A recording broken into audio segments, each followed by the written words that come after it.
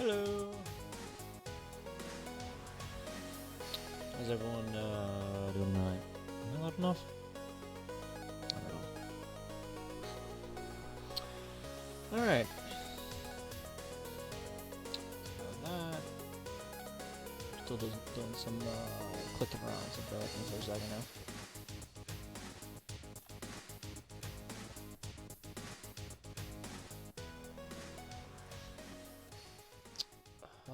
I feel like I'm missing something. Dylan, how you doing? Welcome. I feel like I'm missing something. Like I'm missing something on screen. I don't know what it is yet. I'm sure I'll find out. Alright, I've got this open. I've got that open. I've got that open. Huh. We're working on this part later tonight. I'm doing alright. Doing alright. I actually just got back from look out, from voting a little while ago. Didn't take nearly as long as I thought it would, which is nice. So I was able to eat before stream. I'm gonna eat again though, because shut up. But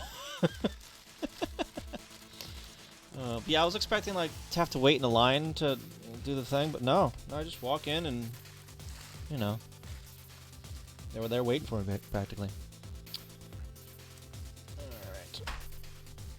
All right. So today, so I've only got like, yeah, a bagel. Yes, it is. Where's the camera? Maple French toast, and it is amazing. I don't know if you can read that, but it is. I love them so much. And like the store almost never has these, so it's depressing when they don't have them in stock. Meshu, how you doing? Welcome. Alright, but so the other day I was trying to figure out a data format, a better data format for getting the names in the thing. If you're looking to work, no worries. Thank you for the lurk, appreciate it. Is it your food? This is my food. Yeah. I mean, I'm eating it, so I hope it's food, right? This isn't my dinner. I had some before this, but I was still hungry, so. Oh. No, this is like, I don't know, dessert. I had some before I started stream. Then I still have like 3 bagels left, so. Don't worry, I still have plenty.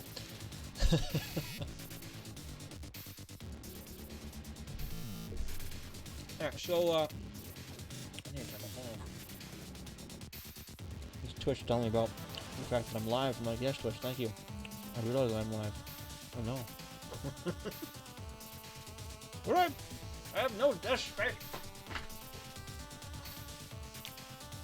Alright. So yeah, the data format I got right now is actually pretty simple. It's just a name and it's null terminated. But I don't want to do it that way. At least not entirely that way. I want to add more information to that, so I don't have to calculate it on the fly in assembly, right? So yeah, especially the attribute data, right? So to start, it's all filled with like the same attribute stuff, right? So they're all using the same first palette here. But I want to have one palette for or one color anyway for like tier 2 and another one for tier 3. I'll probably animate those like I did with the start menu for the runner game. But in order to get there, in order to animate them, I have to, you know, do something with the attribute table, which I'm not doing anything with right now. So, I need to encode that somehow. And I figure the easiest way to do that is to split each row into 2 tile rows, right? So, because an attribute will span two rows and 2 columns. So this is a 2x2 block, right? So I can't subdivide further than that for the attributes or the colors or anything like that. So I figured the spacing for the names, it works out, because the spacing for the names is, you know, one in between or whatever. I do need to slow that down, too. I'll keep it that speed for now. What was I saying? I don't know what I was saying. But yeah, so I figure I'll store them as 2-row chunks.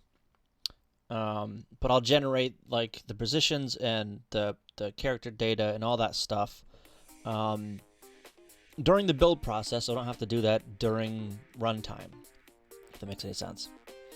So there's gonna be some non-assembly programming this time around. I'll be all right with that. Should I add my title for that? Maybe not. Whatever. If someone comes in complaining about it, I'll edit my title. How about that? Alright. So I wrote out some of this. I think I need to type it out, because I can't really read my handwriting very well.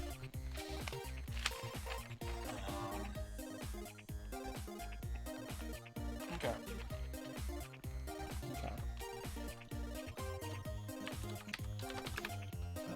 Is there a note? What do I have there? Notes or anything? Some text? Nothing? Oh, okay. Hello, Muku. How you doing? Plan.txt. That is what I wanted, right? Yes, it is. Okay, good. All right. Data storage format. What is it gonna do? It's gonna store store data in 2-row chunks.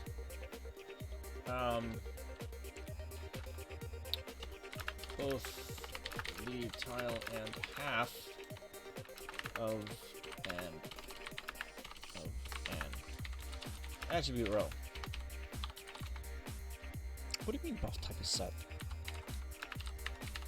Unset that, thank you. Okay. So I will need to do some calculations during runtime for the attribute table. Because the last row... where's my window? So the last row before the next page, so it's like this row right here, I think, right after the 11. That attribute row right there is only half a row, really. So like half the values in that row are completely ignored. Yeah, so that'll break things if I don't account for it, so I need to account for it. PPU, and then... Come on, thank you. Then attribute table. So yeah, so the last row right here is just half an attribute row.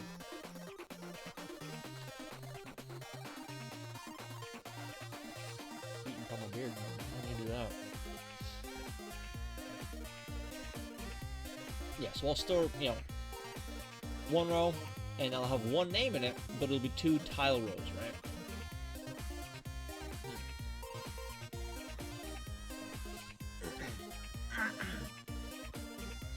So the way I figured I'll do this is with my own opcodes, essentially.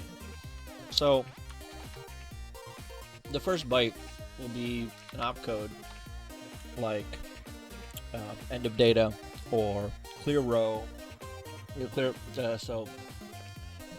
row would essentially be just 32 blank tiles. What are my opcodes? I wrote them down. Oh, here they are. Down this side. If the data is like run length encoded, or if it's just a byte list, an alternated byte list, or what have you.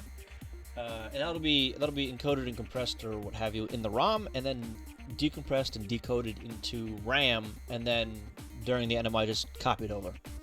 Hello, Bridgewater. How you doing? Raster Tricks Day. Now you've done your honest participation part of the process. More or less. I mean, I don't like if any ration tricks like happen today, it's not on purpose. But you know, it actually didn't take like nearly as long as I thought it would to vote today. No wait at all, cause I went after work, right after everybody gets out of work. I figured, all right, so everyone that couldn't get off today or couldn't come during lunch or what have you is stuck doing it now. There were like 2 other people voting when I got there. There's people there, like, you know, checking and whatnot, but... You should go. Oh, yeah, there.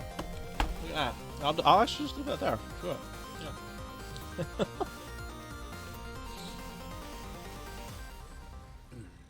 So, I had a bunch of opcodes for this, but I don't know if I'm going to use them all. Like, I'm not sure how useful, like, some of the run length stuff is going to be. One I know I'll use is increment byte, right? So, the opcode would be like, what did I... No. I think I had this one written down as... like that.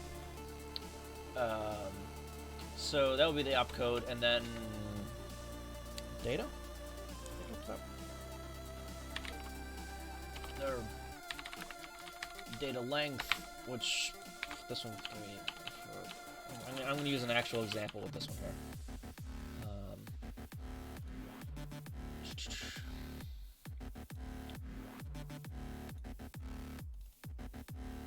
Come on, why isn't it starting up? There it is. Starting up. We're actually gonna use this over here. CHR. All right, so I've got like my name massive, right? But it starts at 80 and goes all the way to 8E. And I don't want to have to, you know, list out every single one of those chunks. So instead, I want to give it the first chunk, the first tile ID, which would be 80, and then after that, just give it a length. And this is just going to be what, 15? Yeah, 15. So I have the length of 0F, and then after that it'd be I said this one is byte for that length, then the start value, for instance. So that would be start at hex 80. So that then would go from 80 to 8E, right? Yeah. So it would only be 3 bytes in the ROM, but it'd be 15 bytes in RAM, right? So it'd expand out to 15 bytes. And then, like, the clear row, so every other row is clear here, right? So the clear row, the opcode would be that one.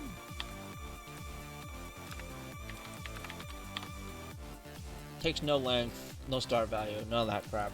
It's just 1 byte, right? Yeah, I've also got like the inverse of this one, so the decrement byte. I don't know how useful that'll be though, but you know, I might leave that option in there. Don't know yet.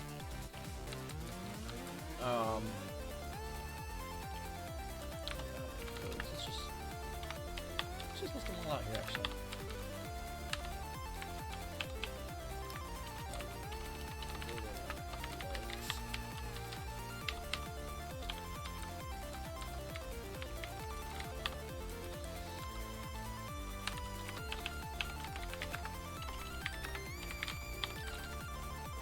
Alright, so clear row, nothing else.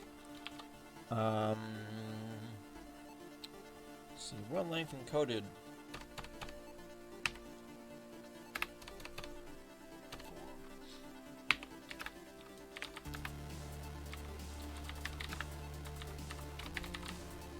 Encoded followed by a length.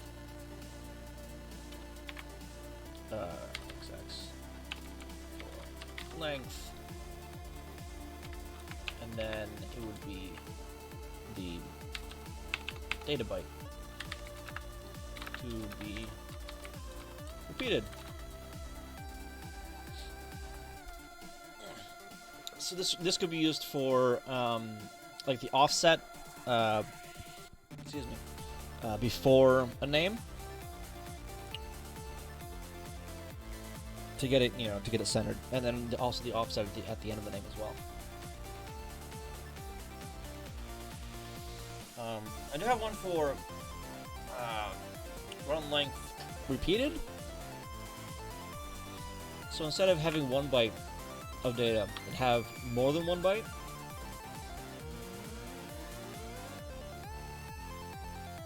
But null terminated though. A null terminated list of bytes. It would repeat X times. Don't know how useful that would be though. So I'm gonna leave it out for now. Oh, and there's also end of.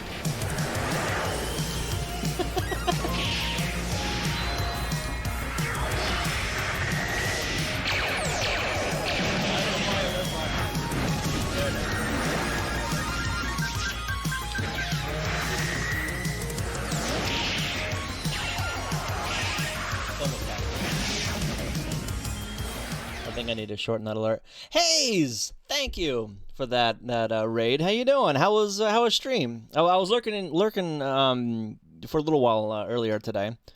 Playing a maze game. Finally, how you doing? Oh.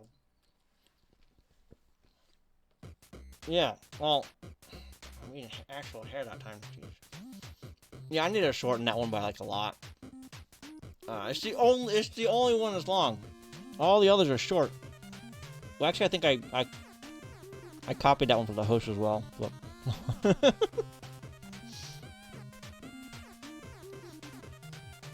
he was a starving, questionable woman. Excuse me? I just realized I left my water out in the kitchen. I'll get that in a second. But I'm working on my credit sequence thing tonight, and specifically the data format for pre-calculating things and whatnot. In the eye of the beholder. Okay. So I don't think I'll get much work done on the game itself tonight. I'm gonna be working on the credits stuff tonight instead, because I've got like room for one more name until things start to break. So I want to fix that. Ian, how you doing? Welcome. Benakmef, and I don't think I said hi to you yet. Well, hello. I'm gonna go get my water real quick. It's sitting out in the kitchen. Don't go anywhere, please.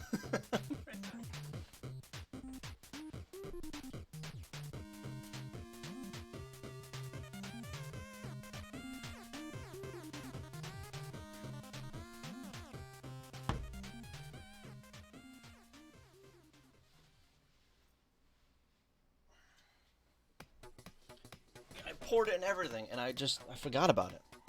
Who does that? This is just like rando data. This is all randomly generated stuff, because this is the like the working copy kind of thing of the program itself. Because I don't have enough subs right now to require it, but I don't want to wait and be caught with my pants down. So I mean, you're still in there's one over here.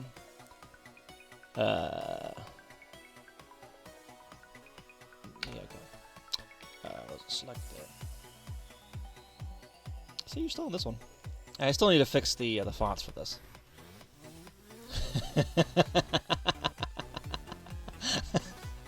Listen here, Hayes. But no, so I'm figuring out data formats and things tonight, because I don't want to have the credits data like completely uncompressed in the ROM. Yeah, I mean, doing that might make things a little bit simpler and easier on the coding end in assembly, but it also limits me space-wise. Like, I'll run out of space really easily, I think. Really quickly. Because instead of taking, like, a byte to clear a row, it'll take 32. Yeah, don't give me that uncompressed data crap either. Yeah, exactly. We're compressing this, putting it into the ROM, and then decompressing it during runtime into RAM, and then dumping that to the PPU during the VBlank. Well, not yet, but we will. Right. Because I think the demo data here has like 50-ish names? Random names? They're all in here. 45. I think I got 45 random names.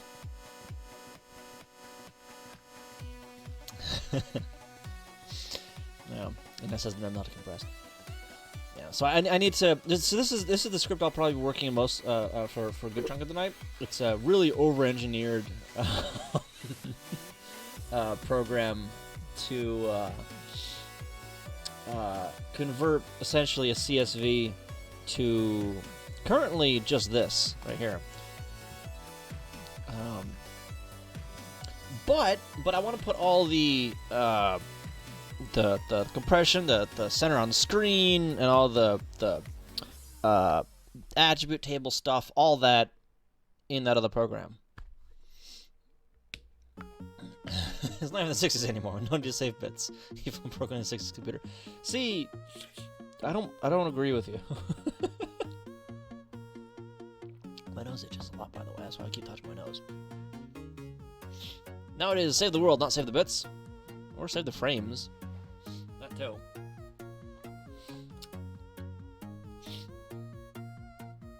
No, I am not transpiling into a...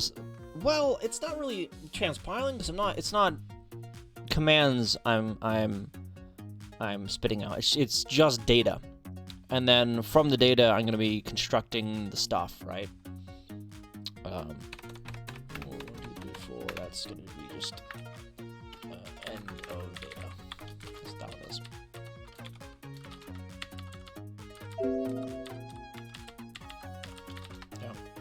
Yeah. Yeah, so no, I'm not transpiling into assembly. I'm not, I'm not taking the easy way out. That one?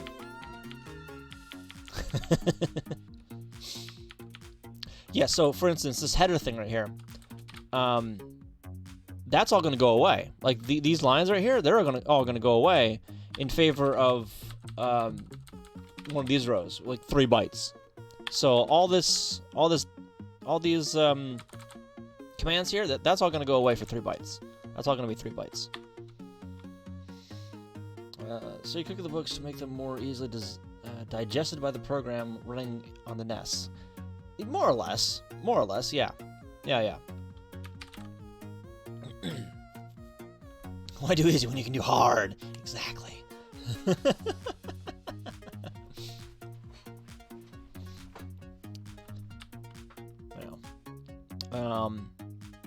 Yeah, the main reason too is the attribute data. That's just gonna be I can just feel it's gonna be a pain in the butt to actually do, and I think the way I've got it planned out anyway is the path of least resistance. So we'll see if that actually turns out to be the case or not. This needs to be main, I think, or no, it needs to be credits for RAM. Because I do need to put some stuff in there. Scroll stuff, and then I can probably get the... No, I don't want to do that. Use the C strings because the nulls.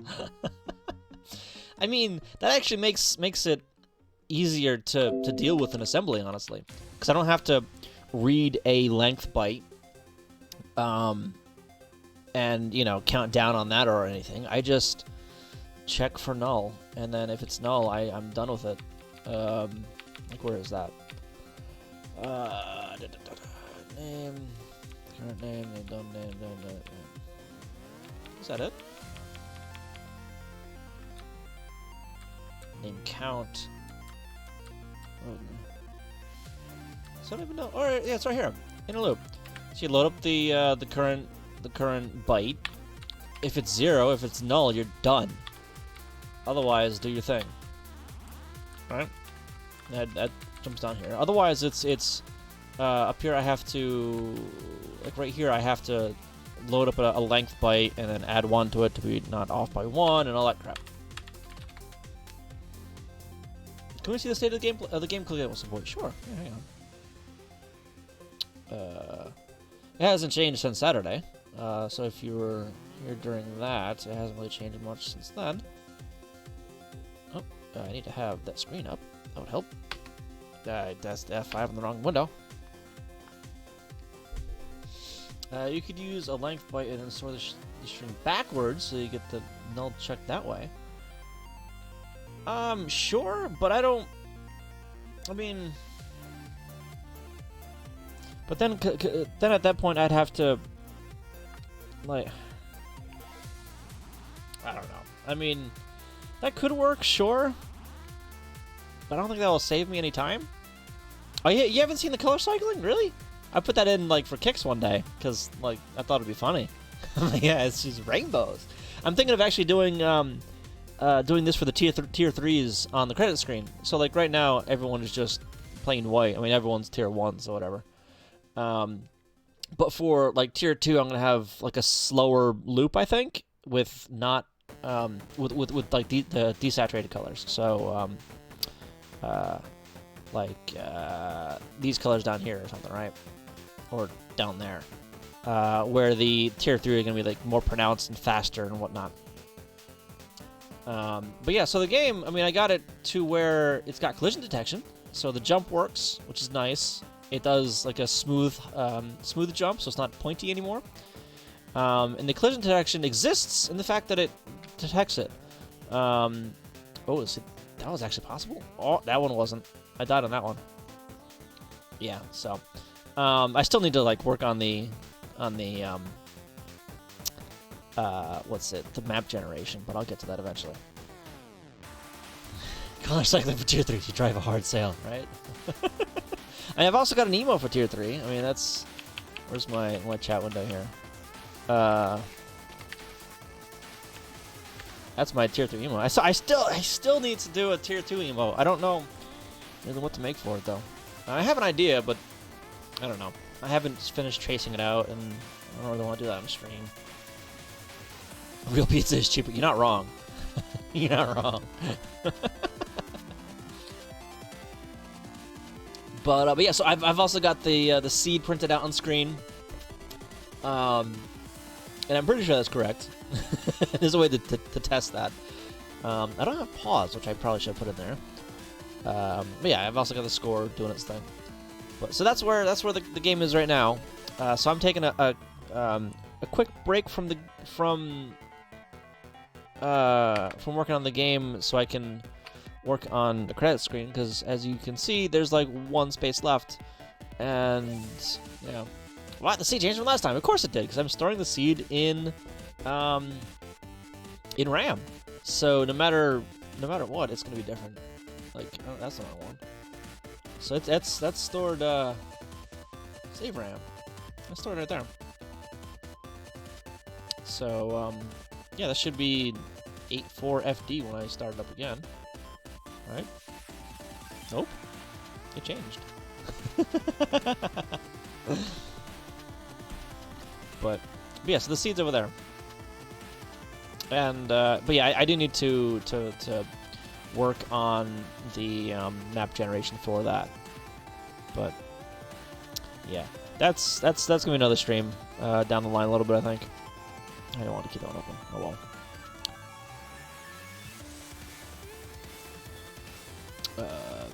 Bin, that one there. Alright.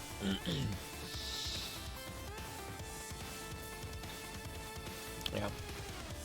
Yeah, so for this one, I need, let's see, the current start offset for, the names. Oh, Sierra. Oh, I've already got a PPU address up there. Okay, so I think I can just use that then.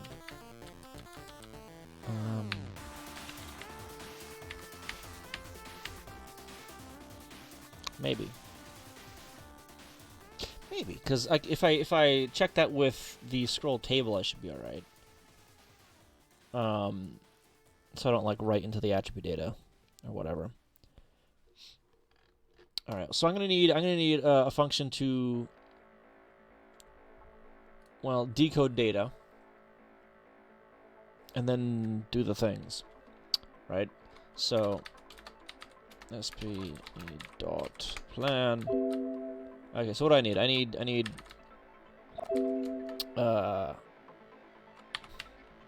to make a note to say this is an incomplete list. Incomplete list. All right, so code I need. What's that thing called when it decodes opcode? There's a specific name for it, I think. Decoder? I don't know. Opcode decoder. Yeah. And then I need a sub for each opcode. Yeah.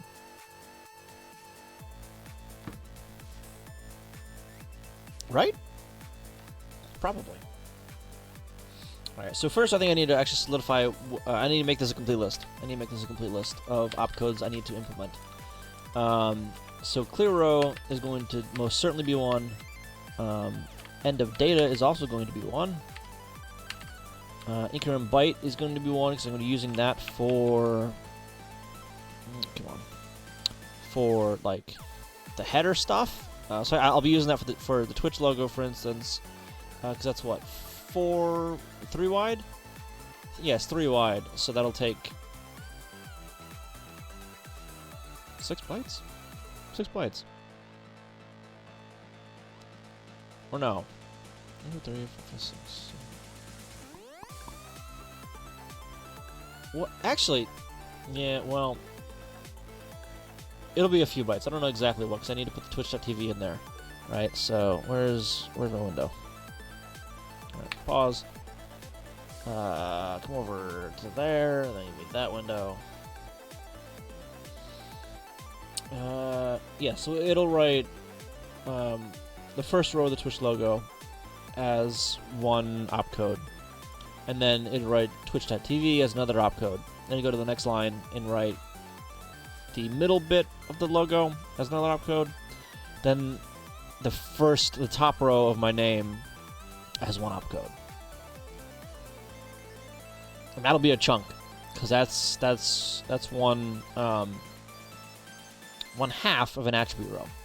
Then the next chunk will be the bottom bit of the Twitch logo, followed by an opcode for the bottom of my name, and the filler stuff, the buffer stuff on the other side.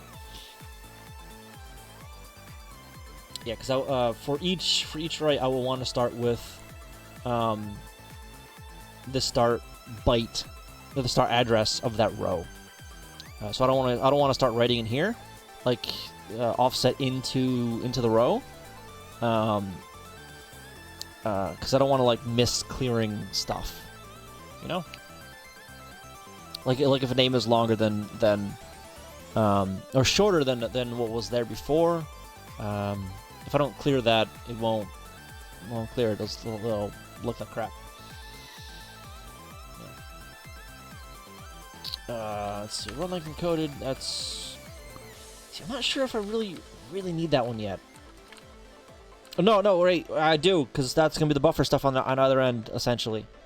Yeah, because this one I can repeat null bytes, for instance.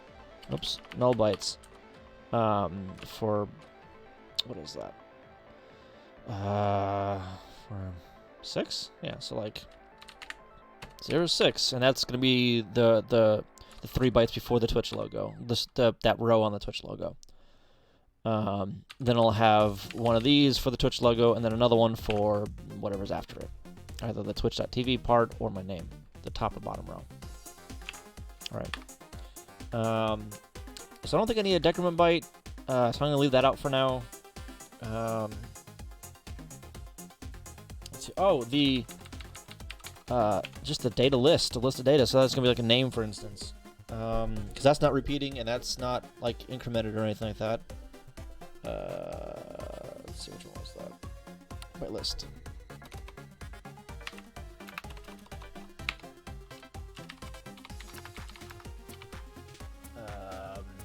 And I'm pretty sure I'm just gonna have that one null terminated. XX null terminated data. Yeah. So that'll mostly be ASCII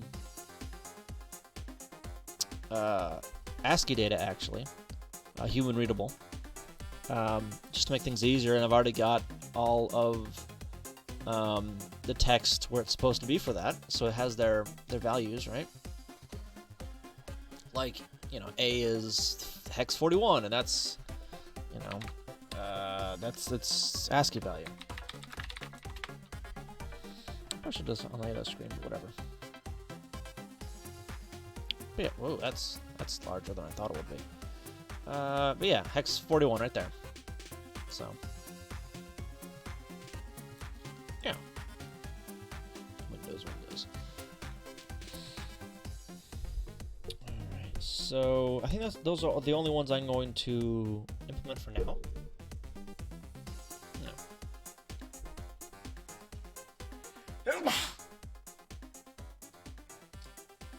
Excuse me.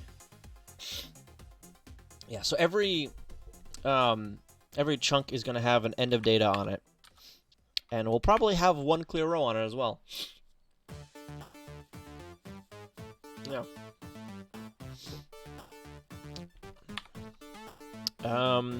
Yeah, so let's start with this. CR decode opcode.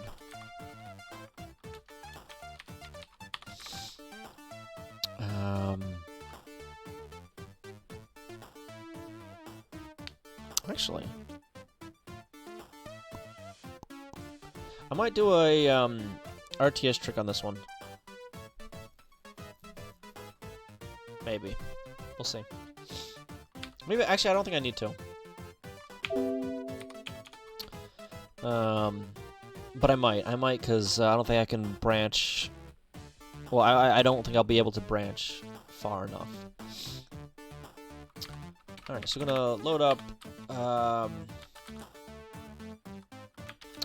so I gotta do this a little differently as well. So instead of names, these are going to be chunks.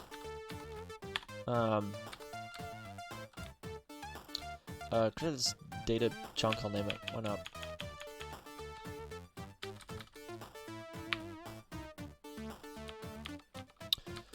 Credits. Data chunks. And chunks end.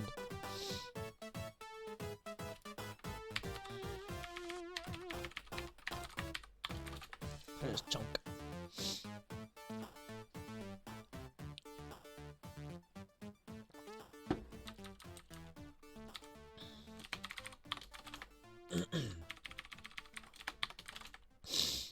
Right.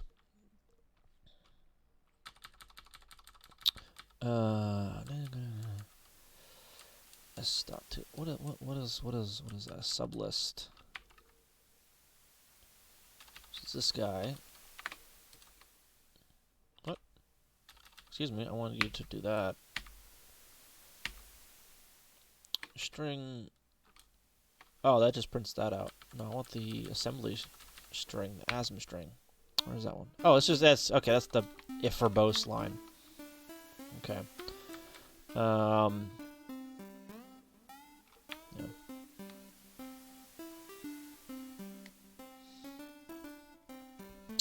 Does your transpiler, or whatever you want to call it, read the CSV and store the names next to the labels, or your game code can labels your game code read from? Yeah. So this script right here spits out this over here. This entire generated list. Right now it's just a name that's null terminated. But I'm going to be adding onto that, putting in like different things and whatnot. So instead of credits name 04, it'll be credits data chunk 04, right? And I'll have like a byte of the opcode. Actually, this one's gonna be the first is gonna be the clear row. So 1, 2, 3, 4, 1, 2, 3, 1. So that's the clear row byte, and then after that, it's gonna be the next opcode of let's see. That one's gonna be run length encoded, so it gets to a certain spot in the screen. So 1, 2, 3, 1, 0, 0, 0. 0, come on, 0, and then length of, I don't know, let's just say 10, hex 10, and then the data, so this is going to be hex 0, or the space character, probably, right? So that will clear one row, and then on the next row, it's going to put the spaces before the name, so it'll get it up to wherever it needs to be. And then after that, it's going to be a byte list. So 0, 0, 1, 1, 0, 0, 0, 0. Like that. An null terminated byte list. And then after that, it's going to have another one of these run length things for however long it is till the end of the line, right? So each of these will need to decode to 64 bytes, right? That's the idea. Because there's 32 bytes for a single row. Yeah, and then after this, I will have to have like a credits name 04, or it'll be credits data 04, whatever. Attribute data, right? And that'll just be the straight attribute data for that attribute row. Just a list of that, right? A list of 8 bytes for that.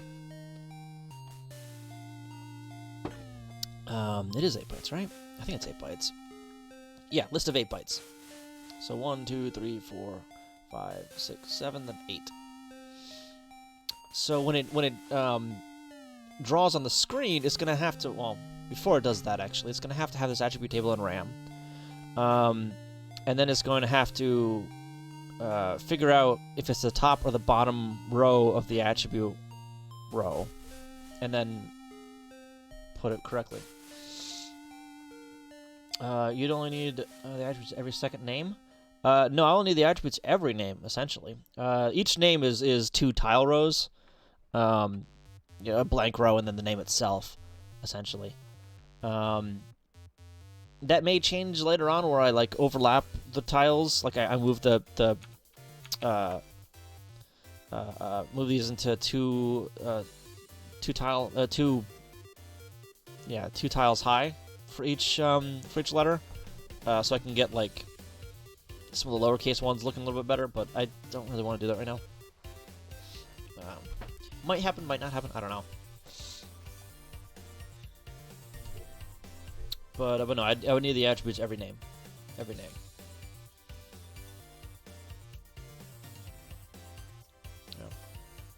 Yeah. So yeah, like 1, 2, 3, 4, 5, 6, 7, 8. Yeah, and then that'll be the attributes right there. Right?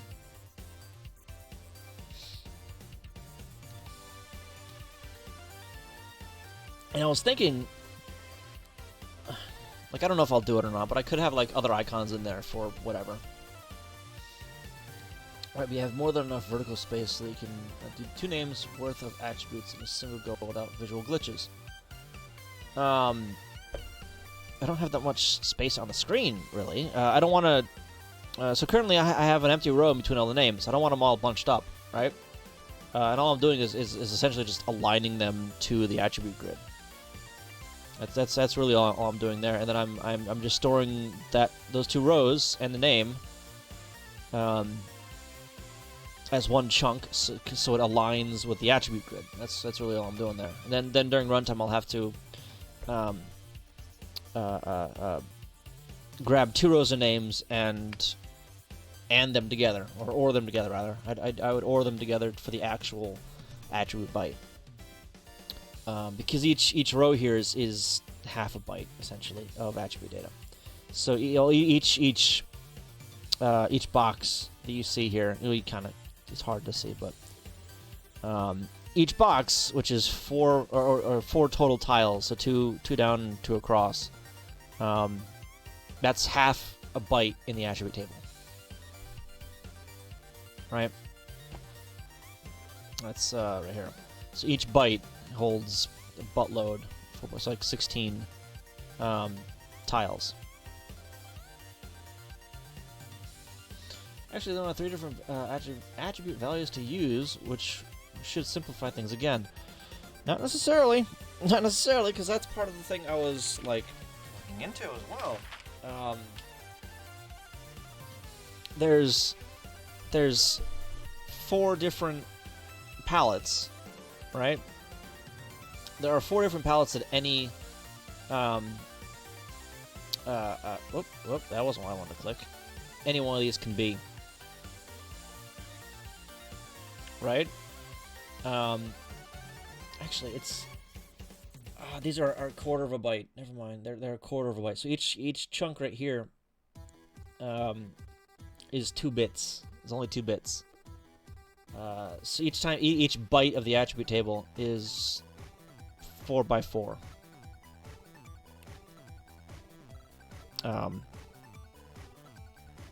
What's it? 4 by 4 tiles.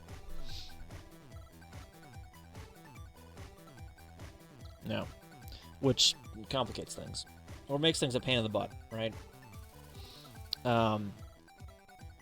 Yeah, so it's 2 bits to select which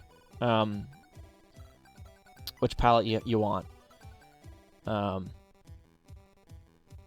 and there's room for... Why is that on that screen? Why is that on that screen? That shouldn't be on this. You know, fine, all right. But yeah. So the attribute table throws a wrench into like everything.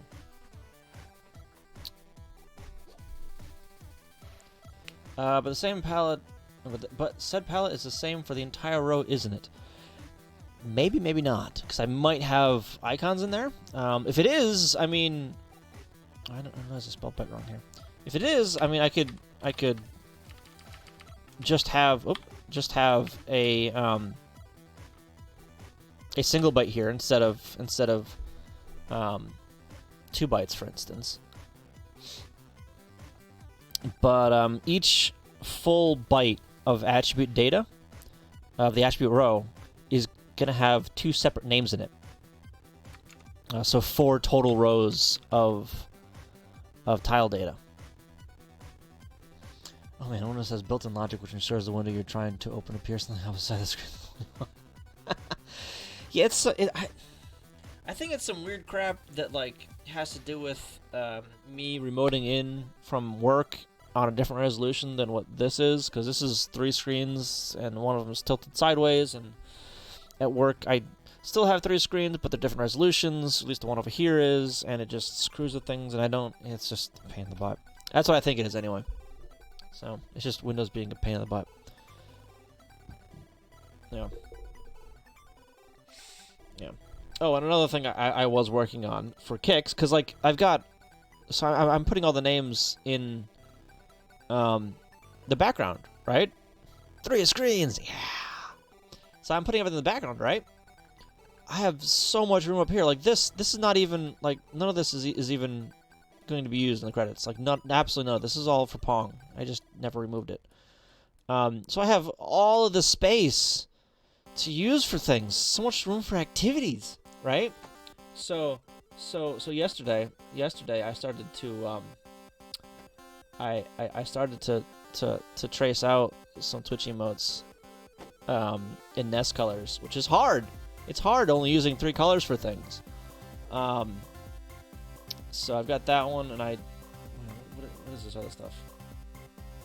Oh, I didn't start tracing this one out yet, but you know, I figure I can get this down 3 colors, right? And I could have those like floating around the credit screen as sprites, because like I'm not doing anything with sprites. Use sprite overlay to get another 3 colors. That won't really work because I can only have 8 sprites in a row on, per scan line. And you know, names are longer than 8.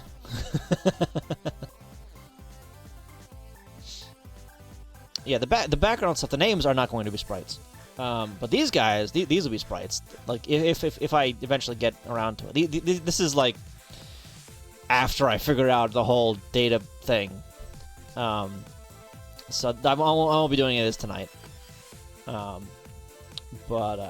Yeah, I figured that was something I was trying to do off stream to see if it was possible. I'm like, ooh, this might actually be possible. Ooh.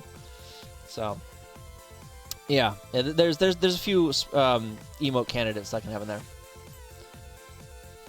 Maybe I should get a NES flash card and make one. I need to buy one. I need to get a NES ROM card so I can run this stuff on an actual NES. Tier 2 or 3 get their own Twitch emote next to the name.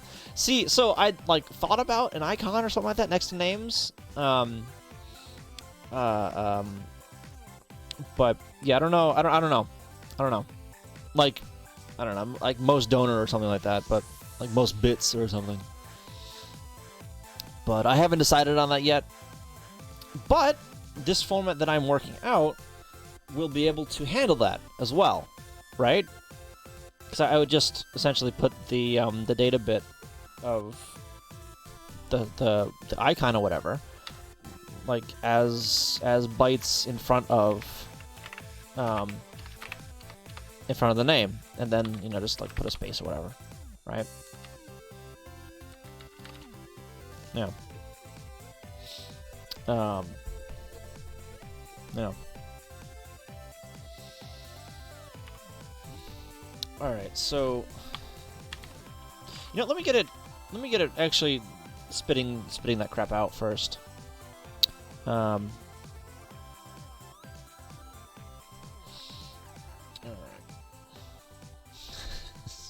so good.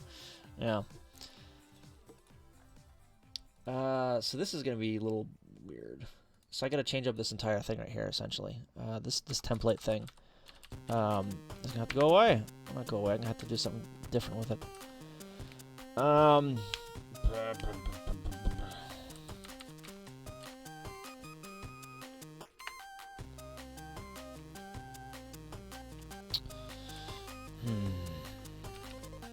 I'll still have it.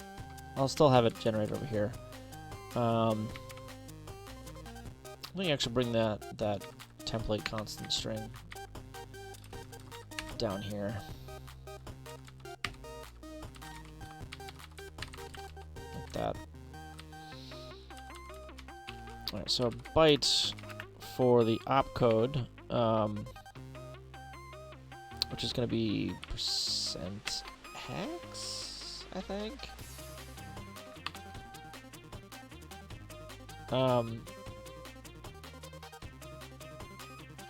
No, it's going to be S. It's just going to be %S because I need to do some padding on that because of course I do. Because I don't think like padding works correctly, or the way I want it to work rather, in Golang for hexadecimal. PG.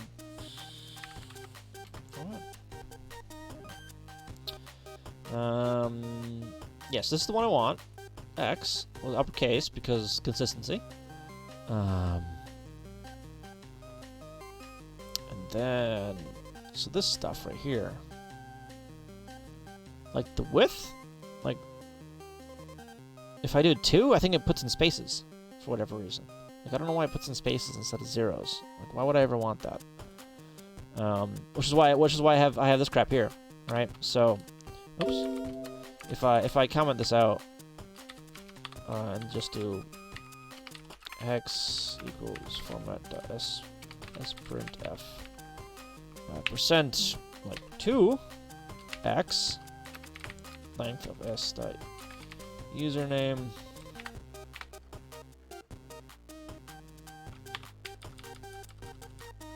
oh, I'm not even using that. I'm not even using that at all. Okay.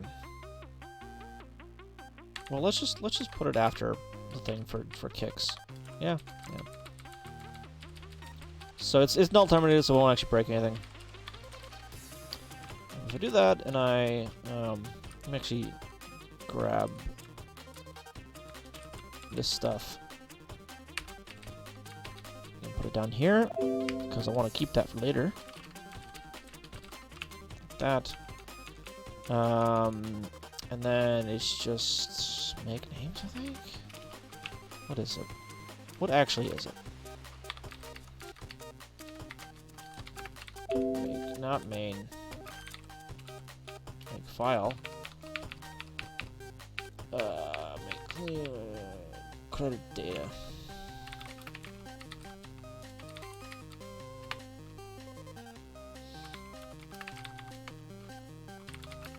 Wait, I mean,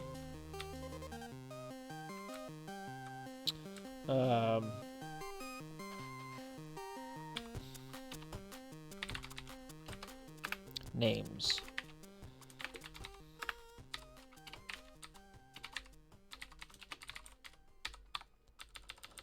Alright, phony, CLR names.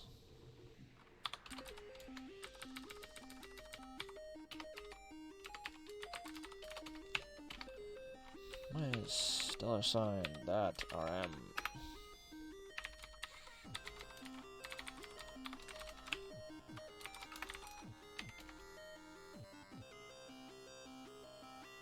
Come on. Running this takes a little longer because I'm using go run instead of a go compile step.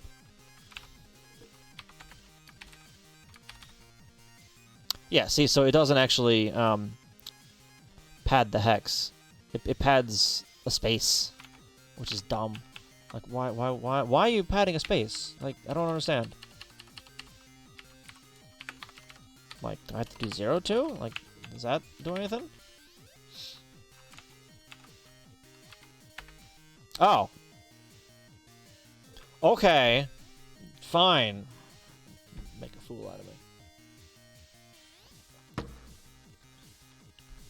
Whatever. Yeah.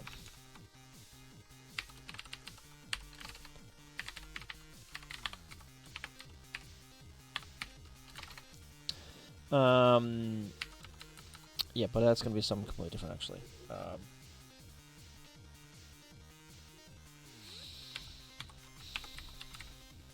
Byte of the clear row, which is gonna be the ones.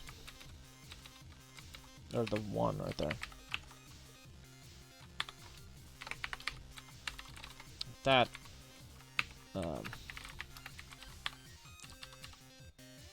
I don't want the comment in there because that will put it on there for each and every single row.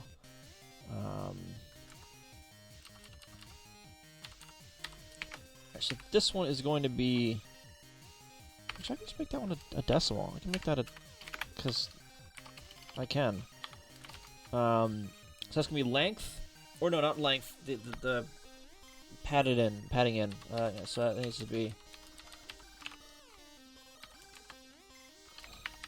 that. Nope.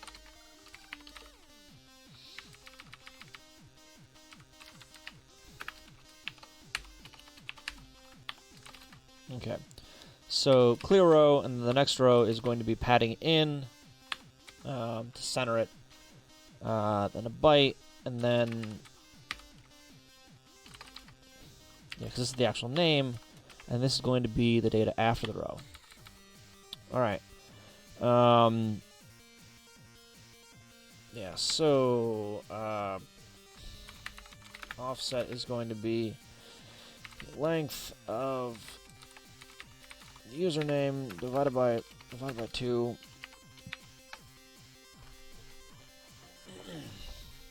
minus, or no, is going to be 32 minus the length of the username divided by 2. Right?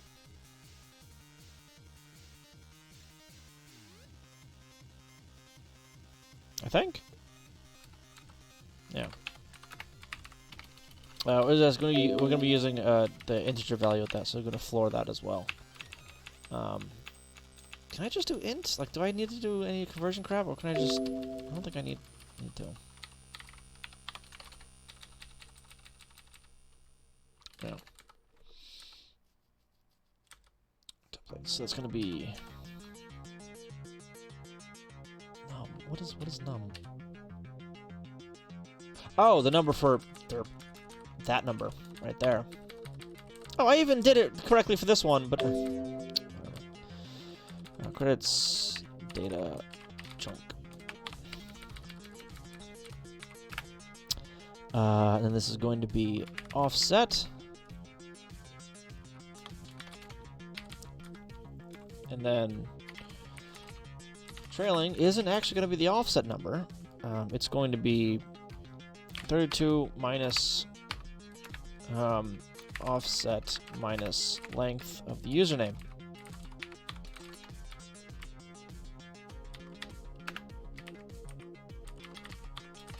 Like that. Right?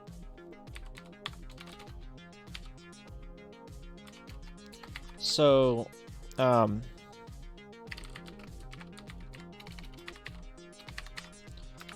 length is going to be length plus offset plus trailing. If chunk length is not 64, panic.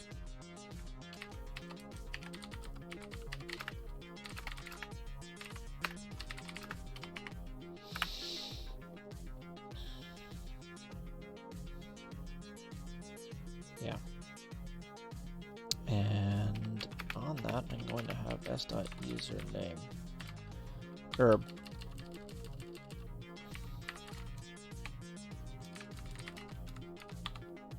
sprint.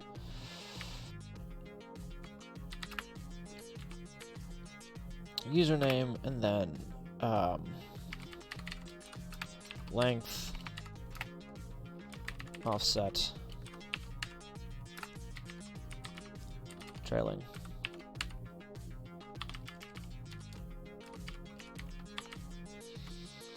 Username, length offset trailing. Okay. Let's watch it break. Work differently.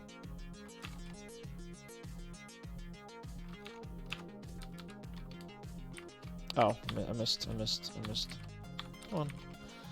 Missed one of those.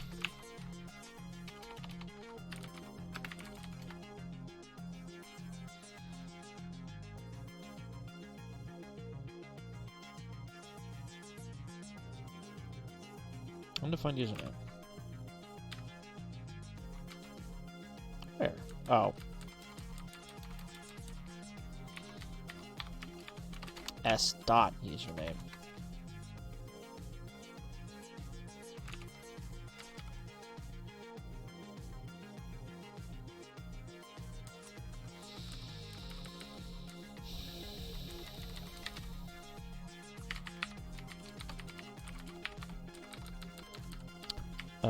Yeah, so I don't need to actually encode this in hex at all. So let's, oops, yeah.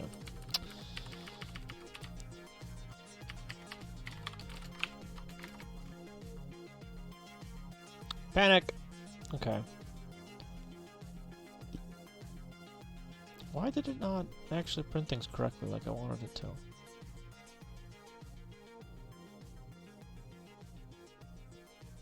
Like S print, string print. It should print back to this.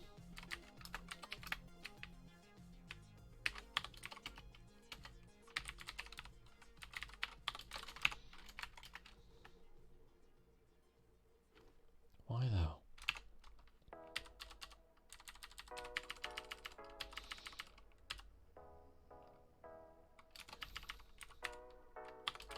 Oh, sprintf.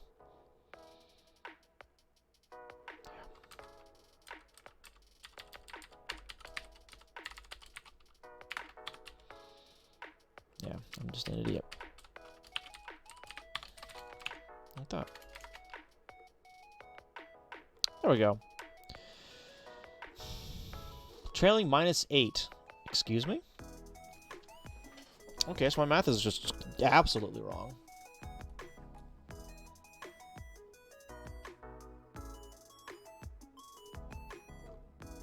Oh, because, well, no, it's...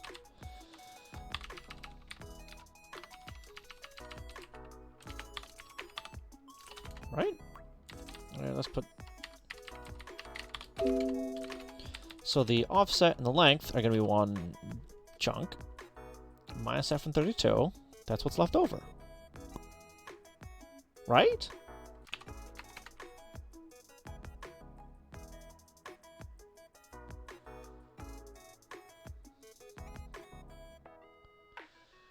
Okay, I mean...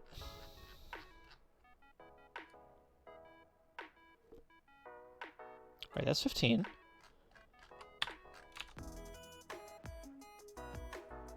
What's the offset? Offset is 25. Sounds about right. No, hang on. It's not 32 wide, it's 64 wide, isn't it? Because it's FF. Right? Yeah, I'm just an idiot.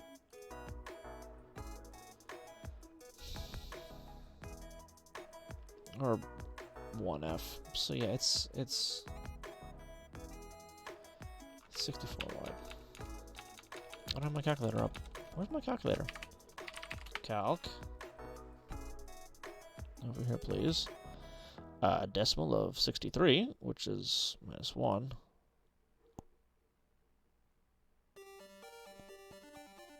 Yeah. 31. No, it's 32 across.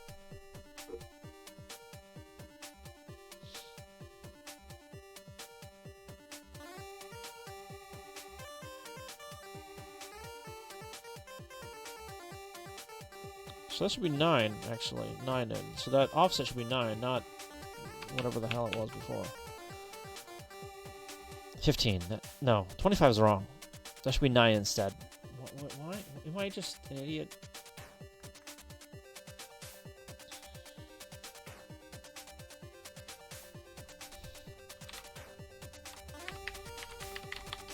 Length divided by 2. So 15 divided by 2, 7. Right, because I did the floor of that. So let's do this. Do half. Then offset is 32 minus half.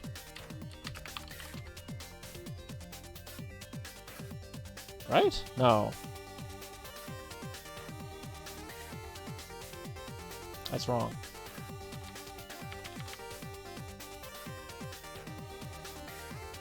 Maybe.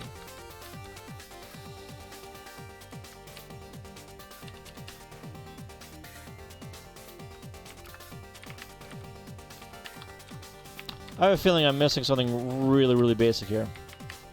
This is Golang. Half of 7. Okay, that's correct.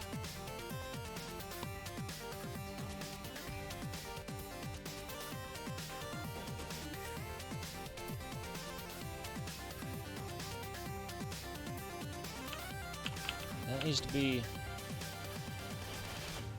9 in. Okay.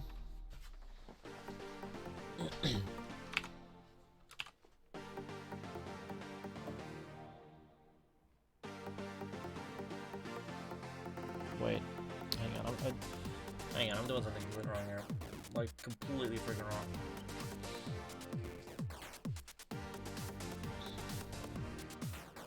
Actually, that's not even really half. That's not a number that I should be comparing anything to. Is it? 1, 2, 3, 4, 5.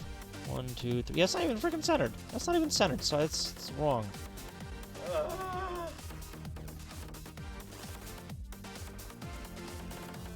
It'd be 16 minus 7. Because half of 32 is 16, right? Minus 7 from that. 16 minus the half of that is the offset.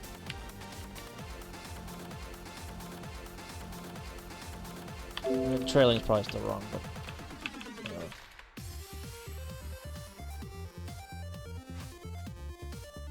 9, that's about right, sure. I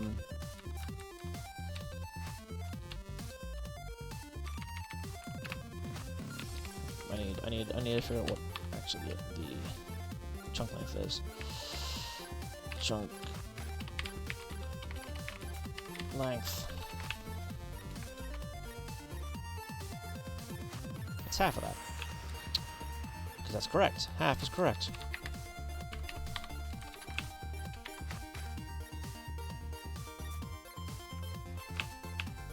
Okay. Beautiful. Beautiful.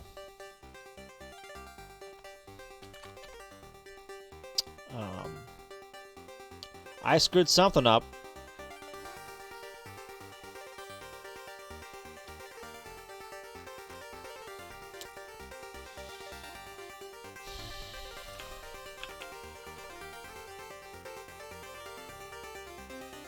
Oh, jeez, because that's...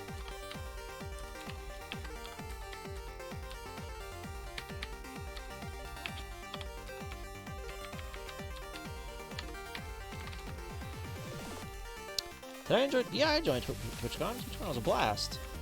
Got to meet a lot of nice people there. Spent way too much money at the art salon, too. That's for sure. Yes, load the file. Load. Oh, jeez. Load the file. I mean, we're close. But yeah, I had a blast at TwitchCon. I had a blast. Got to meet all kinds of people. Met Sleep Mia, Tomchi, Zero, J Hansen R, Pomada K, friggin'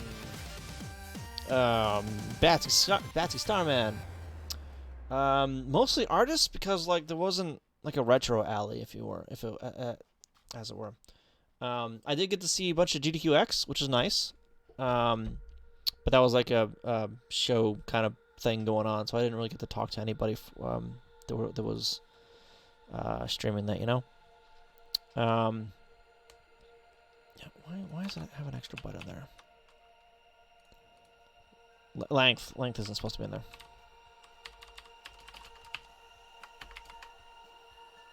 There it goes. Yeah. Yeah, that's a shame. Like, I was hoping that there was going to be some sort of, you know, retro corner somewhere. I mean, there was... Well, I guess that'd be, like, the arcade, kind of, but... I mean, there was, like, what? 5 machines there? Give or take? There was more pinball machines than arcade machines. And there was, like, a DDR machine there as well, so... That was sad.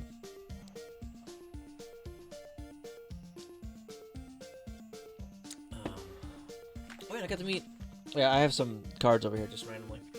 I also got to meet Instafluff too. He's a coding streamer here on Twitch. So what else is here?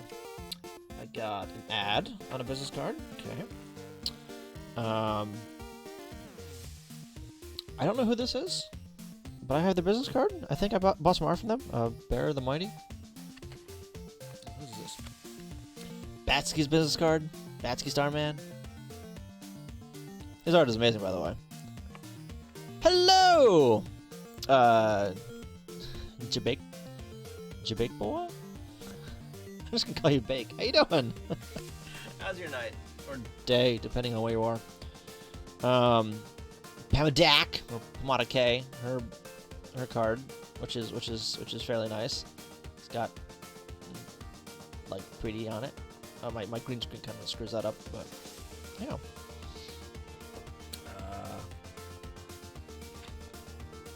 Who is this? Medium.com stuff. Okay, that's an ad. What is this? No, it's not. This is not an ad. No, it's okay. This is somebody. I don't know who it is though. Like, do they do art? Stories? I don't know. Probably do art because they got like some art stuff going on here. See? Oh. But yeah, I bought way too many prints. I've got those in the other room. I'm not sure if I'm gonna get them though. Because they're all semi-organized and like in a pile. Because I need to get 26 freaking frames. Actually, no, I think that number jumped to 27 because I found another print that wasn't related at all to Twitch that I still need to frame. It's like over $200 just in frames. Also called Jonas, great in Beijing. Morning here, awesome work. Thank you. Beijing. I have never been over to Beijing. I have been to Shanghai. I was there for a layover. I was not happy when I was there. I'll have you know. But thank you for stopping by my stream. Appreciate it.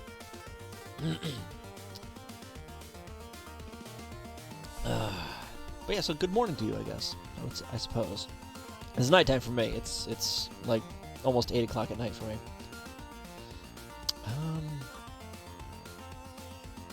Okay, so this is looking all right now. So I think I've got the basic data in there.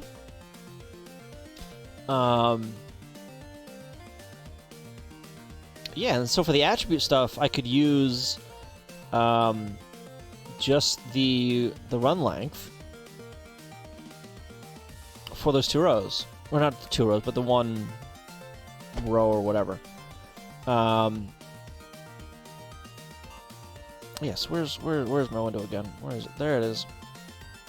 And then credits, data, chunk. No, attribute chunk percent 0 to D byte for the run length stuff, which is I can just copy this right here. And that is going to be something else, actually. That is going to be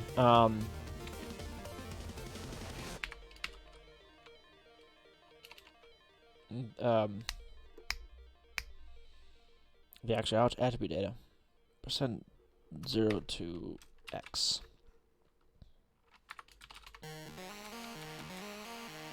Okay. So that will be somewhere over here. Where is it? No, where's the trailing? And then,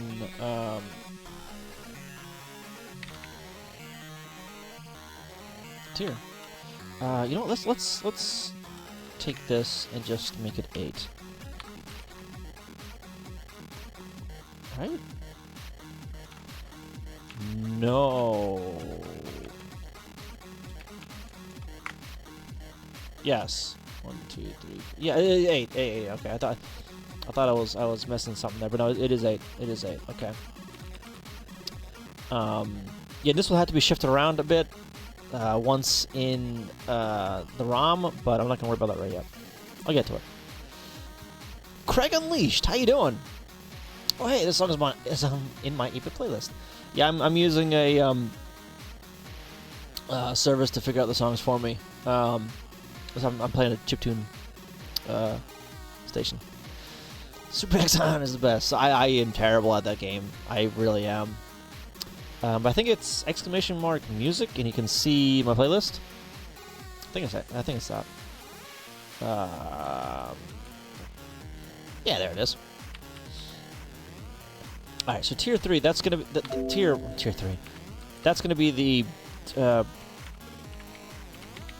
tier attribute data, right? So for now, we're just gonna make that a static number or something. Or 2x. So that's just gonna be. Oh, I need to.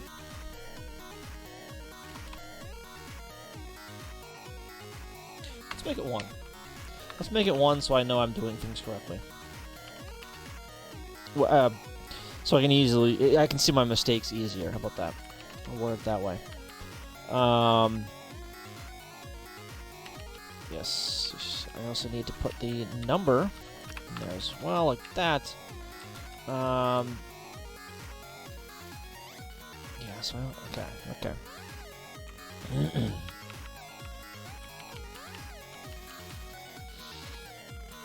I need to duplicate this for the attribute data.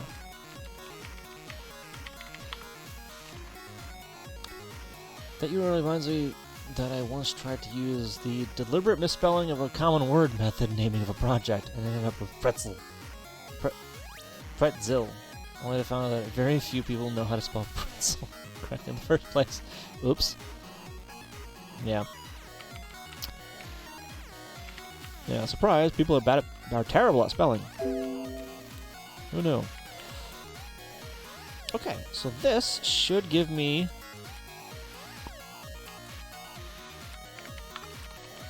what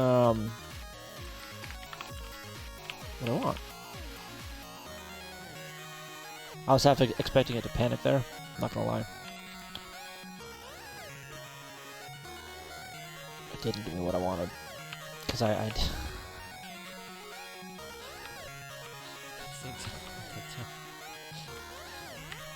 it's not supposed to be a $sign, it's supposed to be a percent sign.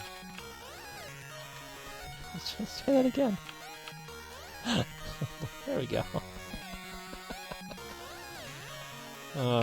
You know, let's collapse that. Or not collapse, but get rid of that new line just because. Shut up. There it is. There we go. And it's spitting out a warning here, by the way. I don't know if you can actually read that because I'm not giving it an input file. I'm making it spit out the test data.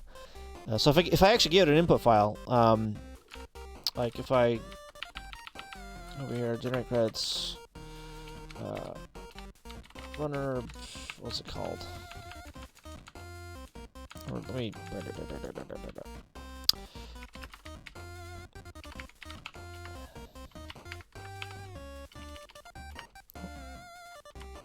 What do you mean no such directory? Stupid stuff. Subscriber list.csv.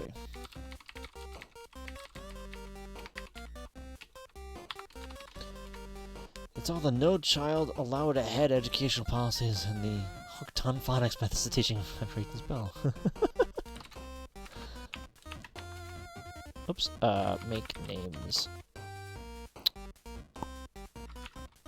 I saved. Why didn't it? Oh, good. So my generation script is broken too, or at least the make file is. But whatever. You get the idea. You get the idea. I'll fix that later. Yeah. I don't actually need to pad that, but whatever. I'll make that hex and I'll pad that. Why not? Oh, it already is hex. So, need to do that. There we go. Okay.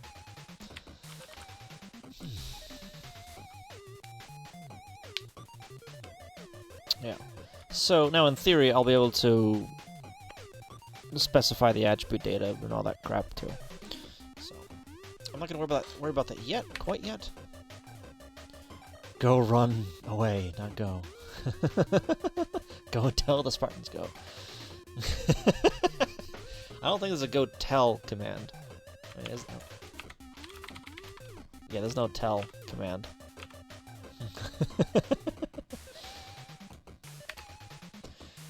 Data chunks attribute. Whoa! Why is it two? What? Okay, I didn't need to put that in there then. Down here, where is it? Didn't need that extra line, the extra new line.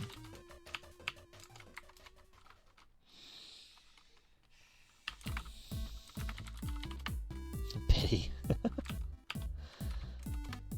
There we go. That's just me being a little anal about things, but whatever.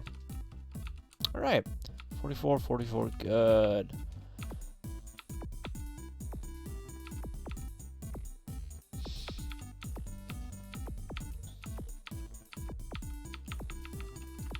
Okay.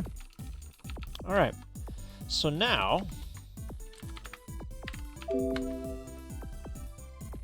that I've got the data in the file, yeah, I'm gonna put this over here. You can't really see it very well, but whatever, you don't need to. Just trust me on this one. Oh, so I could also do the header and stuff in there as well, but I'm not yet. Not yet. We'll worry about that later. Later, not letter. Later.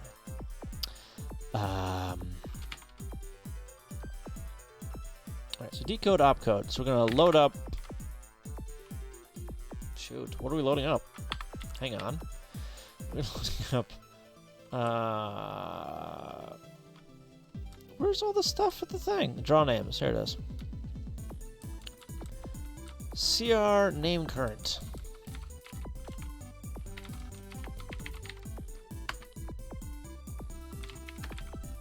Multiply that by 2. Transfer that to X. And then we're gonna load up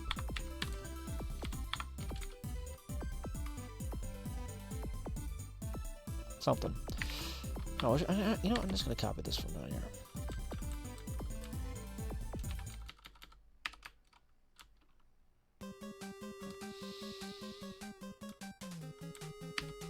Like that. Probably need the metadata as well, so I'm gonna drop that in there as well. Count. Butter. Actually, no, I don't need to do that. This is just going to write one of them. It's just only going to write one name to the screen. Or not to the screen, it's going to decode one name. I need a place to put this, don't I? That's going to be like 64 bytes, so I don't really want to put that in the 0 page. So I'll put that over here. Tile buffer, res of 64.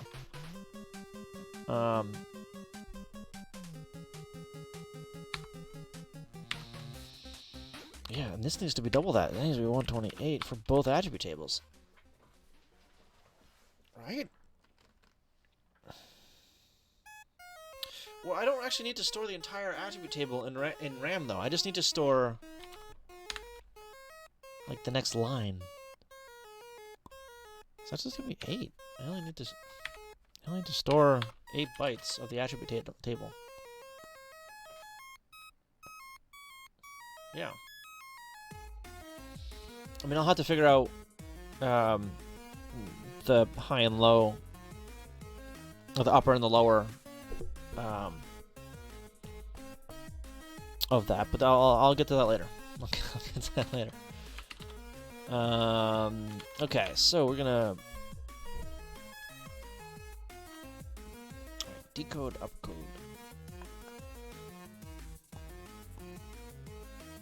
Oh, this needs to be null terminated.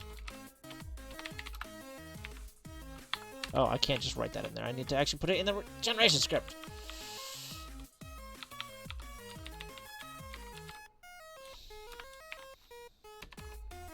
Zero, zero.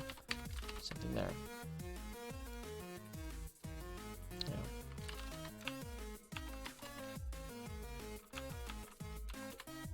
Okay, there we go. Null terminated. There we go. Good, good, good. Okay, so this is going to be drawn name, so I'm not bidding anything or touching the PPU address at all. Instead, I'm loading up a name. Or not a name, I'm loading up a thing. Nope, paste.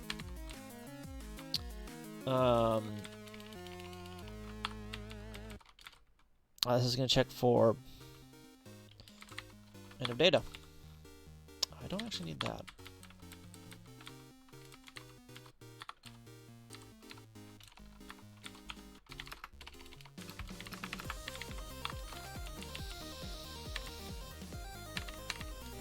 Okay, so now we are going to AND that with something, right?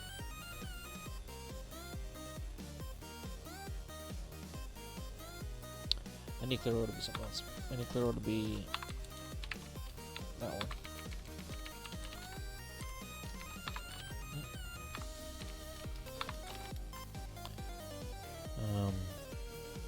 Actually,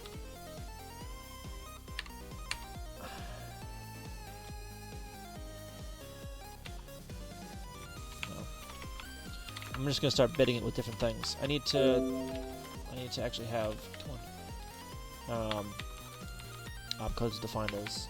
Thank you. Opcodes defined as constants here. CR op clear row is going to be %.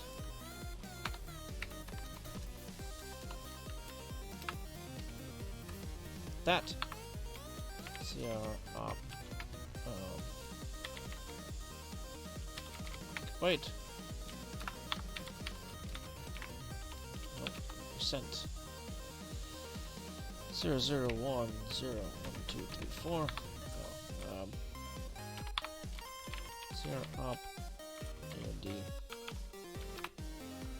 is going to be 0 0. No. CR up RLE %. 1 2 3 1 CR up lists byte list is going to be 0 0 1 1 1 2 3 4 like that. Okay, so bit that width. Huh? One of my MIDI controllers has a joystick. How can I use this to play video games?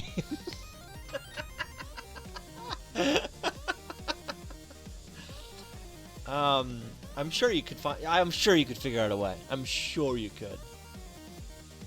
There has to be like programs out there that can glue those two things together. There has to be. If not, you can probably write spin up a Python script to do it for you. Just read in MIDI data and transfer that, translate that to like keyboard presses or something stupid. Well, absolutely, I can find a way. That's the spirit. What? I got a notification somewhere else, and I'm like, what? Okay, sure.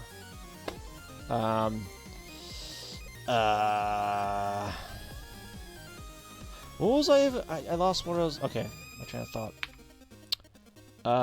If it is CR op clear row, to use my signals, I just had to use MIDI input in the first place.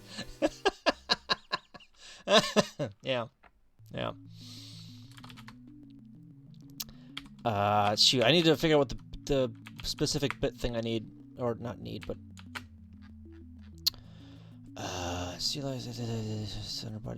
here, Alan. This is before I ended.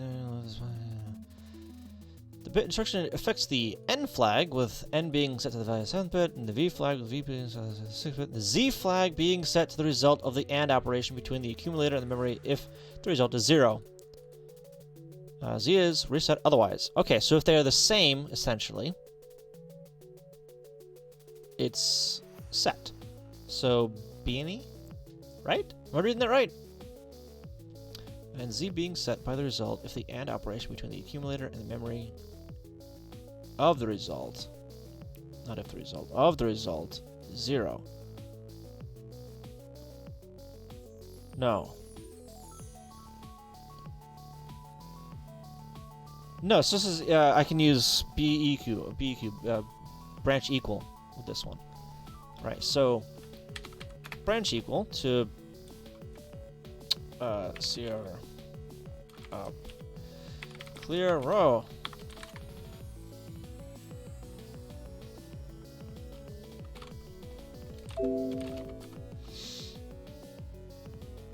I'm not awake enough to read that notation. I'm not gonna lie. But I think that's what I'm saying, right?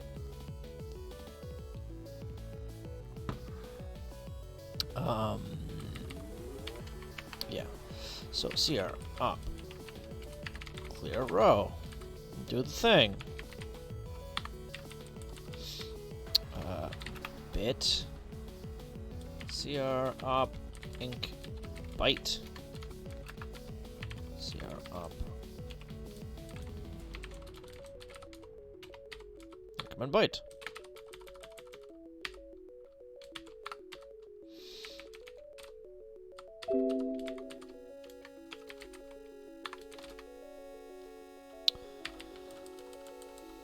And then bit it against CR up RLE for run length at CR up run length, and then bit it against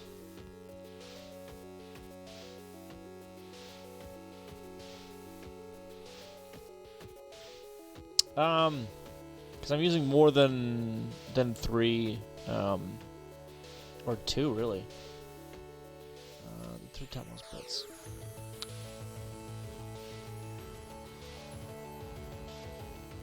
Yeah, what? Because of reasons. I mean, if I do the bit flag, it only sets 2 registers. 3 bits gets you 8 states, right? But there is no like greater than or less than. It's plus and minus, right?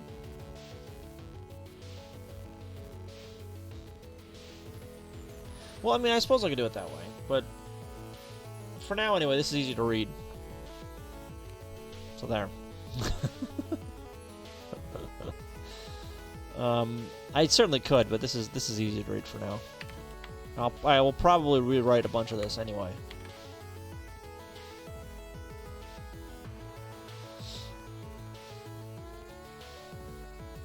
I don't think I can bit to this addressing mode actually. Can I?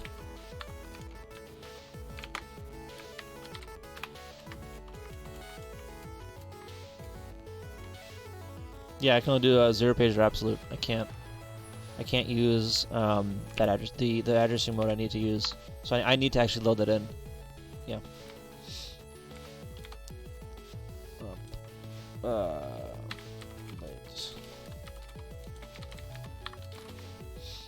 mean, that doesn't entirely throw out what you're suggesting. It just means I have to add an extra step in there. To like load it in and store it into a 0 page or something like that.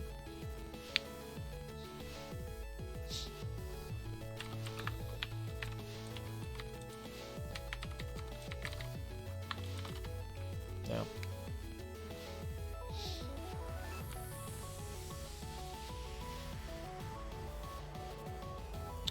For free.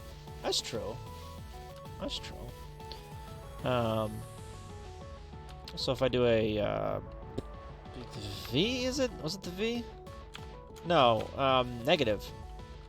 So branch and result minus, right?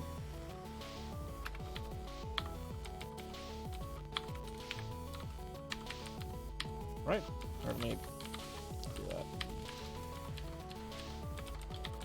Thank you for the file, appreciate it. Yeah, so okay.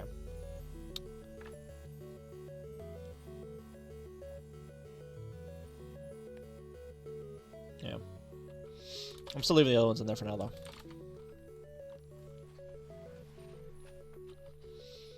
These are the only two control bytes really that I'm planning on having in there, so that's fine.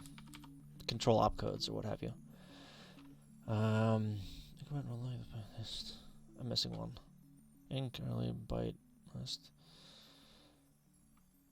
Am I?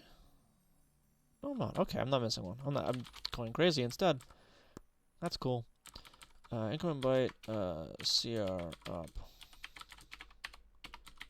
Run length. So I might need to do like an RTS here. No, RTS Trek rather. Like I mentioned it before, but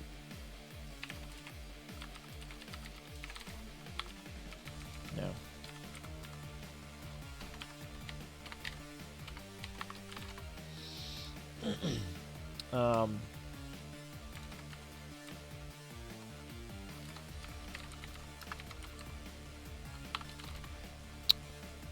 Right. Yeah, so there's 3 levels here. So, read chunk. So it reads the end of the chunk. Decode the opcode, and then run the opcode. So I do need another function that calls this guy right here. So it's going to be CR decode chunk.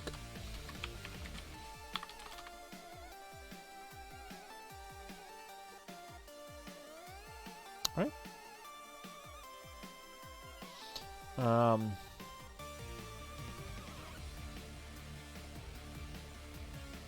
am I gonna know though when I need to finish that?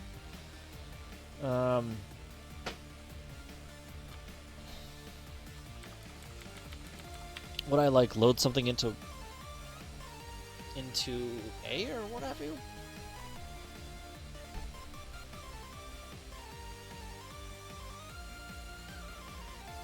Or I just have this as an infinite loop, as it were. Like that, and then I have a jump read loop. This will be a JS. No, I can't.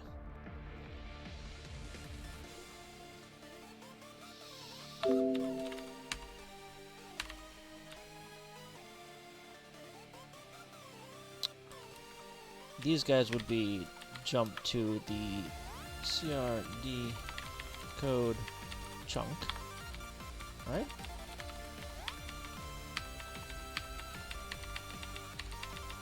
And the only RTS would be right here, like that.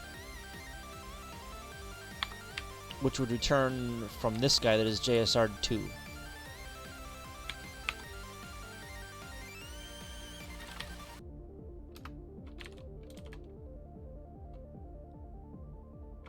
Actually, at that point, I wouldn't even need the decode chunk. I would just need decode opcode. I would just need to call this one right here. So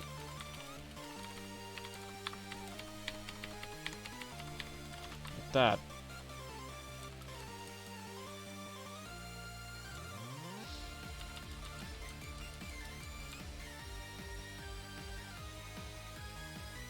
Yeah. So that would be the entry point to start the chunk, and it would read through it until it hit the byte 0, the null byte, which would drop it down to here, and drop out of that. Right? Am I thinking correctly for that one? I hope I am. Alright, I'm going to need a CR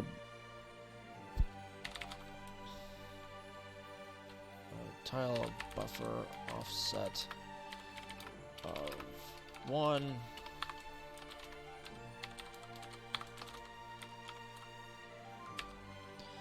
I'm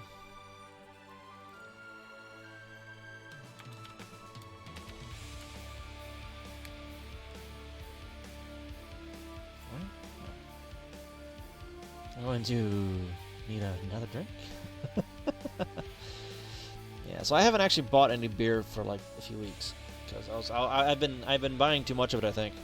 So yeah, I need to not buy any for a while, like until after Thanksgiving or something. So I've only got water in the house. Actually, that's not entirely true. I do have some gin, but I don't have anything to really go with it except flat soda. I don't think I want to do that, and I'm not about to, you know, take shots of gin, just straight gin. I mean, I could, but I'm not going to. Cause that just burn, I think, wouldn't it?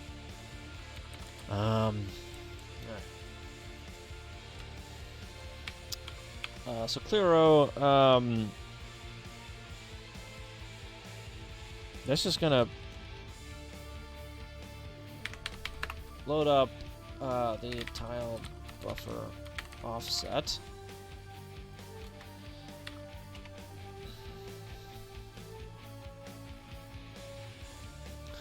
Good gin can be a nice sipping drink.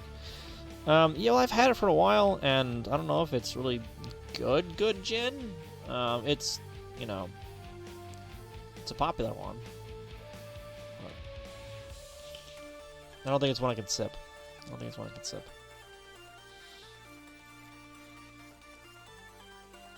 Alright, so there's definitely a risk of overflow here that I'm going to ignore.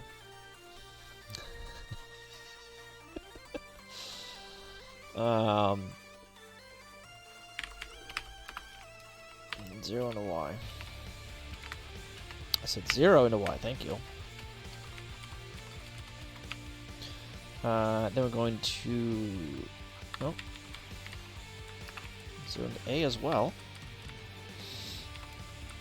Store...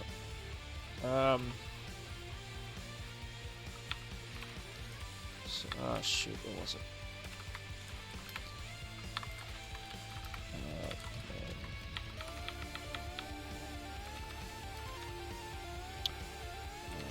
It's just tile buffer at X.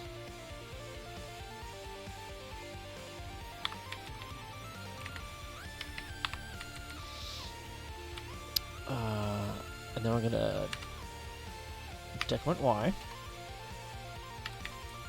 That's not equal to a loop. So that will put 32 bytes of zeros into the buffer, which is clearing a row essentially. Let's actually make that space like that. So I don't use a null byte. Instead, I'm using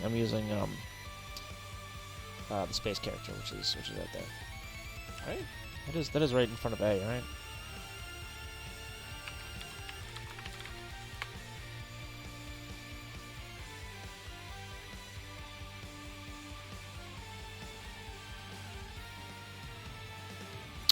No, it's somewhere else. It's hex 20. So right in front of the exclamation point then. So it's going to be using this tile instead of this tile up here. Yeah. So in theory, I could put something else there in that tile, but I mean, I don't know. In theory, we'll see. I don't think I'm going to use that for anything. Not yet, anyway. Not unless I start running out of space here, which I don't think I will for a little while. Decides to custom damage. What? I can't pronounce that. Sure. Okay.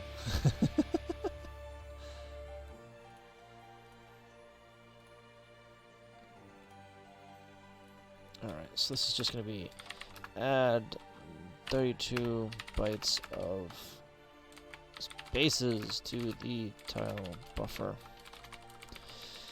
Increment byte. Start at the given byte and increment x times, or n times, because I might use x for something else.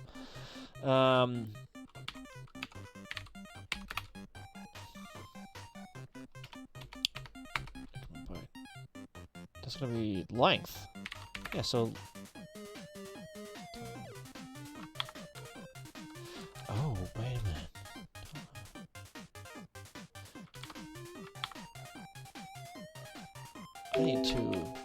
increment the tile. No, no, no, no, no, not that one. Not that one at all. I need to increment the counter for where I am in the thing, which is going to be CR name address. Right? Yeah. It's a fairly sweet ginger liquor. Cutting with gin or vodka reduces the sweetness to something bearable. Okay. Alright. So we're gonna increment the something byte. I just had it as CR name. CR name address. Actually, I did this for all of them essentially. Lodex CR does no. Yes. Okay, what are the addressing modes I can do with Lodex?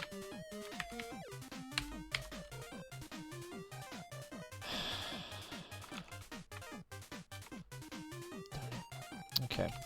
Load A.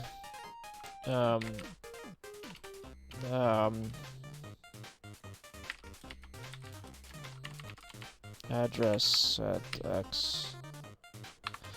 No. And Y.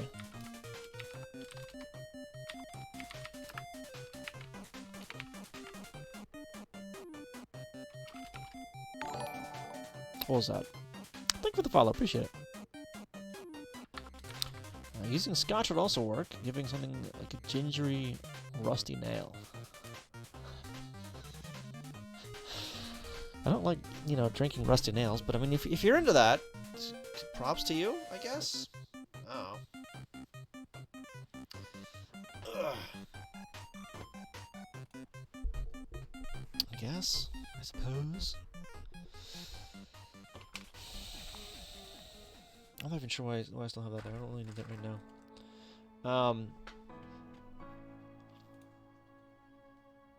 Right, so you don't bite. I don't actually use this one yet. I don't actually use it, so I'm gonna comment it out for now, because I don't use it yet.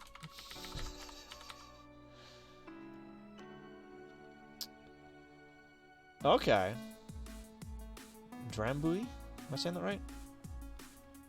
Drambui? Increment CR name address. Load up CR. I still have to do the same thing that I was. You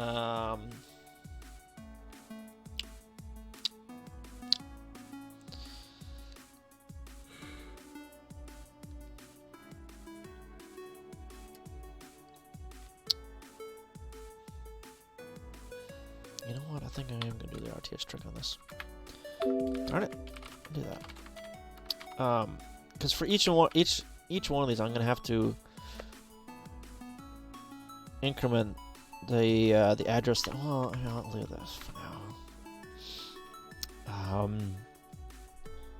now. Load Y to 1.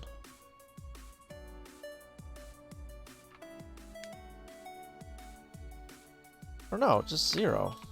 Or right?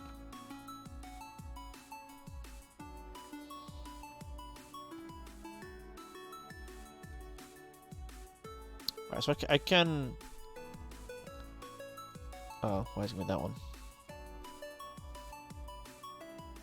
Yeah, load up 0 and Y, and then load A of CR name address at Y, which is 0. So that's going to be the length.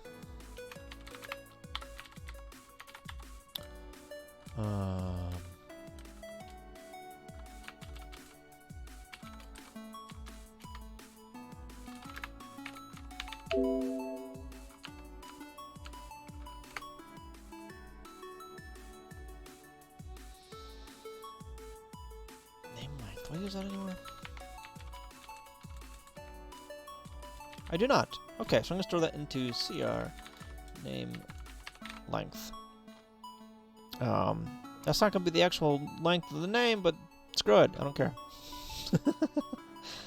That is the length of stuff we're writing, though, right? increment CR name address. There we go. Load up. Oh. Load up CR name address at Y. And that's going to be the actual data.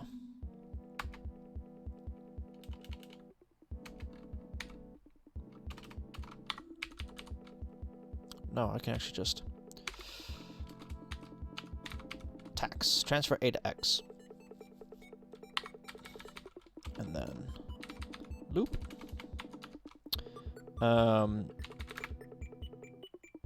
Store that into tile buffer at X. Oh, wait a minute.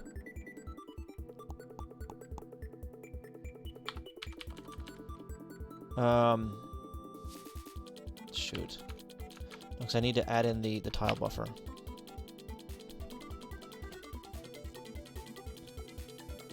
Offset.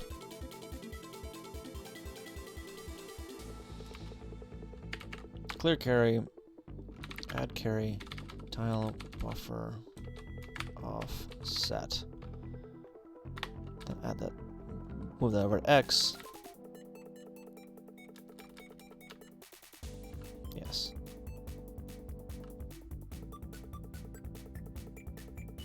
Wait.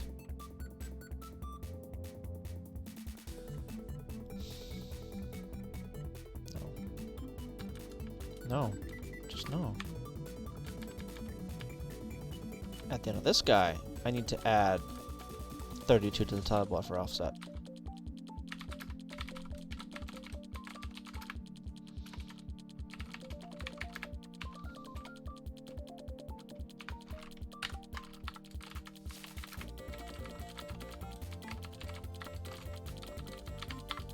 Like that. So we're not in the wrong place after that loop, and we don't overwrite that.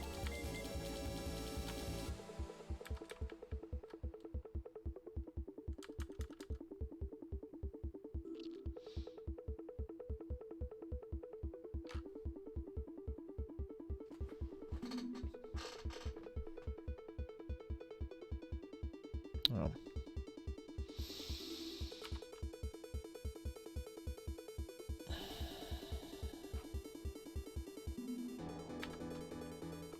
No, so X needs, this is gonna be Y.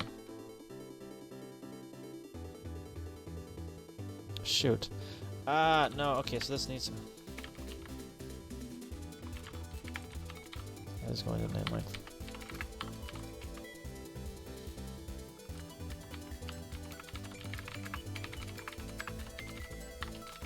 Number of bytes. This one is going to be the data byte.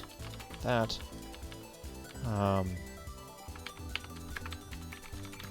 Past opcode.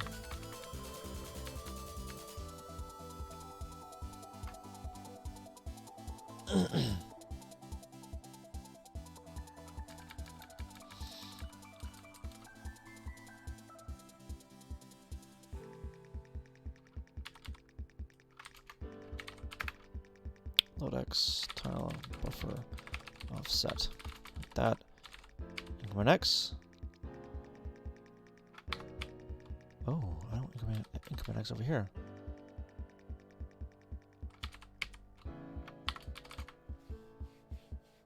Like that. Because I would have just written in the same spot 32 times.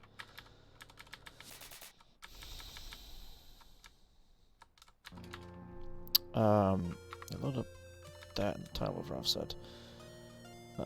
Increment X. And then decrement CR. Oh wait.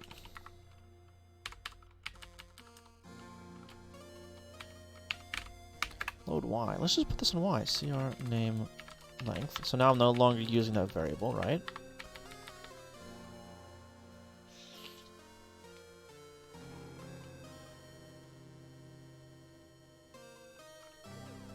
Yeah. I mean, I could like transfer that to X, then back to A, then Y after this guy, but I don't want to. I'll just do it this way instead. Yeah, decrement y. Branch not equal to loop. Because y has the length of everything in it. It's probably going to be off by 1, actually.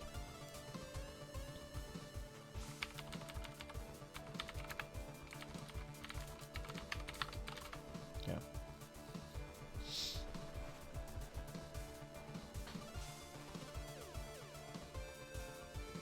Yeah. Yeah, that'll be off by 1, so I need to ignore that there. That's y, that's y. Alright, and then again I need to copy that. But instead of adding 32, CR name length.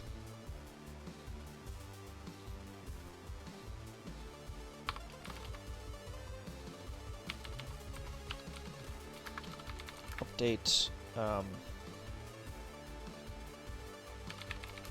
buffer? No. Buffer offset. Then rinse repeat. Okay. Alright. So I need to do something similar for this. Go past last opcode.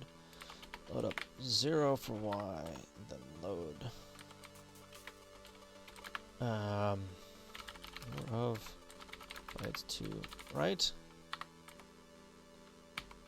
Oops, that's wrong addressing mode. Or syntax for the addressing mode.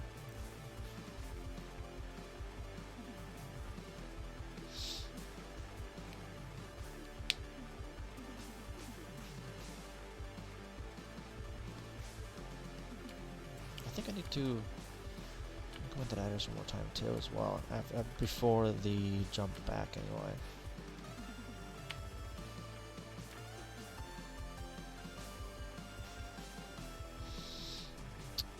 Yeah, because this one I don't read from that address anymore. I'm Mad Genius, how you doing? Number of mites? Sure. So I don't need to increment it here, but I do need to increment it again here. Like, after all that.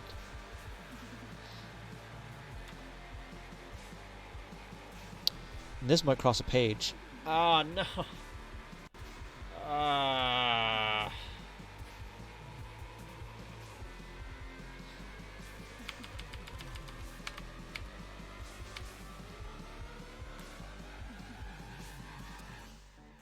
Okay.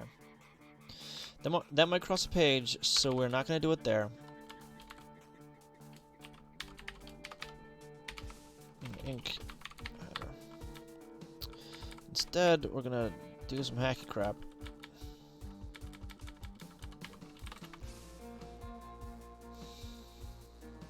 I'm just joking about the type on line 324. What? Did I spell something wrong? I mean, I'm not overly surprised. Yep, I did. Thank you.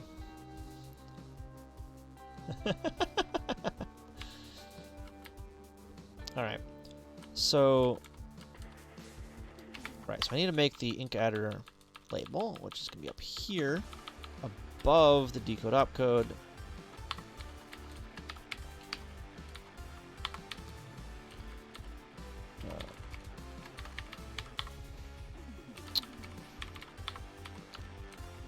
To do 2 bytes increment. So the opcode functions or subroutines are going to jump up to here, which will increment the pointer. Oh dear. Oh no, I gotta.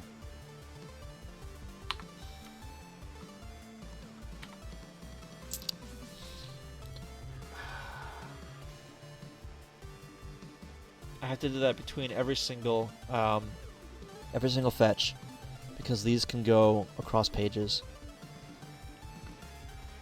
Oh dear. So I need to do that now. I actually need to do that now. So gonna load up CR name address, clear carry, add carry 1, store that into CR name address. No macro. Load up CR name address plus 1, add carry 0, store that into CR name address plus 1. Okay.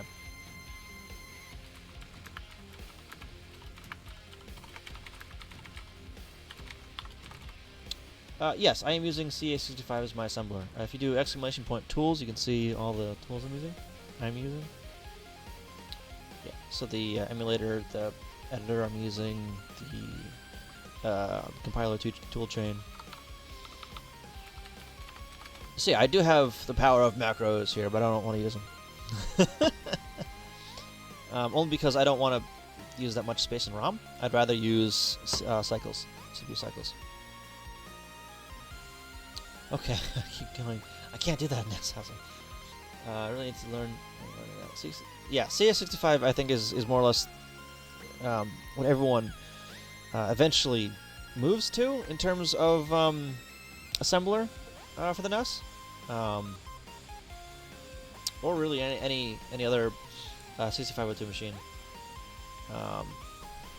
It does lack some documentation when it comes to oops, too far. To this configuration file, specifically in regards to NES mappers, but it's actually kind of powerful. Well, I think it is anyway, unless I'm doing it wrong.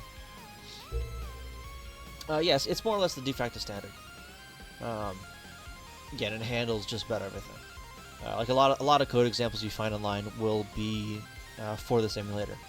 Like NES uses a dot prefix for local scope, for instance. CS65 uses an @ and there's also other another syntax for the branching, like pluses and minuses that I do not want to use because that just confuse me even more. Oh yeah, its documentation is a lot better than NES Asm's, that's for sure. But I mean that doesn't mean it can't use improvement. So half the time I have to revert to reading the source code of some. Yeah. So one of the problems I had with NES ASM is that NES ASM, however you pronounce it, is if it ran into an error, it wouldn't return a non-zero status. So I couldn't put it into a makefile. Or that's not a makefile, but I couldn't use a makefile because even if I had a compile error, it would still chug along and do its thing. So I had to actually patch that in. I had to patch in returning an error code. Yeah. You like to write codes, not docs, right? But I do have a patched version of NES ASM on my GitHub.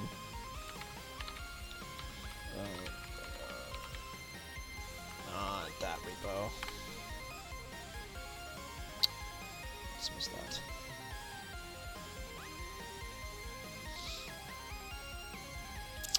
Right here. So I forked it and then I patched in this one here, I guess.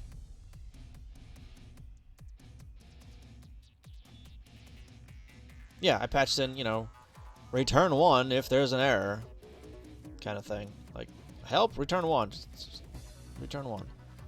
If error count is not 0, return 1. Don't return 0, return 1. Otherwise, everything's okay.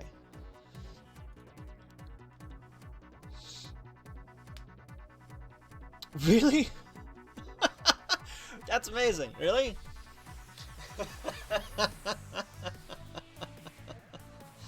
Oh, I'm flattered. See, I'm not using this compiler, this assembler anymore, but I'm gonna keep it up because whatever, other people might be able to benefit from it, yeah, someone else did some stuff too.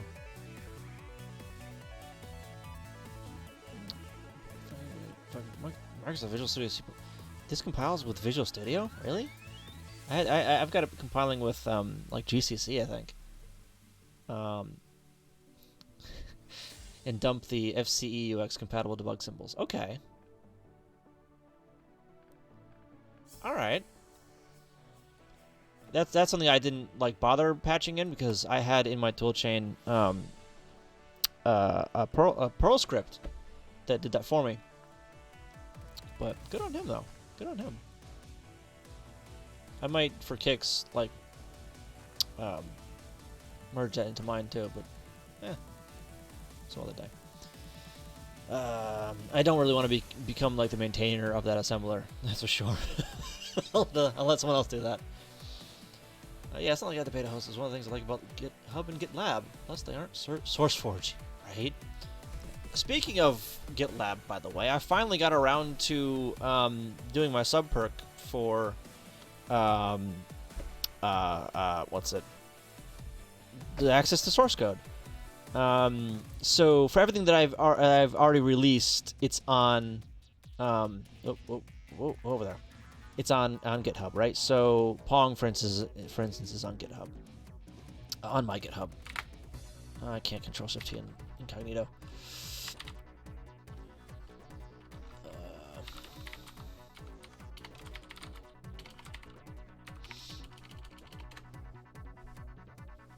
Yeah, so I have Pong on GitHub, but what I don't have is my runner source code yet, because I'm still working on that. So that's not over here. Instead, I have to use my non-incognito mode browser for this, so that's why it's over here. I don't want to dox myself either with other things. So instead, I'm using GitLab for my development stuff, right? So, oh, that's different UI than 2 days ago, I think. Or is that just... Huh. Alright. So yeah, so I've got my runner source code mostly updated. I think it's updated. When was it updated last? 3 days ago. So that was Saturday, right? That was Sunday-ish. Oh, I think I pushed. I had other commits there. Whoop. Not that. But yeah, so I actually finally got around to setting up this for subs. Oh goodness, yeah, I'm far behind on that. I push that. Yeah, get that.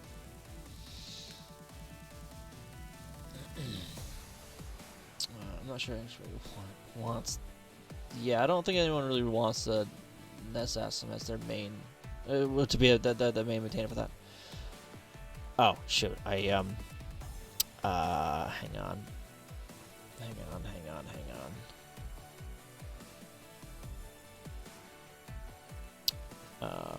I'm going to turn off my desk cam real quick so I can type in a password.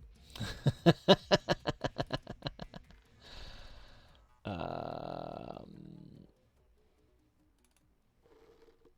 that over here. God, no. That wasn't it. I can't type my own password. There we go. Right? Your password has a bunch of asterisks? Mine too. 1, 2, 3, 4, 5, 6. That's the same password as my luggage. Unrelated. Someone reminded me to change my password on my luggage. 1, 2, 3, 4. You ever see that movie? Spaceballs? There we go. Okay. So I restarted my computer the other day to install updates in Windows, and that I never reloaded my my private key. There we go. That's better.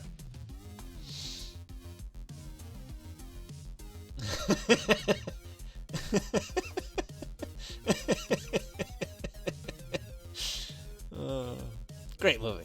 I see a Schwartz is as big as mine. He really was, yeah. But yeah, so like I was saying, I got my current dev code that I'm working on stream. With the I don't actually have the credit stuff on there. I should probably put that. I'll probably put that on there tonight. I have the credit stuff in Git, but I don't have this repo up on GitLab yet. I'll probably put this on there as well. But yeah, that's a sub perk. If you are a sub, if anybody's lurking that is a sub, make sure your Discord is linked with your Twitch. And there's an extra. There's some sub-only channels that have explanations of how to access this. That's for any tier sub, by the way. I'm not restricting to like tier 2 and up or whatever. So as long as you have a sub, you can get access to that. And like I said, I'll probably put this on tonight. The credit stuff anyway. Yeah.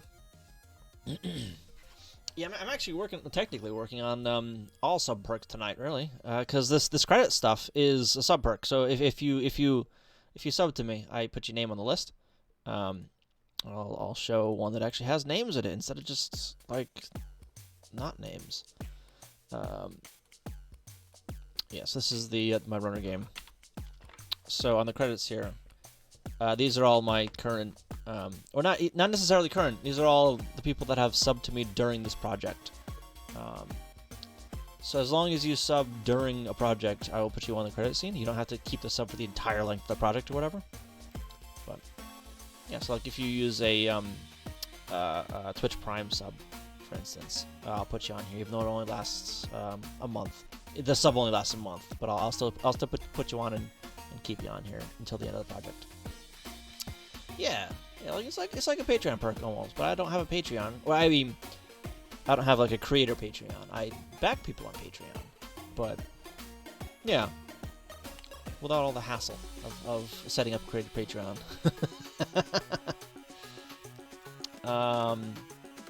And you notice, by the way, this one does not scroll at all. So that's. I've got I have one slot for a name left until I run out of room. Oops, not that one. Oh no, I have two slots really for a name before I run out of room. But that's like in the overscan area. So that's not really, that wouldn't really work. So I really only have one name left. That's not in the overscan.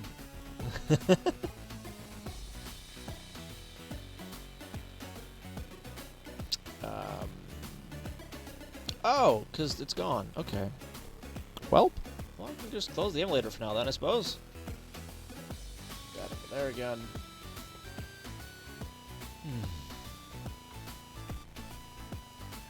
Alright, so I'm gonna have to JSR to this all the time, essentially. So yeah, instead JSR.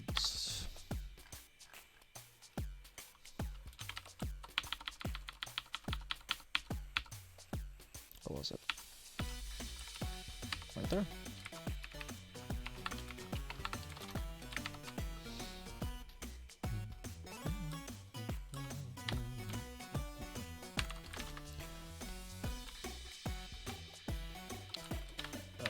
That again, go down here, put it there. Alright. And I am going to have to do the RTS trick for this, absolutely, because that's too far to jump for some of these. Shoot.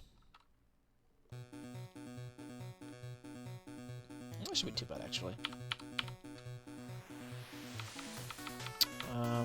Yeah, let me put the table in here now, anyway. Up codes.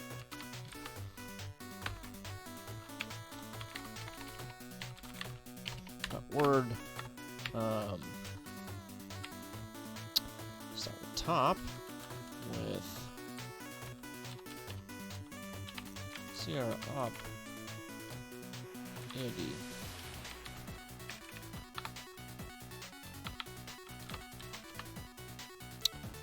I mean, that wasn't the one I wanted to do, but that works. Whatever. Where did I? Hang on, I just passed it to my. I think yeah, right there. CR up EOD, and CR up clear row, and then CR up increment byte, and then CR up length. Not length. And then CR up byte list.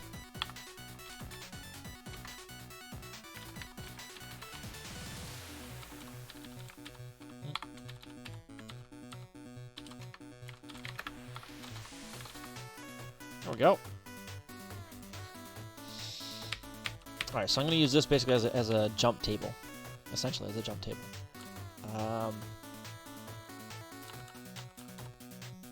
Oh, geez, that breaks everything! Yes, 2 bytes. And hello, welcome, how you doing? So that completely breaks what I did up here, and it breaks the actual opcode codes, and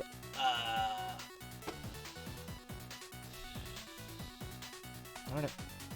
Alright. So these actually need to be numbers, like low numbers. Yes, 0, and then 1, and then 2, 2, and then 3, make that 4, and they all need to be in the same order that they are in over here,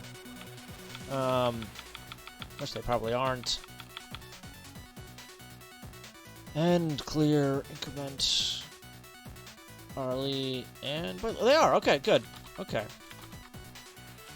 So, 0, 1, 2, 3, 4. Right. No, I'm not using NES ASM3. I'm using CA65. If you do exclamation point tools, you'll see all the tools I'm using.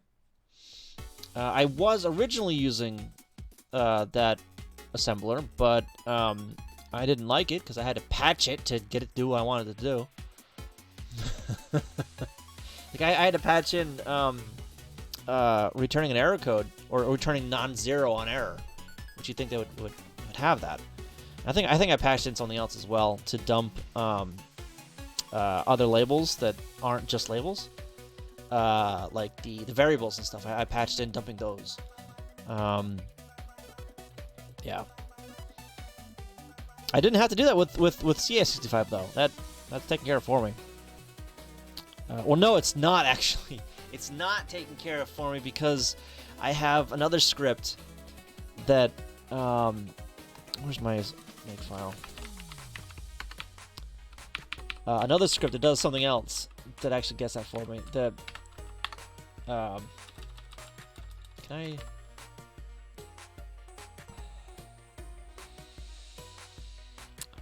Code file, not the executable file.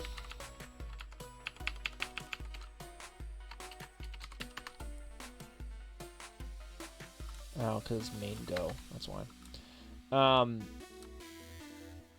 Yeah, so this is another over-engineered file. Let me open it up in something else. Over here. That takes the debug something or other from CS65 and dumps out a lot of stuff for me. LD labels. Yeah. So this takes what does it take? Yeah, it takes one of these files. Hang on. It's not going to be credits because that's broken right now. I think it's a DB file?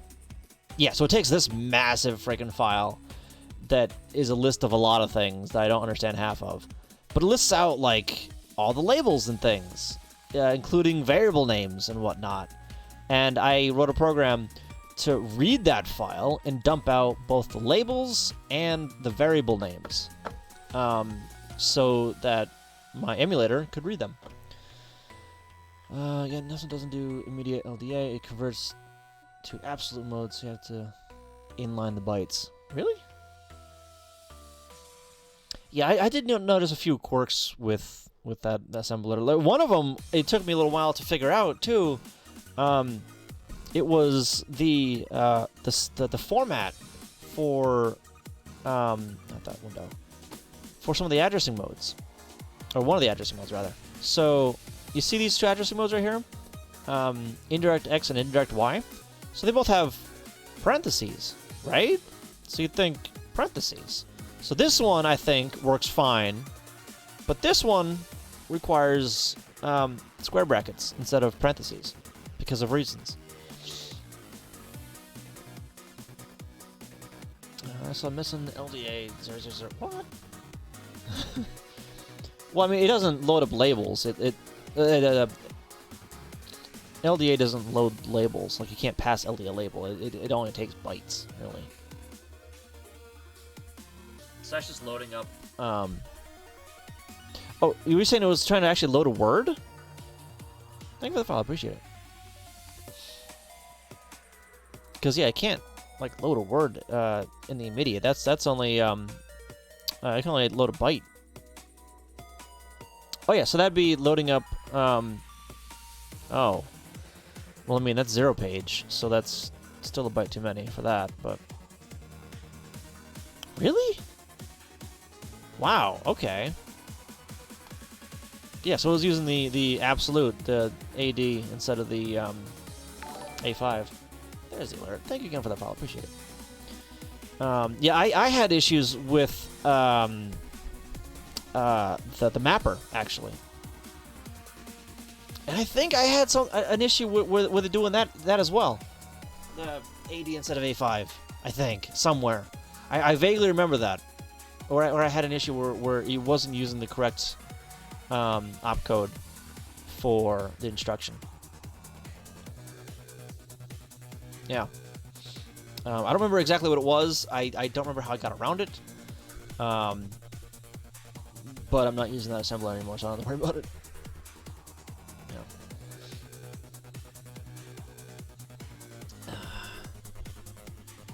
Yeah. But yeah, so I wrote an over-engineered program to read that massive data file. Do I still have that open? Yeah. To read this massive, like, debug file, essentially. And dump out everything I needed for Messen, which is, yeah, the program labels, and down here somewhere, yeah, and the variables as well. All in the format that Messen wants, which is like an offset from the beginning of ROM kind of thing.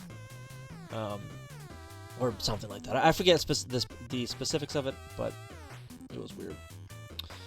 Well, not weird, but frustrating to figure out. I don't actually have that anywhere you can get it, I don't think. I need to put that... I actually need to put that somewhere. I know I've got to get for it. What is this? Excuse me? Why is main not go? Oh, because I separated them out into two files. Ah, jeez. Oh, boy. Oh, boy. Do I have a remote for this? I do. Okay.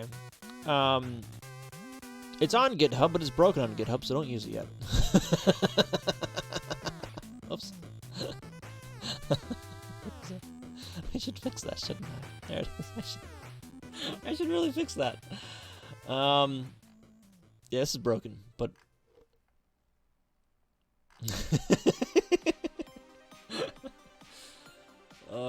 you know, I'm gonna commit this now before I forget.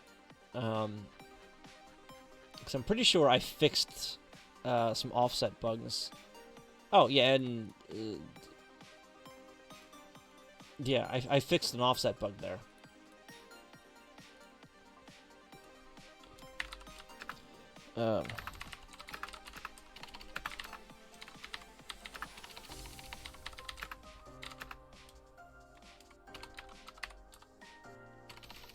segment and symbol.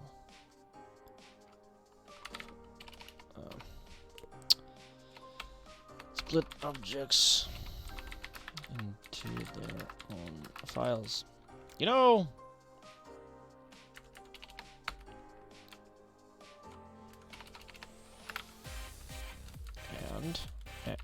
And into their own. Screw it, I'll do one over, cause shut up. Or no. I won't.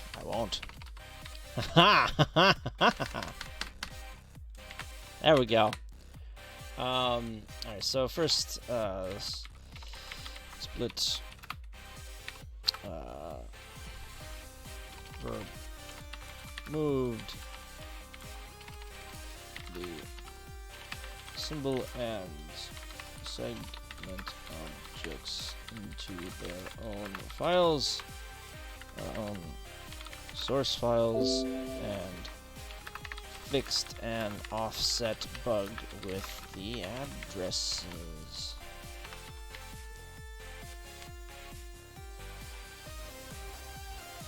One advantage of writing all your own tools is that it's a lot harder for other people to screw things up by leaving bugs in them. See, you get it.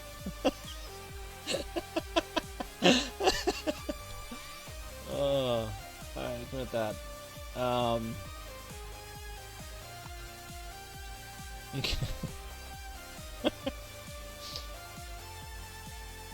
Okay, now you can use it. There we go. Oh, I actually have a README in this, so.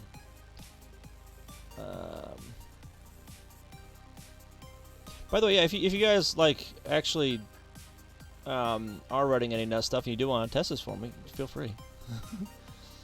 The disadvantage, of course, is that now you get the blame for all the bugs in your toolchain, right? There's been more than one occasion where, like, I've been at work and I've seen like a stupid piece of code, and I'm like, who in their right mind would write this garbage? Like, who would think that this would even be a good idea? Then I blame it. I'm like, oh, it was me 3 months ago. Oh. I'm gonna go cry in a corner now. More than one occasion. More than one occasion.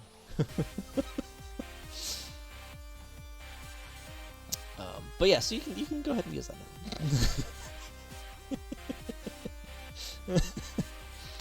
now.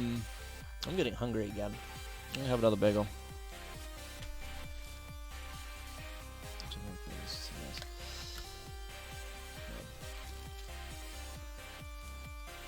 Don't worry, eventually get that time frame up to 6 months, right? It's the small things in life that you gotta look forward to, right? It's the silver lining of things.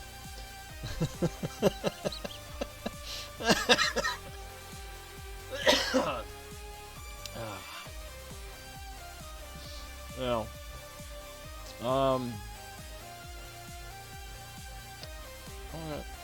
don't think I need any of that anymore.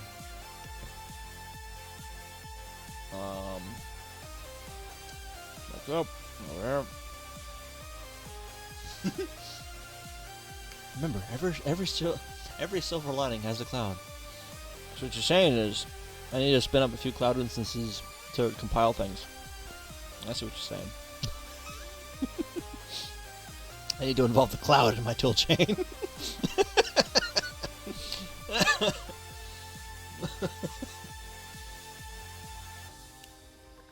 Where was? Oh, all right, the RTS trick. I need to do that here.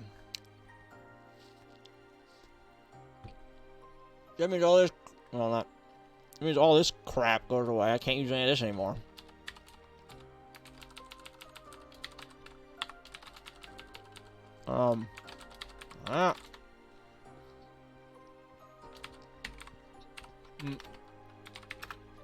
ASL? I think it's ASL.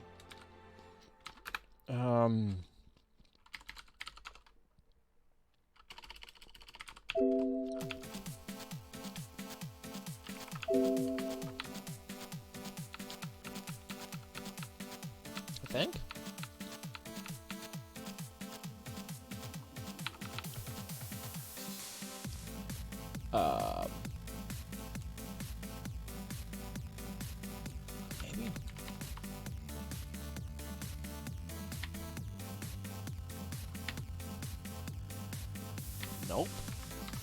there.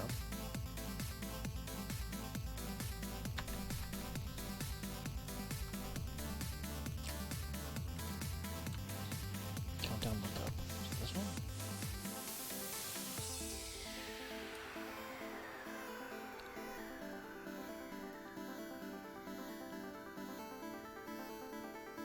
No.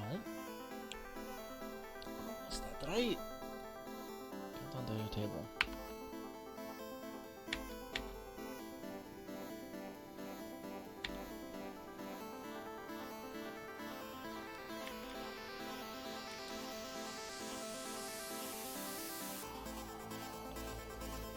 No.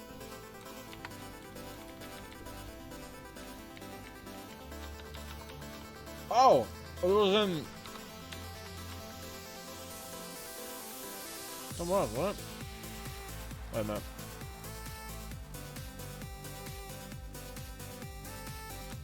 Am I using the RTS trigger anymore?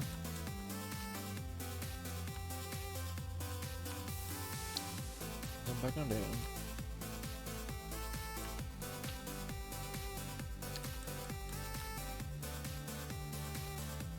Not. You're the best brother. Well, thank you. Thank you.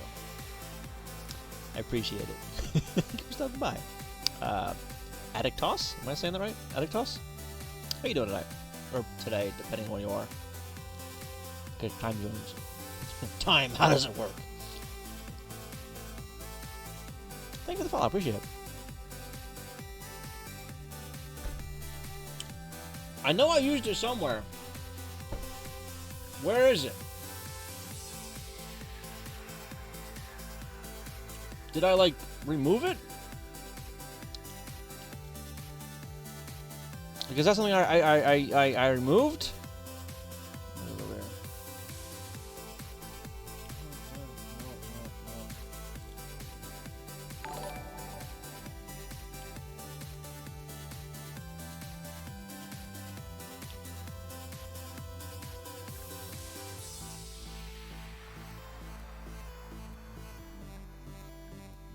Song stuff. Why is that in the background? Hang on. What's the countdown? I'm on.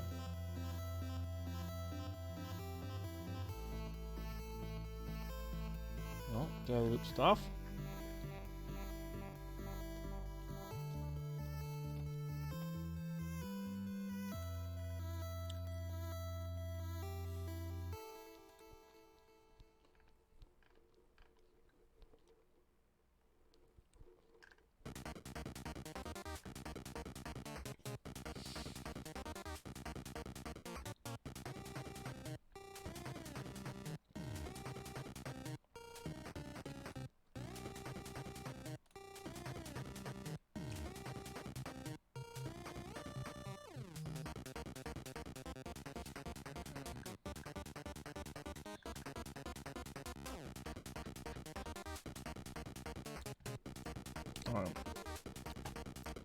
Agent Gate, how you doing?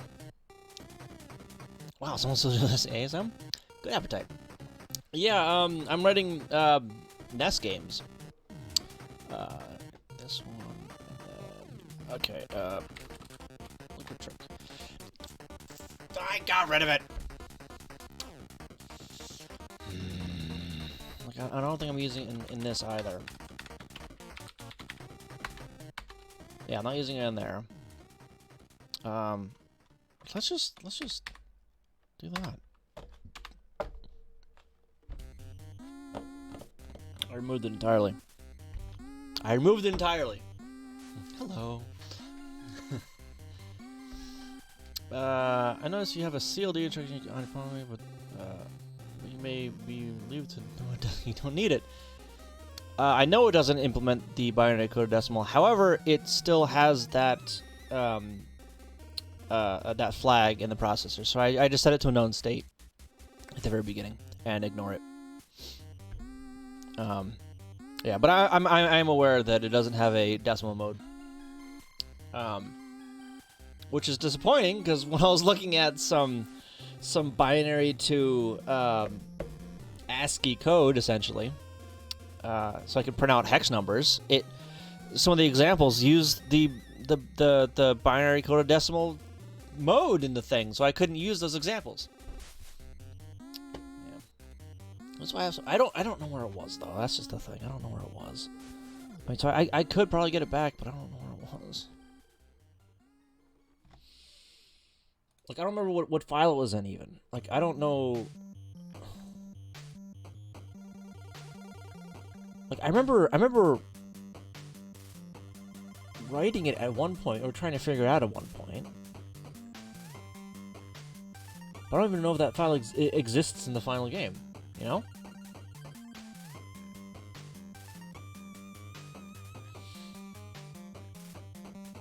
I mean... I'm looking over here because of reasons. because of reasons.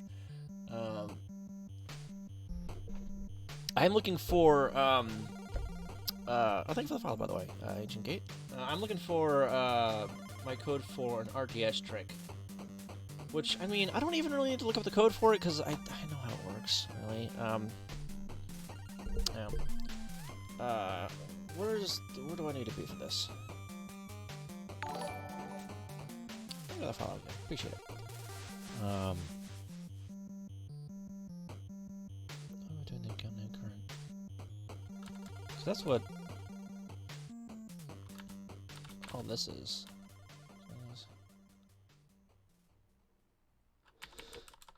Yeah. Not that character.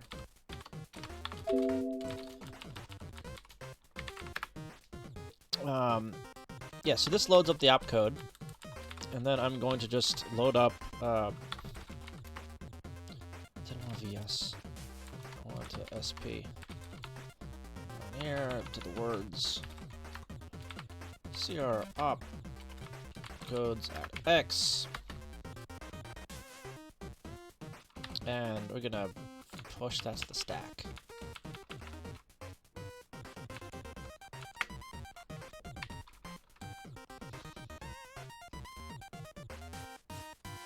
BHA. I think this is the right order. Plus 1 X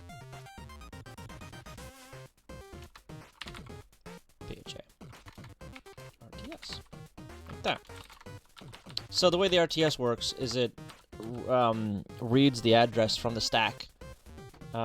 It returns that address, so if I push something to the stack, I can return to it.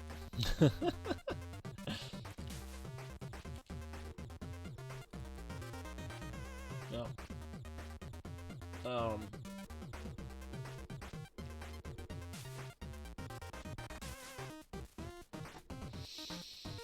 Let's see. Where is it? It's in here somewhere. Mappers, techniques, RTS structures.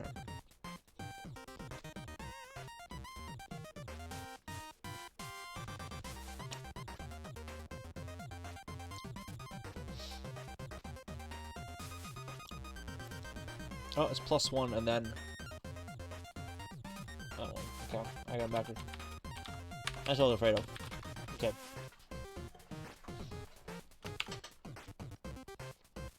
Alright.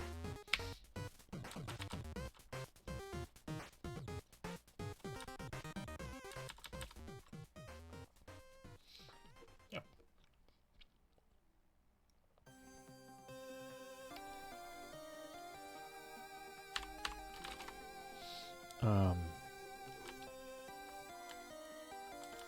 Right. So that will jump to, essentially, these guys down here with less code. So I store the addresses to these labels in a table, and then I use the opcode as the index to this table. And using that index, I load up the label's address and push it to the stack. And then once I do that, I can RTS, and it reads that address off the stack and jumps to that instead of going back to where it was called from originally. So, yay. Science or something. Yeah, and the only other RTS is right here in the end of data. All the others are jumps back to this guy right here. So it's like a recursive function, kind of. Just not as pretty.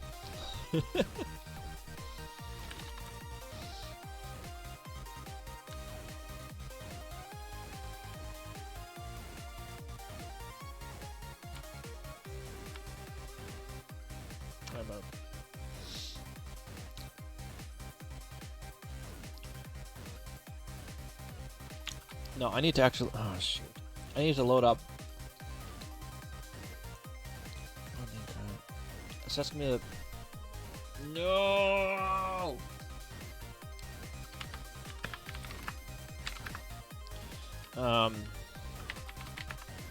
Current name index, and that loads up this right here.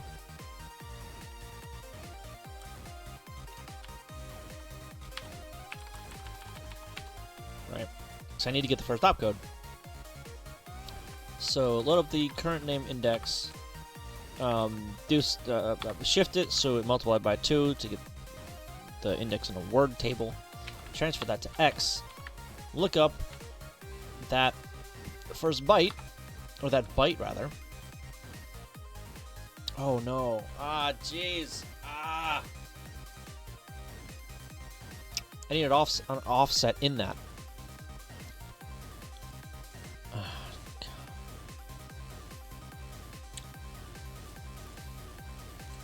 Apparently I didn't think this all the way through. That's what happened. I didn't think this all the way through. At all.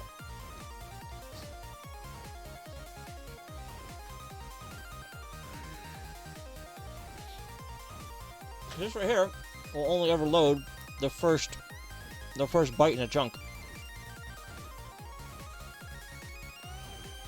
Not the offset of bytes.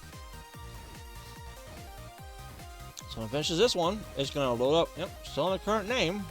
Okay. But we don't have an offset in that name to get the other bytes. Do we?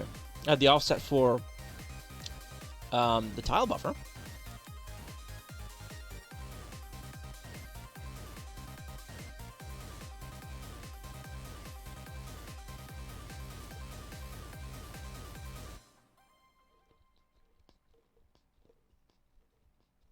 Oh.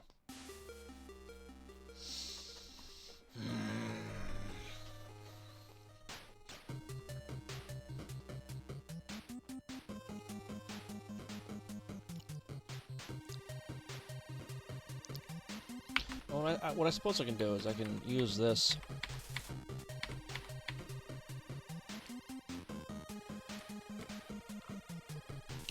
As just the offset entirely. That's why I'm using everywhere else. So I don't actually care about the name current. Oh, that's the initial. So I don't really care about this unless it's the first thing I'm doing. So name current isn't going to be applicable here.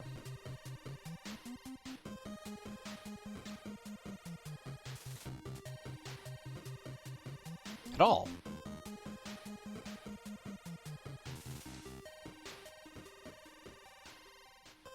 Yeah. Because decode opcode isn't going to care about this table up here. Yeah, you can't see that. It's behind me. This table here. It's not going to care what index it is here. All it's going to care about is that address. Right there. So I could figure that out before I drop into this right here. So yeah, so before this is called figure out the this data chunk number address.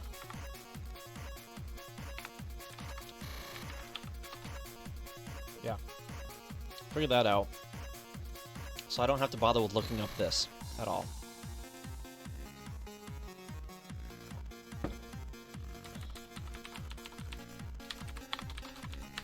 Yeah, so I don't have to worry about looking up the name at all, which name it is. I only need to worry about the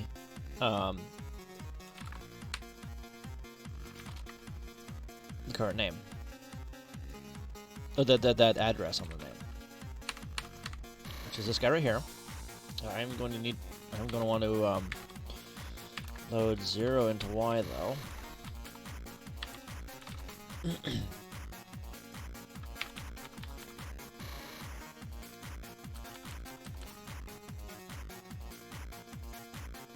Why am I don't need to do that.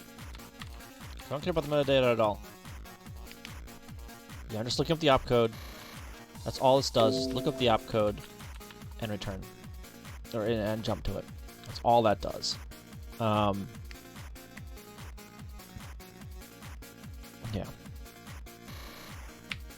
Before that, I need a CR load name. So this is the one that's going to figure out the name and the address originally, the initial address. So it's going to have this.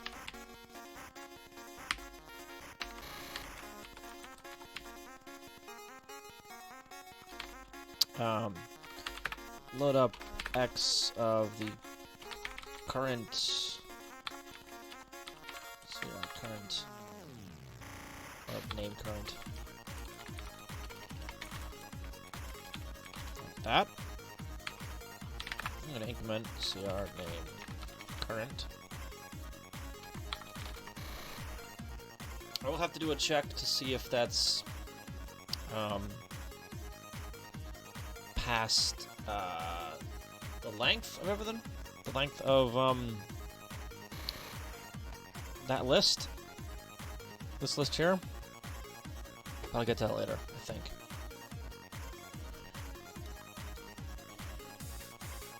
Yeah. Yeah.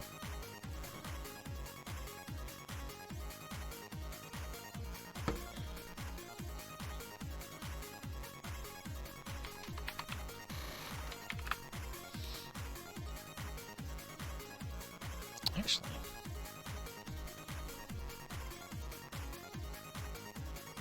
I don't need to do a JSR there. I can do a JMP.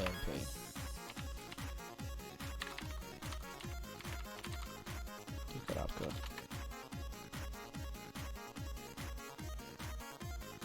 Yeah. So because this will be called with a JSR.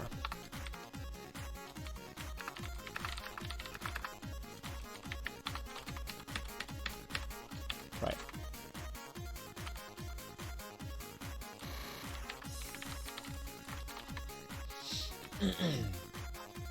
Yeah, I'm using the full capitalized credits here as like a public function, if you want to call it that, and the CR underscores as the private functions, if you want to call them that. I mean, they aren't, but you know, that's just the I don't know, the naming convention I'm going with for this. But yeah, so like in order for the RTS trick to work, the top level function needs to be called with the JSR so we can RTS to it properly and all that. So I don't actually need that RTS. Like, that'll never happen. Like, ever. I don't think I need a jump there, actually. I just need two labels because yeah, these guys are jumping back to that guy. No. Yeah. So does this assemble? That's. I mean, it's not gonna work or anything because I don't call it from anywhere. But if it assembles, that's good. It doesn't. It doesn't. 241.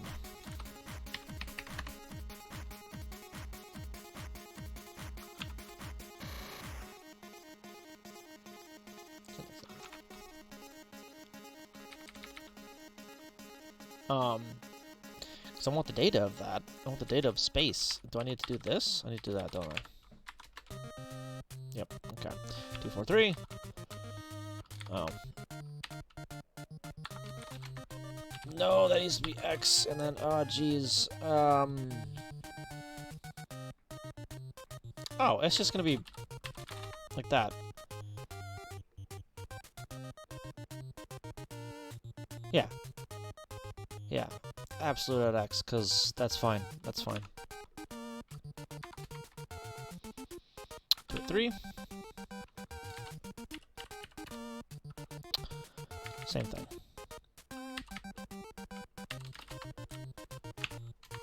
Wrong address. Oh, jeez, come on. Oh, name table and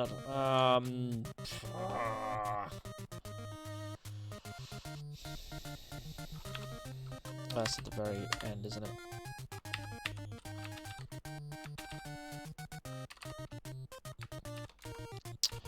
There's data.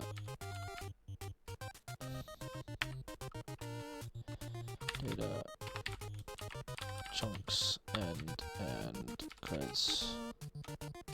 Data chunks.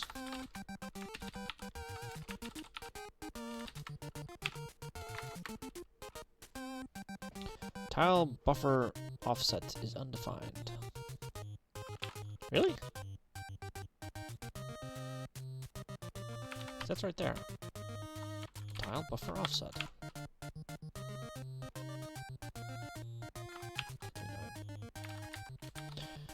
239. Oh, because it's CR tile buffer.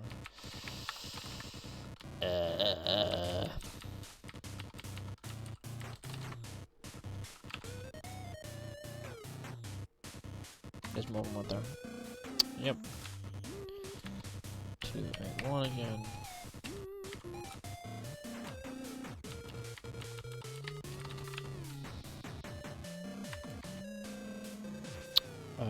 Cause 191. Oh. Poo. Oh no, that's fine. That's fine. Data chunks.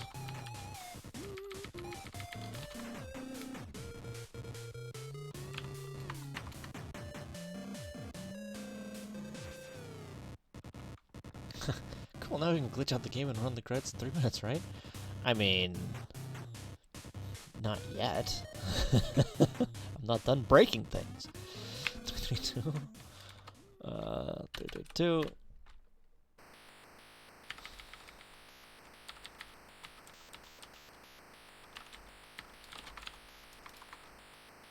Aha! Okay. Okay. It's not gonna do anything. But actually it might. Who knows? Let's find out. If this actually does something that like makes sense, I'll be surprised. I'm not gonna lie. I mean, okay. That's honestly better than I thought it would do.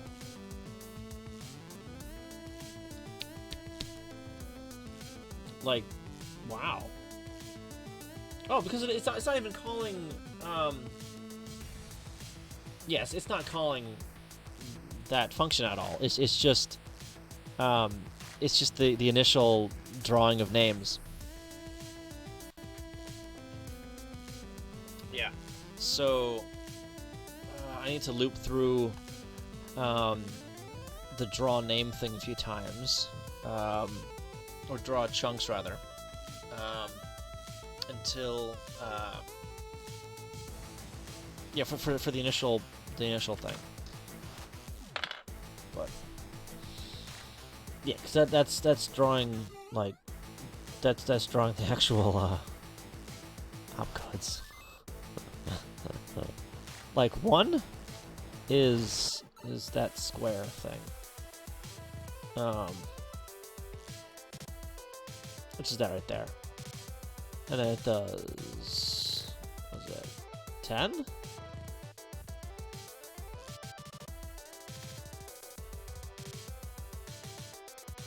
Oh, hex 10. So that's the opcode for run length.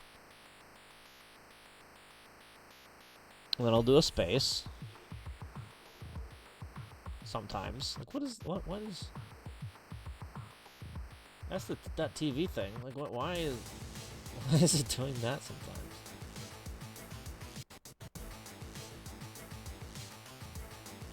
Oh, because it's the... Yeah, so... Okay, yeah, it's the length of that. That's what that is, alright. Alright. Okay. Okay. Okay. So let's start by drawing only one of them, one name at a time. Okay, thank you. There's that. So... It's gonna be over somewhere. Where is it? It's header, the name table, it's attribute table. See, I'm just writing zeros for the entire attribute table right now. So that'll change entirely. Those are our names.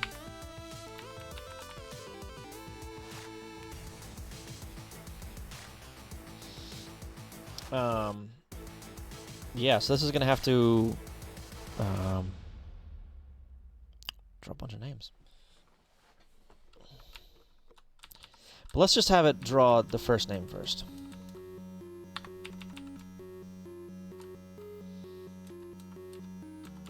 So we're gonna comment out all of this. And we're gonna load up 0 and store that into CR name current.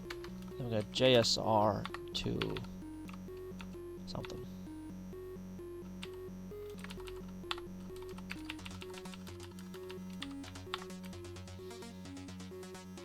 The stuff we just wrote. Where's the stuff we just wrote?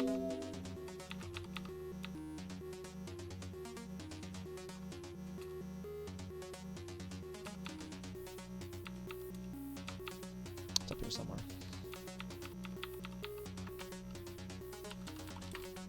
I'm gonna leave that uncommented because I haven't committed anything yet.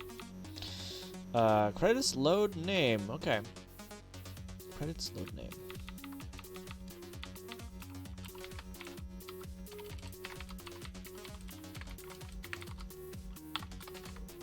Did I put a thing there? Yeah, okay. Alright, so we're gonna make that. It didn't scream at me, which is good. And broke.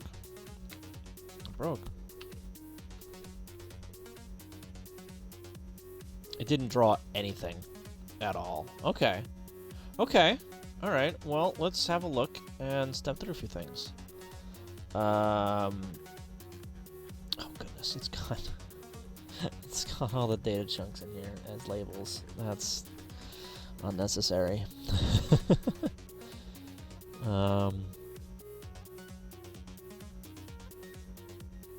Credits. CD. Knit. Drop a breakpoint.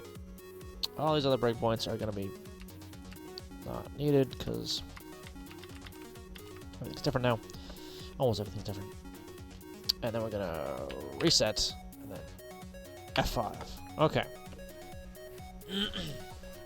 Let's see what happens now. So, yeah, you guys can see that. Okay. Make this a little bit bigger though. Step, step, step, step, step, step, step. Load palettes. I don't need to do any of that. Well, I do, but yeah. Clear name table. Bam. It only clears the first name table. You know what? Hang on. We're gonna make this. Whoops. Clear name tables.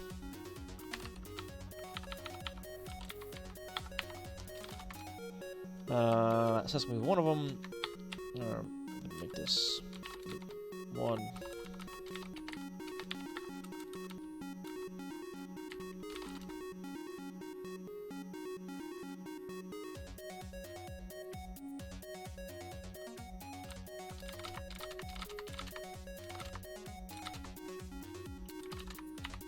I set the, oh jeez, I set the address before I call clear name tables. Clear name table. So we're just going to copy that, paste it again, and just point it at the second name table, which starts at 28? 28.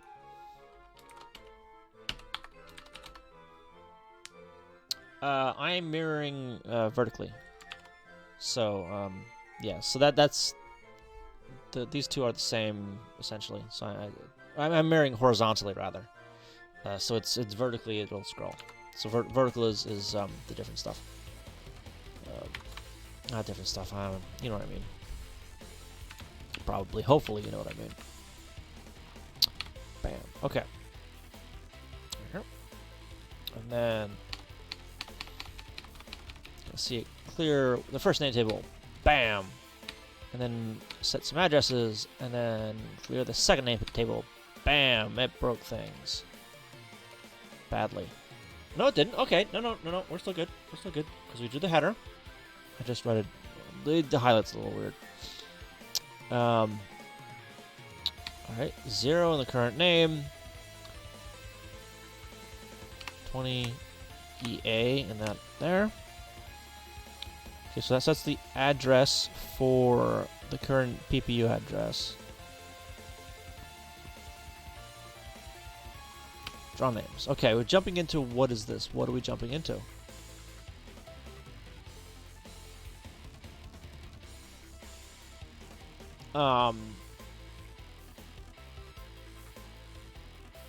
Why am I jumping into opcodes? That's a table. CR opcodes is a table.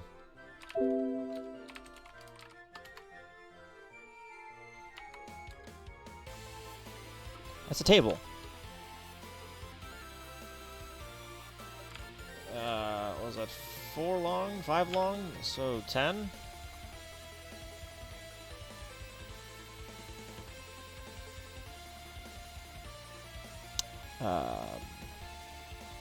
What is that? 282B.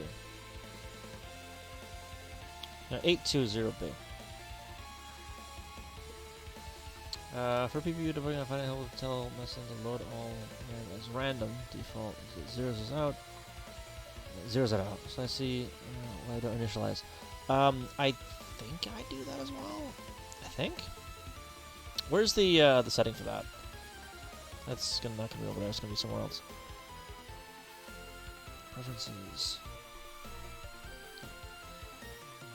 Settings here somewhere. So advanced. Options, emulation, advanced. Options, emulation, advanced. Oh, okay. Random values. That wasn't the button I want. I want that button. Oh yeah, so it initializes everything to that. Bam! That's a stack pointer right there. Better not have nuked my Oh, I'm not using the save RAM on this ROM. So this is all save RAM space, so I don't want to overwriting that. All right.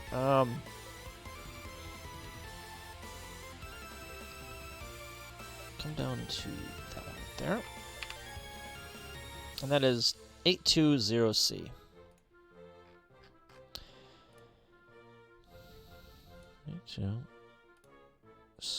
820C.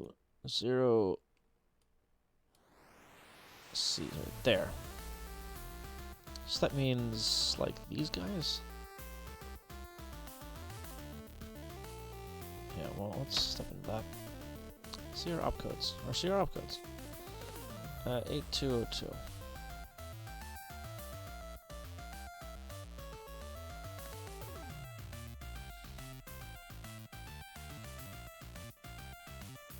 Data. 81 is not correct. No, because that is data as well. Data. There we go. That's what I wanted. Okay. Yeah, yeah, that happens a bunch when I drop in data in between bits of code that isn't aligned to the opcodes. Yeah, so I just have to manually go in and select. No, this byte is data, not opcode. It gets it all right if I like have the data all at the end or whatever. But if I don't want to have the data all at the end, it doesn't get it right. All right, so I don't need this open anymore. What I do need, however, is that one and that one. Mostly this one. Oh yeah, see the attribute data is all wonky now because I haven't written the attribute data yet. Yeah, stupid disassembler, stupid. Can CA65 export labels for data? Yes and no. So I have a little tool on my GitHub that does that. Where is it? Or let me just open my GitHub for it. Oh, here. I already had it open. So this right here takes like the debug file from CS65 and dumps all the labels, including all of the what's it? Variables and stuff. But it doesn't differentiate between like, oh, this is data after this label, because it doesn't know. It doesn't really care. Because I could, if I wanted to, I could just, you know, write dot byte and then come over here and look up the actual opcodes for things and write things in manually, right? To be valid instructions just in straight up assembly or right in the binary. There are some tricks that do that. It's like a weird jump trick to no op jump trick thing. Yeah, so the assembler doesn't know that this isn't code.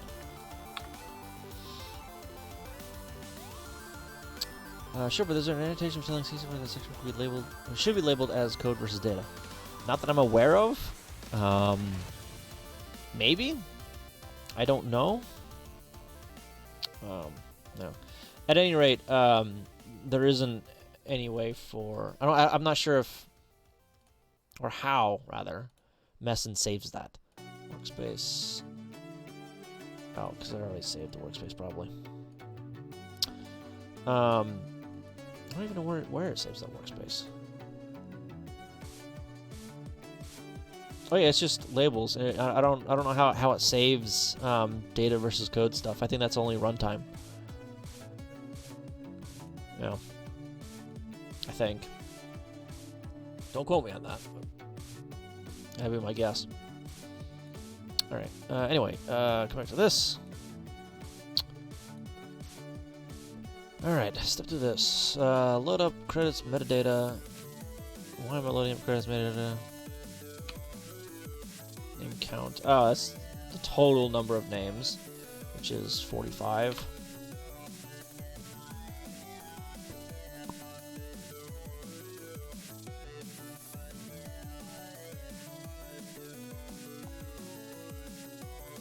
Yeah, something like that. I don't think I'm actually using name count for anything right now, so I'm not going to worry about it.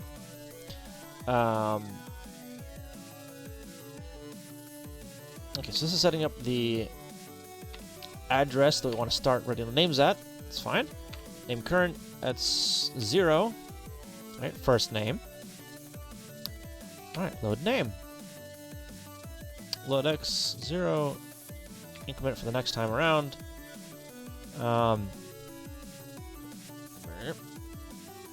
32. Is that correct? It is not. Cres data chunks. 8270. I swear I can read.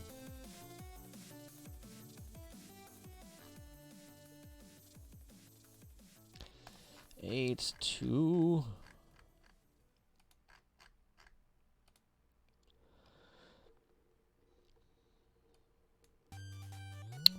7E, right there. Credits data chunks. What is this? It's palette. That's at the bottom of all this. down here. Looks like CS65 and Mesa needs source maps. That wouldn't really cover everything. That's not a catch-all. Yeah, I mean, FCEUX does that. But you will see things labeled as both code and data, because that's a thing that can happen.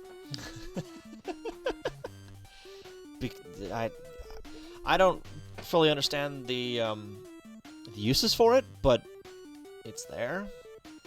So you don't actually know what a given bit of binary is until it's ran, because it could be both code and data at the same time. It's Schrodinger's data, Schrodinger's assembly. Oh yeah, so got the palette first, which goes till somewhere.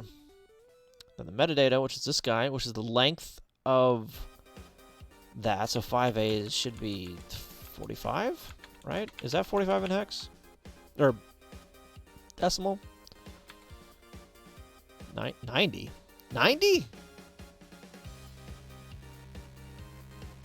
Well, that ain't right.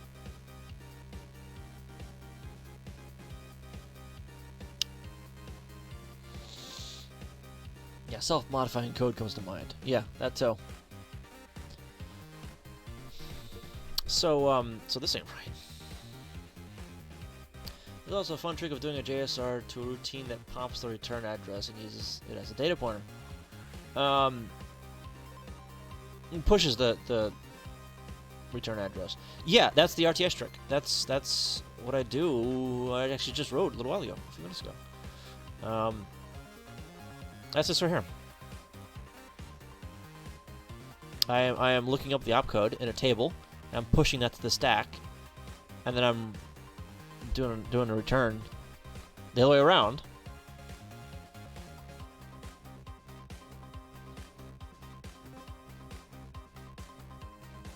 Oh, so it takes whatever's on the stack and then uses that as a pointer? Because that's what this is. That's what.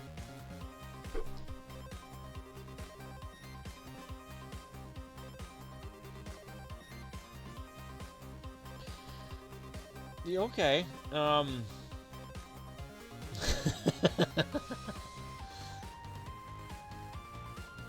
right. Yeah. Let's see. Man, I'm breaking so much crap tonight. You know that? Yeah. So I'm not gonna worry about the metadata length there, the 5A. It's wrong, but I'm not gonna worry about it. Because I'll just write my own name for now. But so it's loading up what, 32, right? Yeah, it's wrong. Why is that wrong? What should be loading up? It should be loading up 1.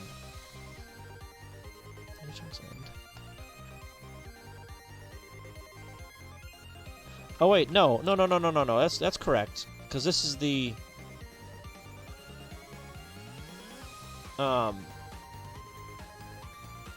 yeah, this is the that's the address that it looks up. Yeah. Right. So this is the data chunk at 00, which is 8332. Down here somewhere. Right there. There we go. 1. That's the clear row. So I should go to... Thank you for the file, appreciate it. Yes, that should load up. But yes! Aha! See? That works. So when we hit the RTS, we didn't jump back to wherever we were called from. We jumped to the clear row routine. That's where some of the construction shows that useless operations like a bit absolute to a harmless location. That's also a valid instruction. You happen to jump to the operands of the opcode. Yeah, exactly. Yeah, so I've read up a little bit on that. I don't know the exact use for it quite yet, But yeah, I am aware of it. All right, so that was correct where it jumped. Why did it break?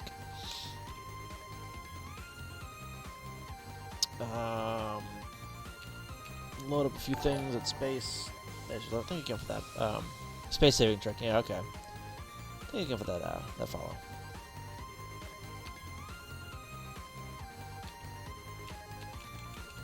Oh, because I'm...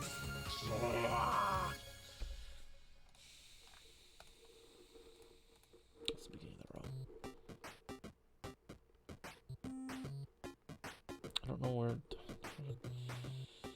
Let's read this row right here. 20C0. You need to start there. And start 20C0. Not wherever the heck I'm starting now.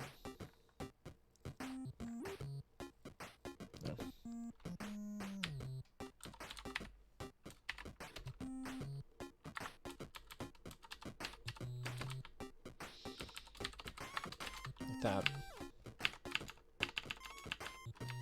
I need to start at the beginning of the row, so I can get everything centered. Nah, just load the subroutine into RAM and change the bytes as you loop. Easy peasy, right? Why didn't I think of that?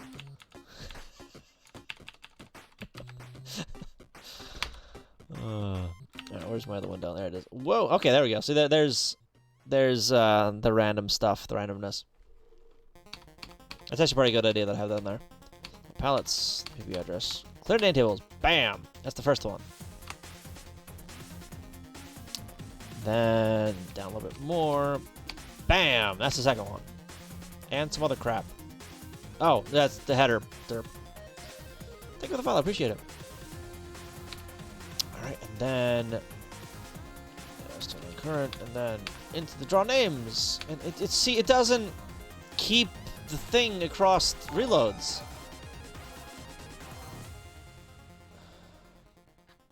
I mean, it sees that, like, this is data or whatever. There's draw names. Yeah, so that's where's the opcodes? No, byte lists. Where's the start of opcodes? That byte to there. That is to there. That is all data. There we go. ArcSam, how you doing? Welcome. Alright, see, I don't know how I can, like, save the fact that I labeled this as data. Like, is that a thing I can do? Messin, please. Please, Messin. Why?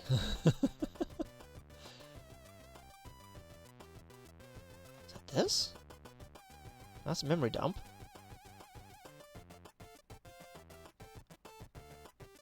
Is that what the table file is? I can't... Like, can I save that? Can I save a table file?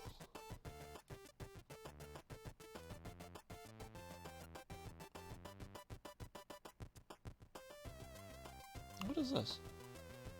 PRG. Oh.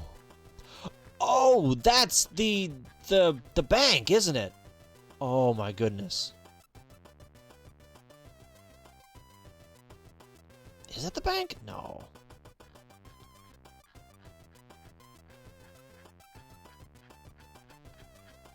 That might be. I'm not gonna have that on right now though, because I don't need it here. PR address display. Yeah. I don't. Byte code. No. Hidden. Thank you for the file. Appreciate it. Okay. Where was I? Down here somewhere. I don't use the name count thing, so whatever.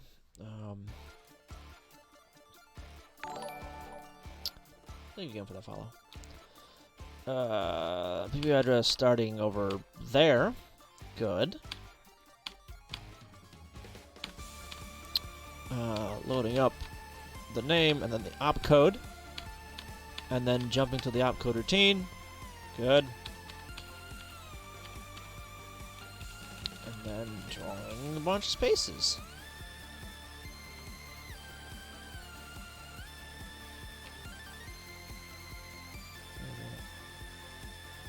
It's supposed to be clear row.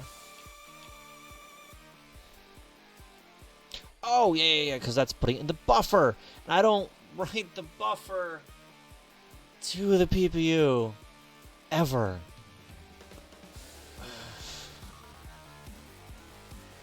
Which is why it's not showing up on screen. You know?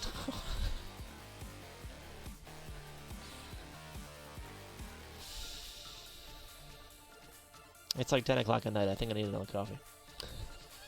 It's writing up here somewhere. I don't know where it's writing it. There it is. That's where it's writing it. This is the... That's the attribute RAM. Mia, how you doing? Welcome. Mia, I need a coffee, I think. I see another badge, the FFZ supporter. You throwing money at them? Frank your face? I mean, not that there's anything wrong with that. But yes, a 4th badge. Are you proud of that 4th badge? 4 badges! Hype! So what am I programming? I am programming a a credit sequence, so I can import that into NES games. Shadow Core. How you doing? Welcome. Yeah, I'll load up my the game I'm working on. So this is like a Bit Trip Runner clone. If you've ever played Bit Trip Runner. Okay. Okay, I know what happened there. All right, I set the option to randomize RAM. I never initialized the title screen correctly, so that's why that's broken.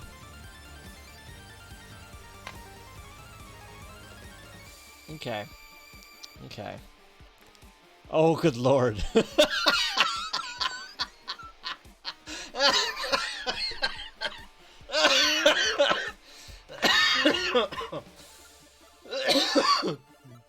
Oh, God.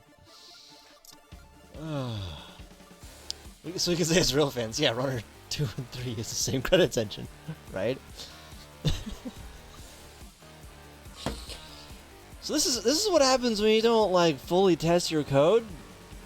I've been ignoring the attributes table. Yeah, random RAM is useful. It is. I thought I had it on, honestly. I honestly did, but I guess I didn't. So I need to clean the name tables. Startup.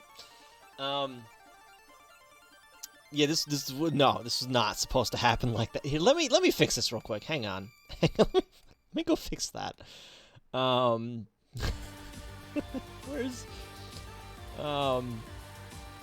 yeah, runner.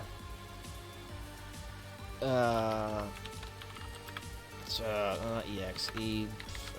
Credits. Then credits. Gonna yank that.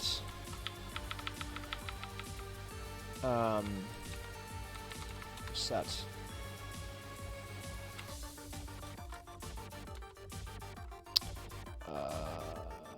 Put that. No, not there. Put it there. And then again. It's 2, 4, I think. Or that's not 4. 2, 4 for the second name table.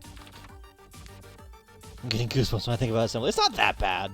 Well, not 65 at 2 anyway. I mean, if it's x86, yeah, I mean, I'm sorry. It's just why are you doing x86 assembly? Clear name table. I need this in. I need this in the utilities actually. But I'm just gonna dump that right there instead, and then I'm gonna come over here, cd up to runner, and then make shoot. Already defined. Okay. Cool. I guess I don't use it properly. Or rather, I just clear one name table, not the other one. So, bam.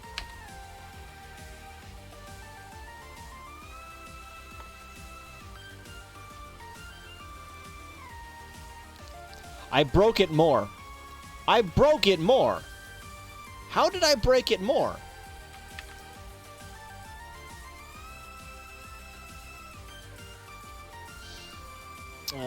Yeah, the first time I loaded a custom ROM into Romulo, and that was weird. The graphics did it on. Oh, okay.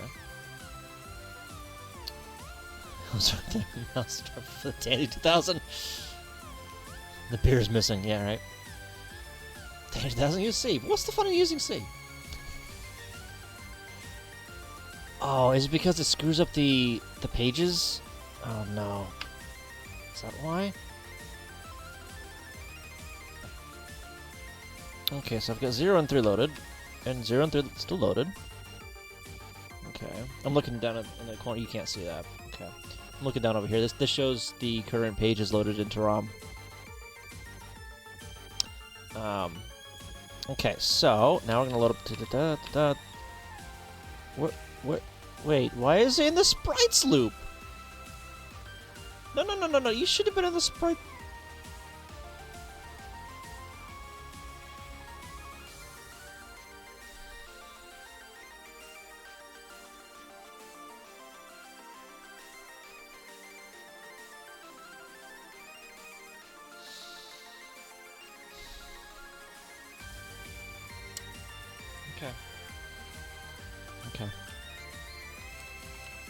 Okay. Wait, no, that never changes. I'm still on 3. Well, not even that. It's just like it's the why though. But why though? So after this, it should be running this and this. Oh.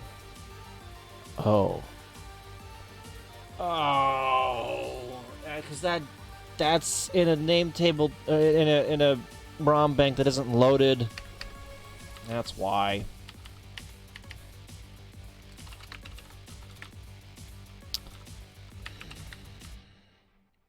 So yeah, that name table that ROM bank is not loaded, so I cannot use that routine. And the assembler can't really calculate beforehand what's loaded and what isn't, because mappers are all different. Because of course they are. It almost worked. It almost worked. Why did it almost work? Hang on. Why though? But why though? But why? But why? I mean, it looks kind of nifty, but it's the why.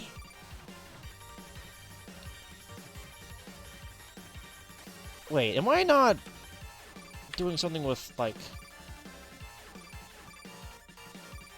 The pallets are correct. Okay.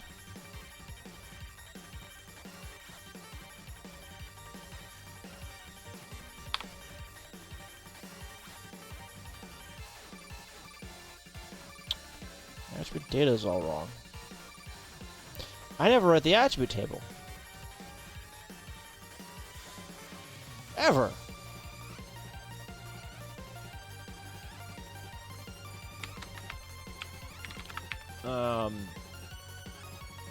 23C0 or store that into 2006 again. JSR attribute table. Oh yeah, the pallet's fine. Also, don't clear tables with the increment set to vertical. Yeah, I did that before. Yeah. No, setting the vertical happens in the game state.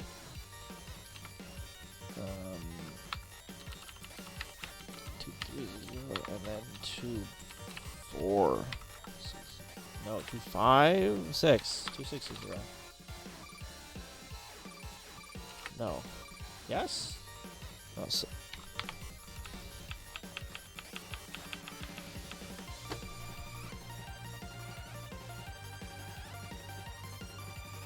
2 sevens. I was off. I'm still off, but yeah.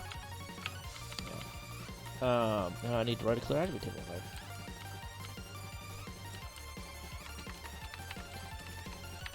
Clear attribute table.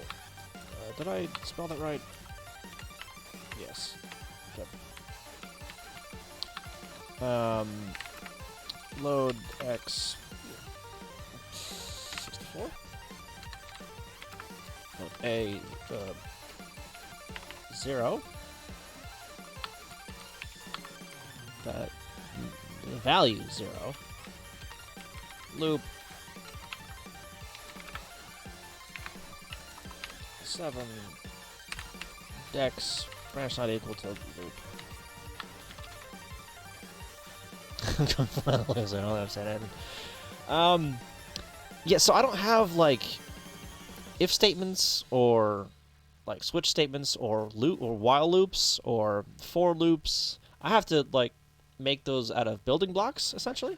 So that's what I'm doing here. So this is a for loop, basically, a backwards for loop. So this is essentially for int I equals 64, I is greater than 0, I minus minus.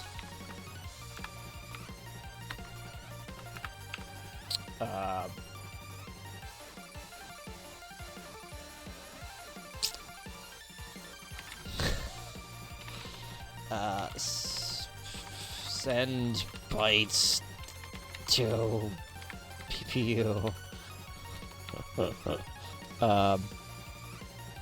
0. That's essentially what that is. What is pushing you to make this awesome game? I wanted to learn assembly. I'll back up a bunch. So, do you guys know what speedrunning is? Possibly, probably. So it's someone takes an older, traditionally an older game. I mean, it happens with newer games as well, and tries to get them as fast as they possibly can. So I was watching GDQ, which is Games Done Quick. It's not yearly. It happens more than once a year. Yeah, Mario 64 speedrunning. That sounds insane. Yeah, so they it's a big event of speedrunning, a big speedrunning event where they try to get through games as fast as possible. And during those events, there's pretty much always at this point what's called a task block, and that's a tool-assisted speedrun. So a computer inputs the controller inputs and gets to the game as fast as possible. Cool, but one side effect of being able to input frame-perfect button inputs faster than any human can is that you find bugs in games. Things like being able to walk through walls, or clip through walls, or go through floors, or spawning items that you're not supposed to be spawning. That's how all the wrong warps work, to accidentally warp to the credits. Well, you're setting up bytes in memory by doing certain things in the game, and weird stuff happens, right? I started to let me actually open it up here. I started to teach myself how to make tool-assisted speedruns. Where is my other emulator? Because I need to use my other emulator for this, because this one actually has the, let me pause that, and this is going to be loud, probably. It's not up there yet. Alright, so this is the emulator I was originally using.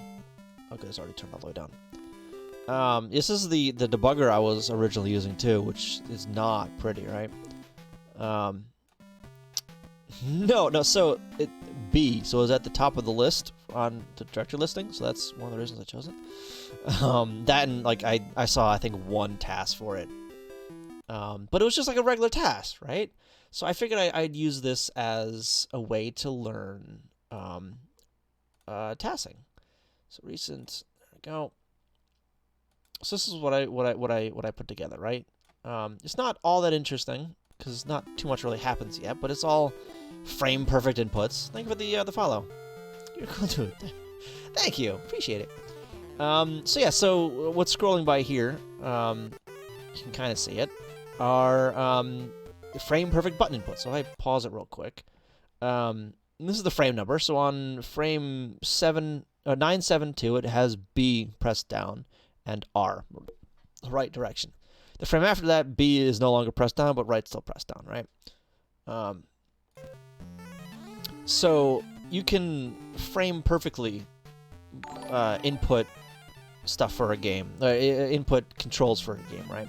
So all these jumps I'm doing here are frame perfect jumps. Like I am jumping the last frame I can possibly jump before falling off the platform, and I am jumping only just high enough so I can make it to the next platform, kind of thing, right?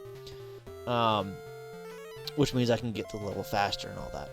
But then at one point, let's see if I can skip to it real quick. At one point, in one of these levels, not that level, not over there.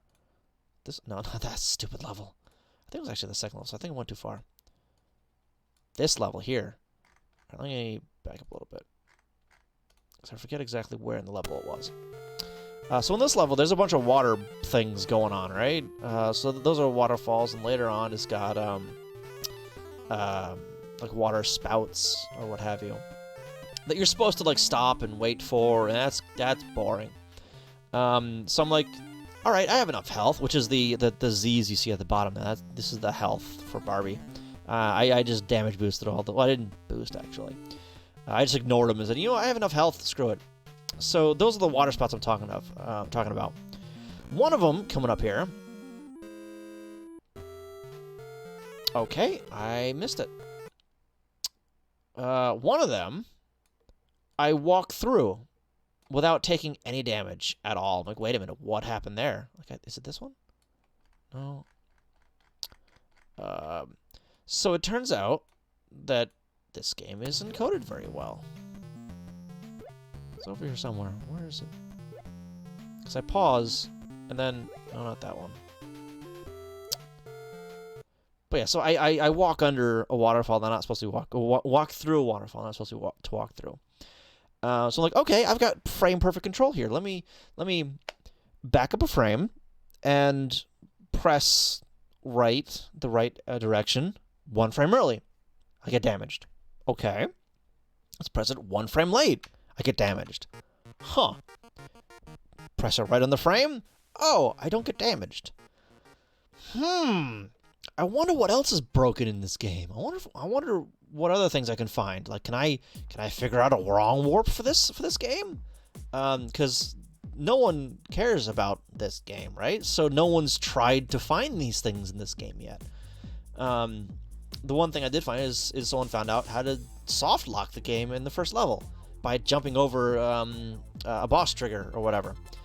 And they offhand say, "Oh, this might be able to be used for a wrong warp." So I'm like, "Oh, cool. I want to be able to find that. So I need to reverse engineer this game. I can't reverse engineer a game that I don't know how I would make in the first place, because I don't know how, like, NES. At that point, I didn't know how NES games worked. I didn't know how the hardware worked. And I knew in theory, or you know." I knew that there was a PPU on it, for instance. I know there was a video chip, and that there was a 6502 chip that was a modified 6502 because of whatever reasons. I didn't know all the reasons or all the modifications for it yet. So in order to figure all that stuff out, I figured, let me figure out how to write NES games. So when I break things in my own NES games, I can see what causes...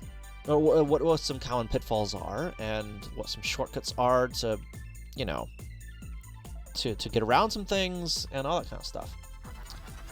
Oh yeah, like for instance, one of the things I learned is that audio chip is built into the CPU, and it's also got the decimal mode just yanked out of it. So what programming languages can you code in besides assembly? A bunch. So for my day job, I use C#, VB.NET, and SQL. I hate 2 of those. Aside from that, I can write in PHP, Python, Perl, COBOL, JavaScript, Java, a little bit of C, C++, Golang, some others I'm sure. Yeah, those are the two I hate. Fletcher, welcome by the way. How you doing? Those are the two languages I hate. VB.NET and SQL. I do not like those languages at all. Are you a programming language idealist? What do you mean by idealist? Like I only like one language? No. Each language has its purpose. And you use the right tool for the job. Yeah. But VB does a lot of crap in the language that gets in your way. It was designed to make things easier for you or whatever, but it's all BS and just gets in your way. And instead of having some things as compile time errors, it has them as runtime errors instead. So that's one thing that really ticks me off. Like saying this thing. Oh no, yeah. There's no perfect general purpose language.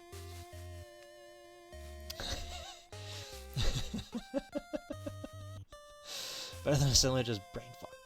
Yeah, so the BF language is it's an esoteric language. He's writing in the programming language of the gods, right?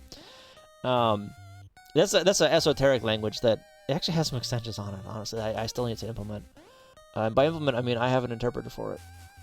If you have a look at my GitHub, where is it over here somewhere? I wrote a brainfuck interpreter in Golang. It's still missing some of the extended features of the language that I wanted to put in for a joke on Reddit that I ran out of time for, essentially. And I'll still probably do it eventually, but... but yeah, I'm probably missing some languages that I know. Yeah, PHP is basically a joke language at this point, I think. What is your day job as a software developer? Like, what do you work on? I work at a shipping company, and I write software for internal use. But now I know you're insane. Welcome, Undeniable, though. How you doing? I mean, insanity is relative, right? Or sanity is relative. That's what I meant. Sanity is relevant. No, not relative. And I can English, I swear. Relative. Sanity is relative. Next time it'll be in Java or Node.js or something. Yeah. Yes, insanity is caused by relatives. Exactly. I'm in college studying CS right now. I did an internship with an agricultural company and did the same sort of stuff. Oh, nice. So you're working a lot with OOP in C#. Yeah. How do you get along with the limited OOPs in Golang? I'm coming from Java and I wanted to learn Rust or Golang. I'm having kind of problems getting over the not using inheritance at all. Some tips. So, yeah, so... Ah, man. It's a different beast, Golang's class structure and object structure, excuse me. It does take a little bit getting used to. It does have its uses. I'm still kind of getting used to it myself, to be fair. Yeah, it doesn't have inheritance, basically, right? But it uses interfaces for that instead, and it's just weird. I don't know. It's hard to explain, I guess. Yeah, the way it like pivots where the inheritance is. It puts the inheritance in the interface instead of in the object itself, the object level itself. I don't really know how to properly explain that in a way that makes sense. Welcome back, Mia. How you doing? I should probably put those like in a panel, shouldn't I? The commands, because there's a bunch of them. Like I don't even remember what most of them are, to be fair. What are my own commands? I mean, yeah, I have ones that I forgot about, like 8-ball. And roulette. But no. But I mean, I enjoy Golang. I like it a lot. In fact, some of the tools.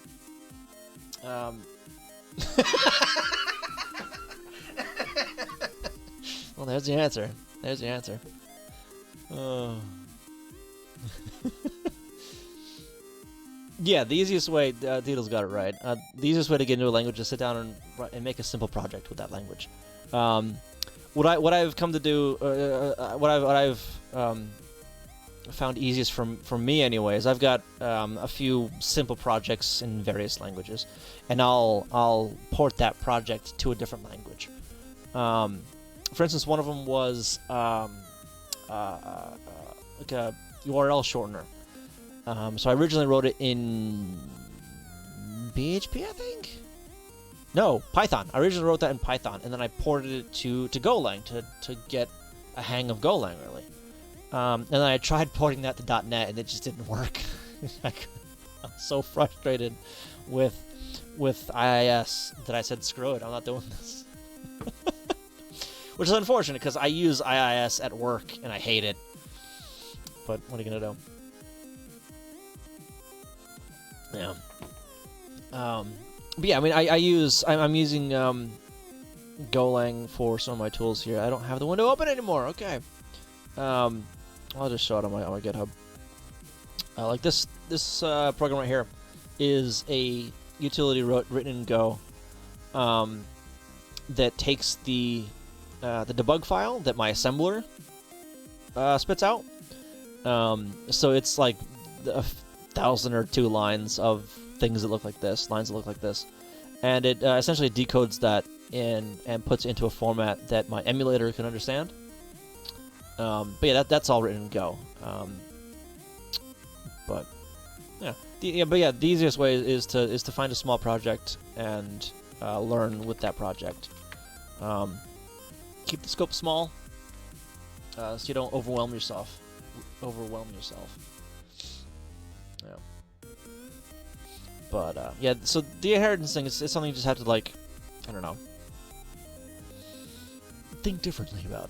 I don't know. I don't want to, like, suggest that they're close to Apple when they do it that way, but you know, it's something you have to approach slightly differently. But I think it works pretty well for Golang, for what they are trying to accomplish. And I completely forgot where I was. Like, what was I doing? I know I should... Oh, because I broke things here and I never fixed them. Alright. Clear attributes... Yes. Did I don't think I ran that, did I? Make... C0 undefined. That is because C0 is... Wait, where? What? 213. 213. Oh, because that's a hexadecimal number, not a... Darn it. I keep doing that. Well, there we go. So now if I come back over here and reload that, think about that file, I appreciate it. There we go. Okay, I got the name tables all squared away now. So now, okay, so now that's what that's supposed to look like. All right. So I'm working on this mostly, not in my game ROM, but in like a proof of concept kind of working ROM thing, somewhere else or a different directory. Because so this is my list of subs during a project. So if you sub to me at any point during the project, even if it's for just a month, I will put you on this list on the credit screen. And yeah, and I only have like one more spot for a name on this until I have to start scrolling. So that's while I was working on the credit stuff today. But yeah, this is the game that I've been working on. It's like Picture Runner, but like on the NES, and yeah, it's playable in a sense that I can test things, but it's not up to snuff as a game yet. Can you solve this for me? Better example of class. What is that? Hang on. Cover the clipboard. Please can go.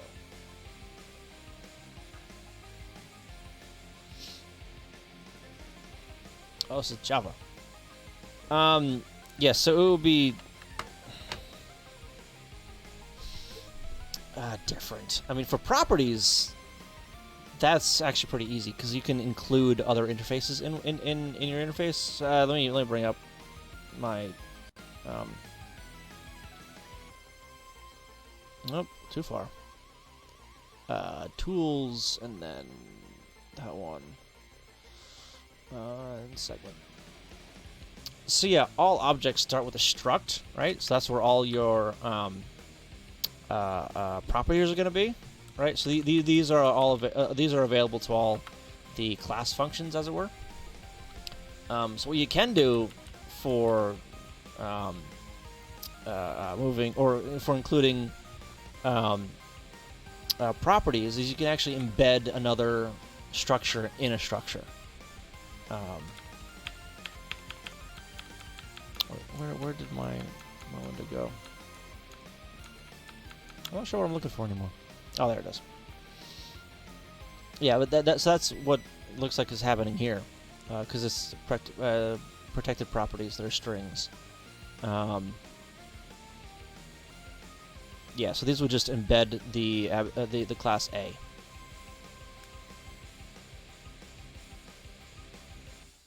Yeah, and there's an abstract class in Golang, like that doesn't exist. There are interfaces, however, which, well, I guess that's almost like an abstract class. There's interfaces that you code to, that you would make your code align with. Well, not align with, but, implement. Yeah, I can't explain it very well, but yeah, I can't explain it very well. I realize that I would not make a good teacher. But it's a slightly different way of thinking about objects, and how they relate to each other. Yeah. I just noticed I'm out of water, so I'm gonna go get some more. I'll be right back. Don't go anywhere.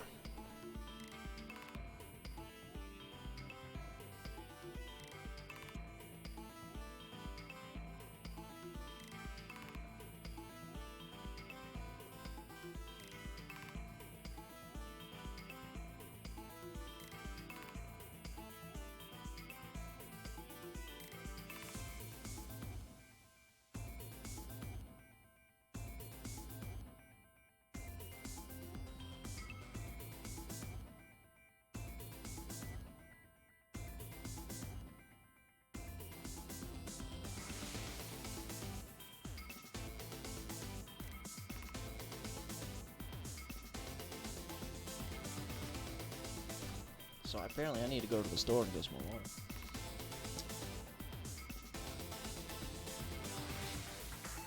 I'll take it. What about this then? Oh boy. Hang on, wait a minute.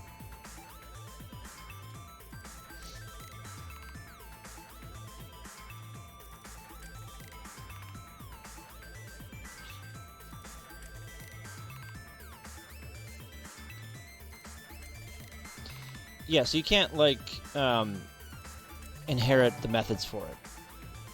Thank you for the file, appreciate it. So you would need to, like, re-implement the methods itself if you're doing it. See, it's something hard for me to explain. Basically, if you're designing it this way, you're doing it wrong in Golang. if you're re-implementing your code in different classes, you're doing it wrong.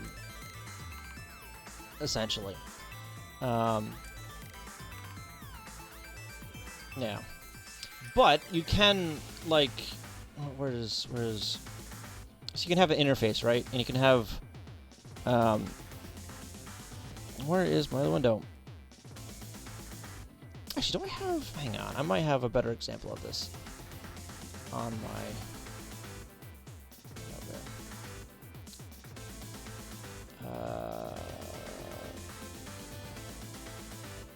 Give me a second here. I don't think this one does it. This one doesn't at all. Yeah, no, good. Yeah, this one doesn't.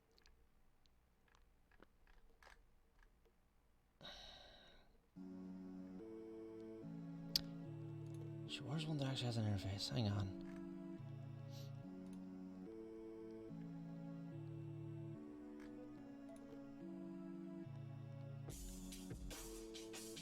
Yeah, so your fields will be other objects that have the functionality you want to take advantage of. Yeah.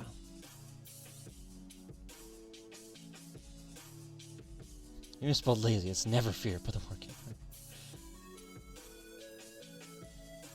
That's the reason. This is the reason why I'm not using Go already. Is I'm just scared. That's all right. That's understandable.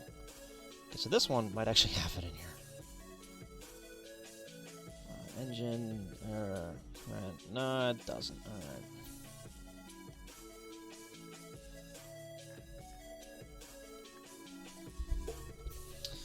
right. So what I'm looking for is an interface, because I'm pretty sure you can write functions to an interface, I think. Living here, good night, y'all. Thank you. Thank you for stopping by. Thank you for stopping by and saying hi. That Go? What? You mean like the game Go? Is that what you mean? These dumb GitHub.com imports. I actually like that. I like that about the language. I really do. And it's not like just GitHub.com. It can be any site, any website that's got a Git. Any Git repository, rather. Like there are package managers that use other domains and websites and whatnot. But they are working on the dependency system, or the what's it? Yeah, the dependency system. So they are improving that with input from the community, because they realize it's not perfect, and there are a bunch of tools out there to like help make it better, but that they're I think they brought one of them into the main line. They upstream that one, I think. One of them anyway. Yeah. Was it? Did I fix this? Yes, I fixed that. Okay. I'm gonna commit that before I forget.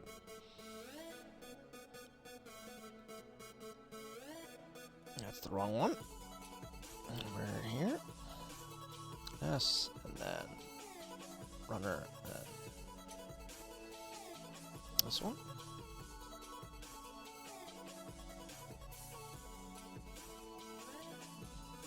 All right. Yeah. Clear name tables and attribute tables on init. Gotta go get my fish out of the oven. Alright. Thanks for stopping by. Appreciate it. I'm probably not going to be on for too much longer, because I'm just past 4 hours a little while ago, and I've got work tomorrow, unfortunately. So I'll probably clean up whatever I'm doing here, and then see if there's anybody to raid. But yeah, don't go yet, though. Well, I mean, I'm not going to stop you from getting your fish out of the oven, but like everybody else. Don't mass exodus yet. Yeah, so... tables...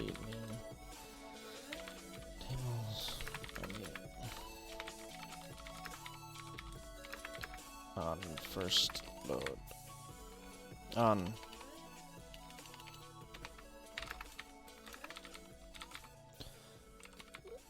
Initialization. Oh, during the initialization phase, just after the mapper setup. Yeah.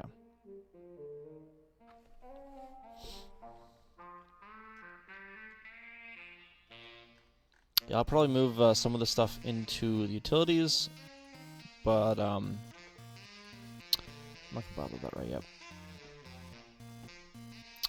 Push this to get lab.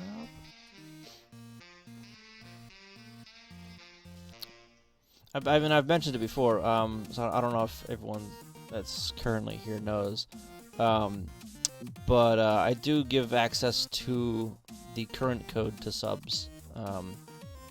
After a project's done, I release it publicly, but yeah, one of the sub perks is getting access to code I'm currently working on stream, or read access, not push access. Alright, so that's that one. Especially that fish smells good. I'm not a big fan of fish, to be fair. Or to be honest, rather. Come on, fine, thank you. Alright. Oh, this is looking to break, though, isn't it? Because I don't write anything to the screen. Of course it breaks. Oh, and I don't know other things, don't I? Do I? Well, it still isn't doing something right, because I write that stuff to the screen, and then it shouldn't, like, clear it. What is this? Good location. Draw name, so I can go right to that one, then. Alright. So yeah, it drew that stuff to the screen. Why did I get rid of it?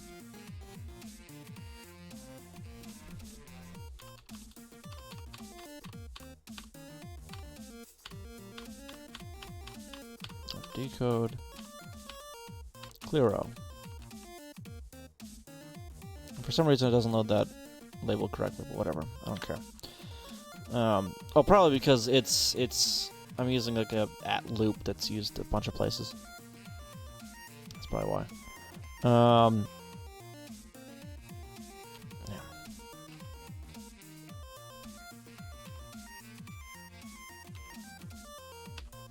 Just back up there. Right, and then... Oh, excuse me.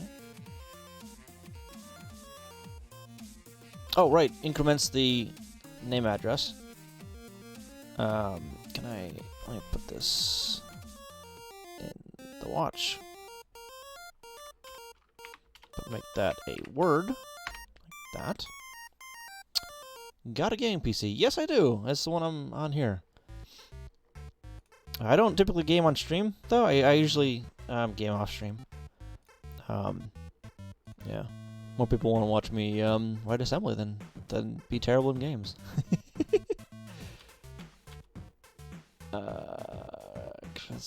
Credits frame. Wait a minute. Where am I now? How did I get here? It loaded a single...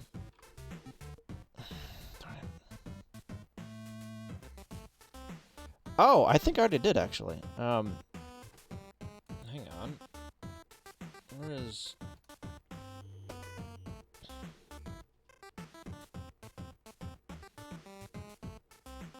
I mean, I think I have it. I can install it if I want. I'm not going to do it now, because I'll, like, tank my stream quality, I think. But yeah. Awesome. Yeah, to be honest, I played, like, far too much of this game. Far too much of this game. I can close out that for now. So I'm gonna reset this again and pay attention to what happens. Yeah, I main May, so take that, you know. Might hate me now.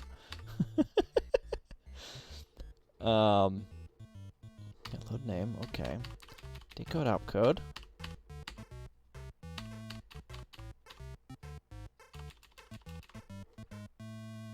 Encoder. Oh, because I just drop into something else. Right? Wait. Oh, I've got the RTS in there. Oh, jeez. Okay, we can't have that there. Or rather... nice to meet you. Yeah.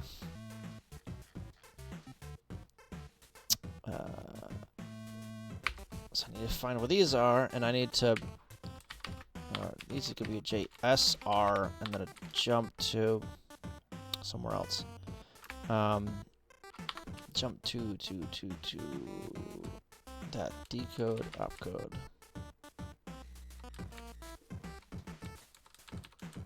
Paste. Like that. That's what I need to do. A few places like there. I need to change it to a JSR as well, but I'll get to that in a second. See, I do it correctly here. I just did it once correctly, and then the others I just derped on. SR.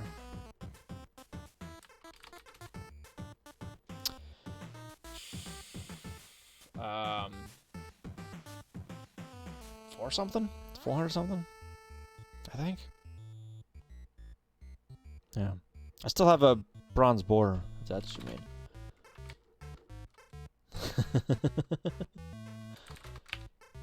Right. Try this again. What do you mean nothing to make for? Oh, because... there it goes. Oh, okay. Nice. Yeah, I think I get the next border at like level 1000. I think. Or no, they'd be like around 500 or 600 or something, right? Because there's only 5 stars you can get. Yeah. So at 501, or no, 601. No, 600. 600. I can math, I swear. 6001. Yeah, 601. 601. ISO 9001? Sure, absolutely. Nope. Make.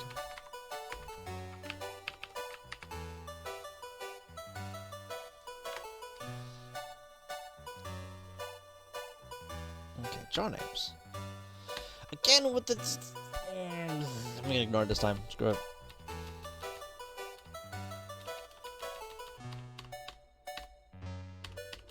Row. Get on there.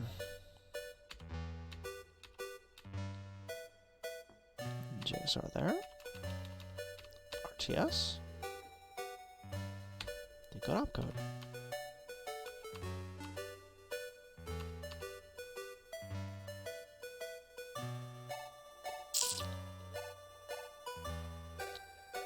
Excuse me? Excuse me? Why is it over here? Why are you somewhere you shouldn't be?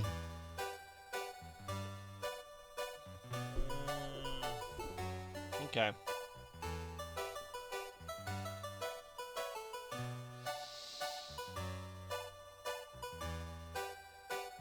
Don't play if you want to be productive. Yeah, we'll see. Okay, let me refresh that. CPU crashed. Yeah, well, I reset it, but whatever. So I'm gonna jump with the draw names. Not that button.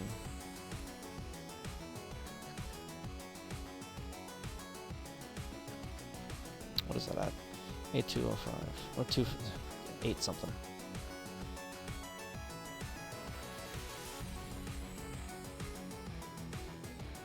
Chris, draw names. That's there. Upcodes. This is data. Darn it. What do you mean unidentified block? That's identified as data. What do you mean Emulator hates me. Probably because it's not seeing something else correctly. Whatever. That's just bad like Win 10 does. Win 8 doesn't have virtual desktops like Win 10 does. Yeah, but is it actually implemented correctly in 10? Load name.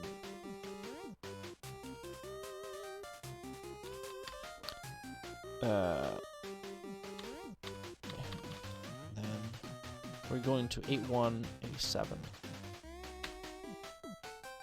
8.8. Add a padding bit of EA after the data before the code? I probably will. Yeah. I could do that. Yeah, there's another yeah, little hack thing. Oh yeah, that's all the tile crap, clearing the tile row. I know this won't actually write it to the PPU. It's all going to the tile buffer, which is up here somewhere. So it just wrote all that, or all that,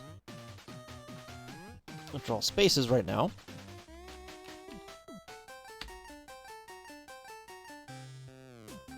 Right, so the tile offset, or the tile buffer offset is at 20 now. Ow. Which is 32 bytes, which is correct. Increment that address. 8320. Okay. Jump to decode opcode. Okay. Name address 832D.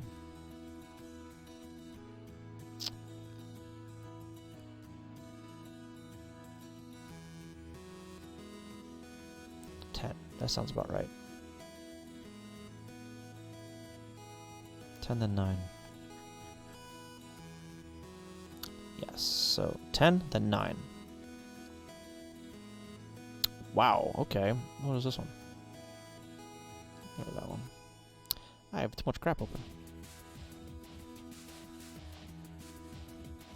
These are both looking at the same spot. Oh, okay, I missed. Get rid of that one. Get rid of that one. I need 1, and then 2. And then where's my debugger? I'll put this guy up here. Like that. Scroll it. There we go. Debugger, where are you? There you are. Yeah, there, okay.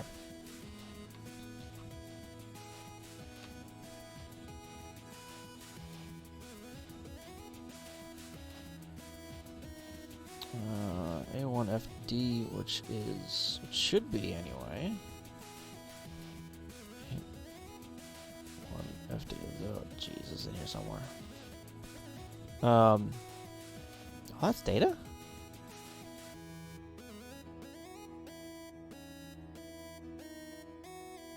No, that's all code, isn't it? Yeah.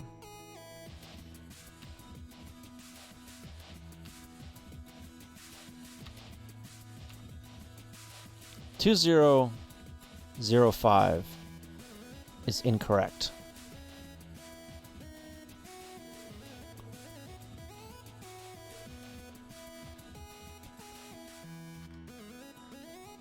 Well,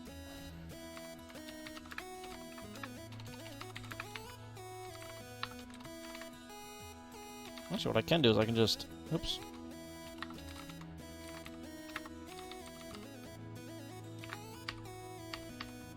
Do that a bunch. Alright, because EA is NOP, right? NOP? Yeah.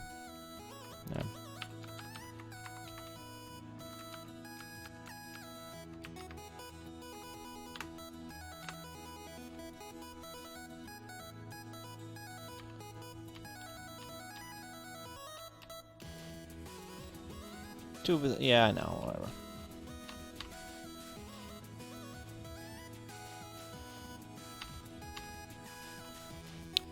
Serial name address is on 7. Oh, that's... Okay, so that's the name. It's loading up the opcode. Oh, yeah, this... Wait a minute. Opcode decode doesn't work.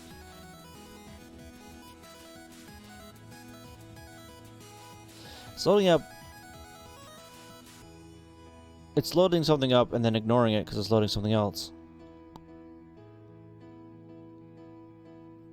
Yeah. No instructions to code more than 3 bytes. Yeah.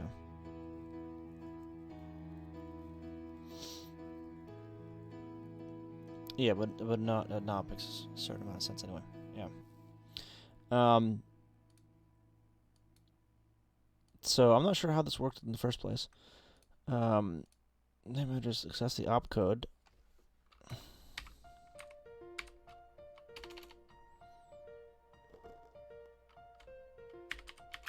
No, ASLA tax. That.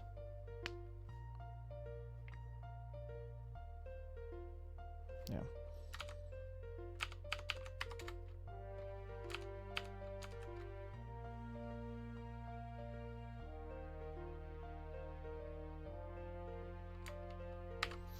Don't use null. Come on, man.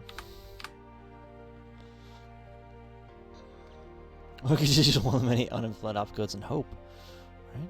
Ah, my breakpoints are all scuffed now because.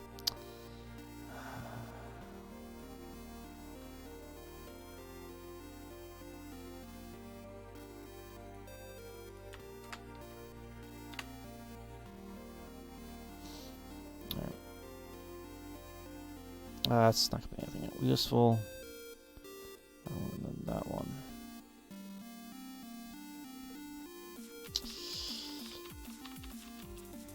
Alright, RTS. Clear row.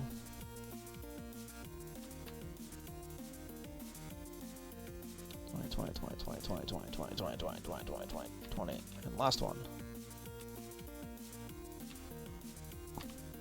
Almost last one. Wait a minute.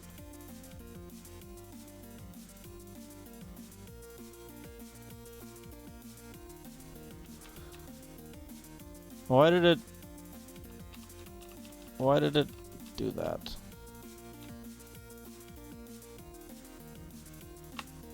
What? It wasn't doing that before, was it? How did that break? How did that break?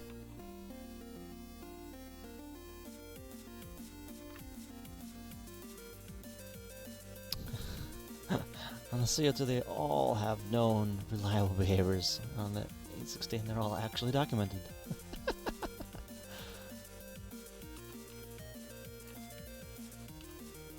Alright, clear row.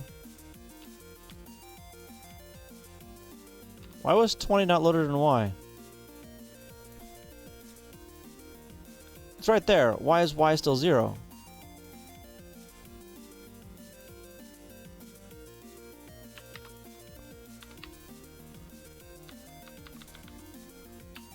Excuse me?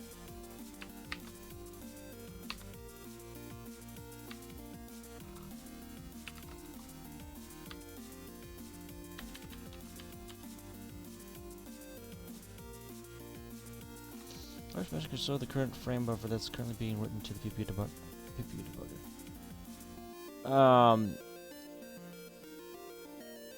It kind of does. I mean, that's what this stuff is.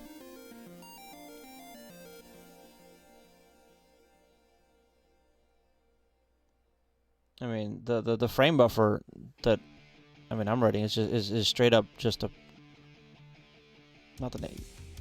Yeah, I'm writing straight up to RAM. I mean, this is my own buffering.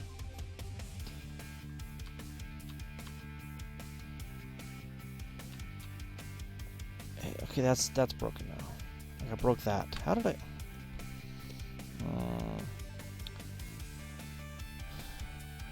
Yeah, I mean, I can show the scan line being rendered right here.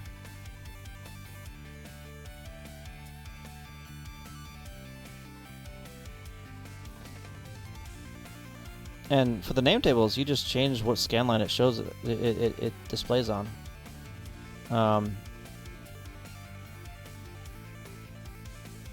Like you change this number right here, and it'll show you the state at that scan line.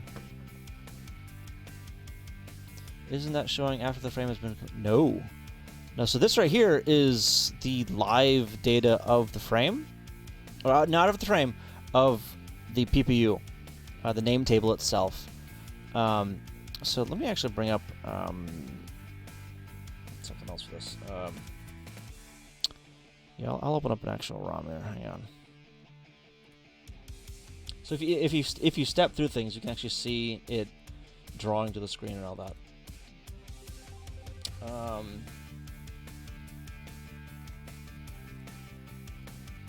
Alright, I'm picking a random game here. What? That's okay. That's bizarre. F5. Wow. Okay, that's cool. Well, that's the wrong button. Ah, jeez, over here. Okay. All right, so let's. Oh, it's got music going. Let's kill that music. Where is it? Where is it? Where is it? There it is. So I have no idea what this game is. What does it? It needs to not do that. Holy crap! Radioactive.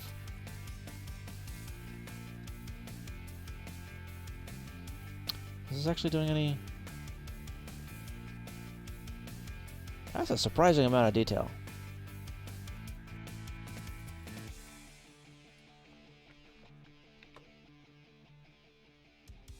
Okay, so this isn't doing what like anything that I care for. I was looking for. I can do it on the Barbie one. What am I even thinking? Come on. There we go.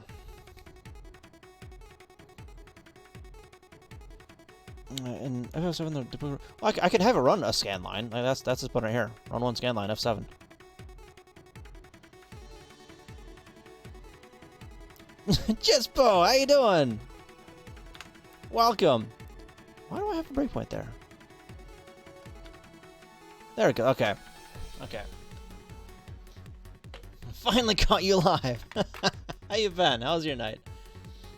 Okay, so I'm gonna skip into the actual game itself here, and open up the PPU viewer. So you'll notice that I'm gonna get rid of some of the crap here. There's no way to watch the beams move across the screen. Sure, there is. I mean, where is? There. Here we go. Okay, so it just reset. So actually, if I just hold down F5.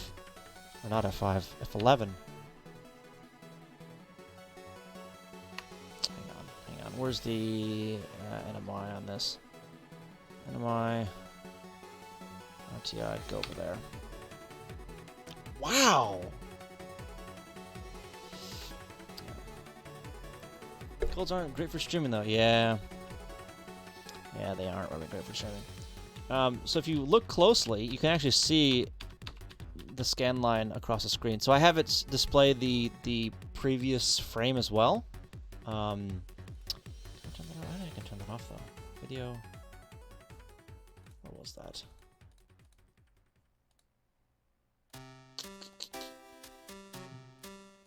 Ah. Options. Draw part. No, not that one.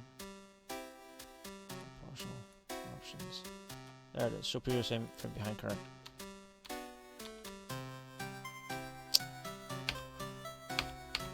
Okay, there we go. So you can actually see the line being drawn. But I mean, you have to step through the code to see it.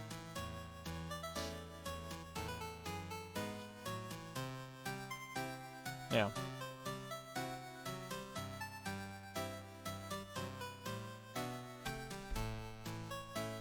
I'll draw a line somewhere, right? But yeah, so the CPU works on a different time scale. Well, not a time scale, but it works in parallel to the CPU. Mine does a whole frame update. Is that an option you set? Yes, I set a few options, like draw partial frame, right here, under options. And then I usually have show previous frame behind current, so it shows me what was there. It's just gray instead. Yeah. But okay, so Jits, I'll show you what I was working on. Well, not earlier because that doesn't work. But I've been working on stream mainly. Oops, is like a NES version, if you will, of Picture Runner. I'm gonna go to bed now. See you next time. All right, thank you for stopping by, Shadowcore. You have a good night. Oop, keep hitting my mic. Bam. Oh, I have breakpoints set. I need to unset those breakpoints. Yes, yes, you did. You did spot her on my desktop. So this is like a bit trip runner kind of. Oh, that was. Wow. I know how to stream. Don't worry. Okay, there it goes. So it's like a bit trip runner game, right? Not a lot of it's actually implemented yet. Can you actually? Okay, that red flash, by the way, is collision detection kicking in. Because I don't have like a game over screen yet. I still need to tweak a lot of things. I'm surprised I actually learned a character name. She's a good one to remember. Yeah. So the flash is when it detects a collision. Because I haven't programmed in the game over yet, and I haven't programmed in better map generation. Because a lot of the map that it generates is unplayable, like that one right there. The flash. So I've got I'm bad at naming things, right? So I have a poll to help me name this thing. But yeah, so this is what I've been working on for the past 3-ish weeks, 4 weeks, 4 weeks, I think. A while. This is the second thing I've written though for the NES. The first thing I wrote was Pong. That one I actually finished, and that one's up on GitHub. So you just type !Pong, you can find that. What was I gonna say? What was I gonna say? You know, you should make the character wear a trench coat and call him the Flash. I mean, my art skills aren't quite up to snuff. Yeah, let me show you. So this is the first complete game I wrote for the NES, and this is mostly following or learning it was Flash right? Learning it was I was going through a bunch of tutorials to learn writing stuff for the NES. So yeah, well, this actually has sound. Hang on. I mean, it's nothing to write home about, but it's got some sound in it. Where's that one? I'll pause that real quick. Beep doop. So it actually has a little bit of sound. Can you hear that? Let me turn it up a little bit. And it is 2-player as well. Beep doop.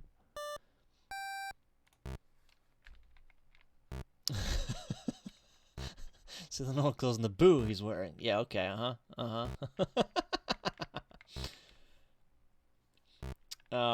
but yeah, so this is the first game I wrote for the NES. The last thing I put in it was the audio engine, the sound engine, which wasn't too bad. I mean, it's harder figuring out like how to make the sound, or not how to make what the sound should be. Figure out what the sound should be. I'm missing the reference. Okay. Let's get to the game over here. So yeah, it's actually 2-player, so I don't think I have it bound though. Input. Player 2. Oh, I do. Okay, good. Okay. Was it? Oh yeah. So I can actually control both characters here. I'm gonna let it finish. Yeah, I don't think I've seen that one either. Oh, I'm gonna win. I mean, it's still got a few like weird quirks on it. Like you can get the computer player trapped, and win. But for this one, there we go. So these are the subscribers I had during this game when I was writing it. You can control both characters at once, but not while reading chat. That's for sure. Yeah. So I put my subscribers on a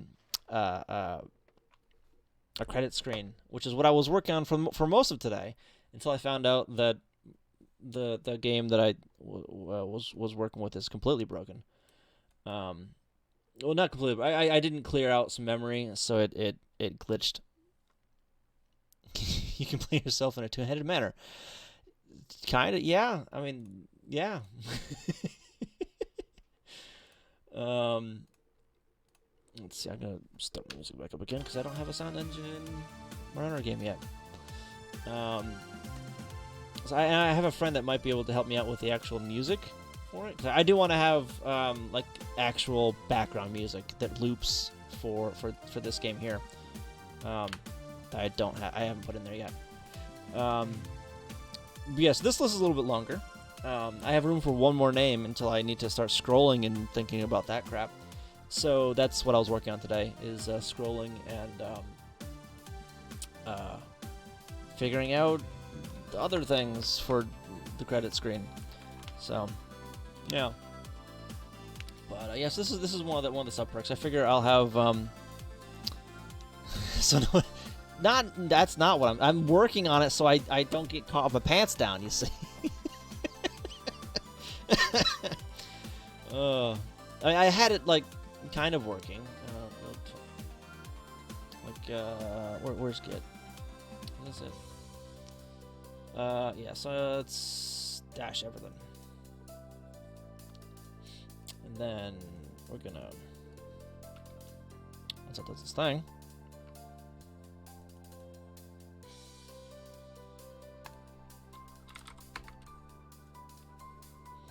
can go over here, and then go up one, and then over here, and then in there, and then, did it work? Okay.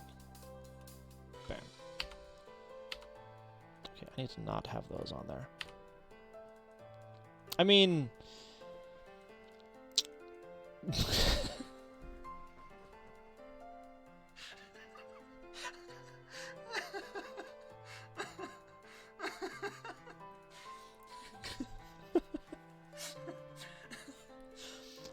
So, I turned on an option that randomized memory on startup instead of having it all zeros. So let me restart that.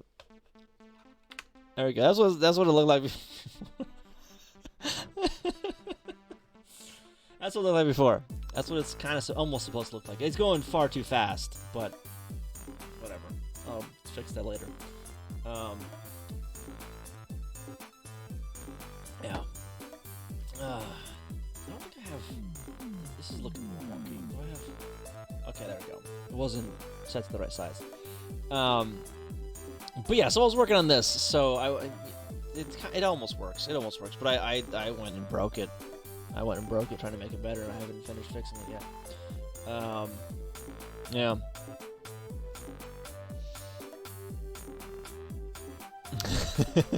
CNC managed to mix the random and scrolling. Right? Best of both worlds. Best of both worlds. But yeah, so this currently doesn't work at all. And it just breaks terribly. Yeah. And I went for a little bit longer than I meant to tonight. So my brain's kind of like mush.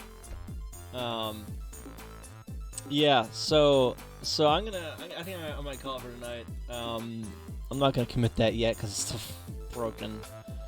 Thank you guys for stopping by. I really appreciate it. I do have a Discord if you guys want to stop by there and say hi. Streamlabs has been spamming that. If any of you have any ideas for the name of the game I'm currently working on, help me out by clicking on that link and filling out that poll. Yeah, I'll be back on Thursday, same time as today.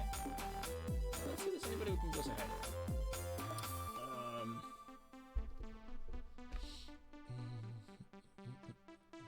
to. Come on, the Twitch always loads so freaking slow for me for whatever reason. I don't know why. I hate it. I hate the loading slow part. This guy's always like on a break when I try to like raid him. What's with that? Who is this guy? I don't know this guy. See, I follow a lot of artists. I don't necessarily want to dump you off on an artist. Yeah, modern websites in general are slow. Yeah, Twitch especially though. Twitch is especially slow and buggy for me.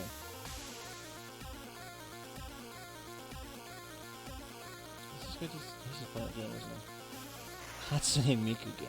I don't even know who this is. Like, how did I ever follow him? What is he? What is this? Oh, I think I know what that was. Okay. Is this guy back from break yet?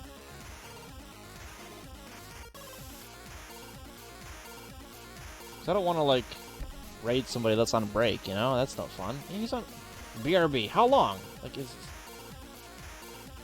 how long are you gonna be on a break? Cause I'm not sticking around long.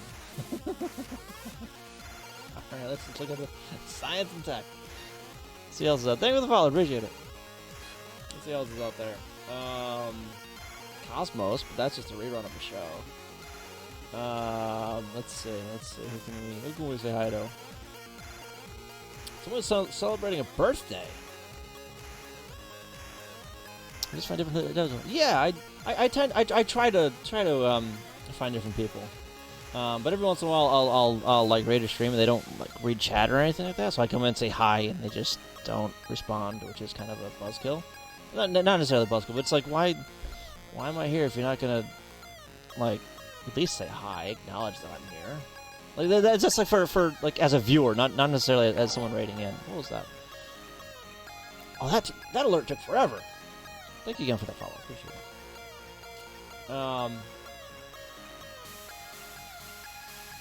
But, yeah, I think we'll go say hi to this guy. I don't know who he is. I've never seen him before. If Twitch wants to look.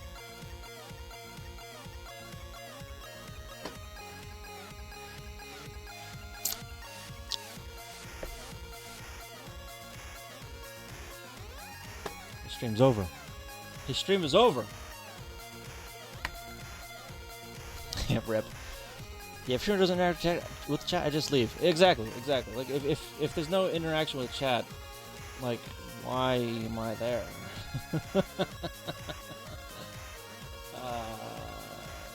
Hosting contest. What? No. BRB Doggo had to pee.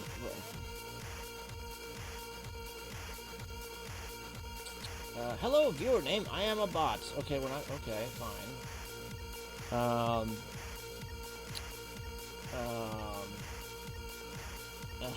Give me a second, hang on.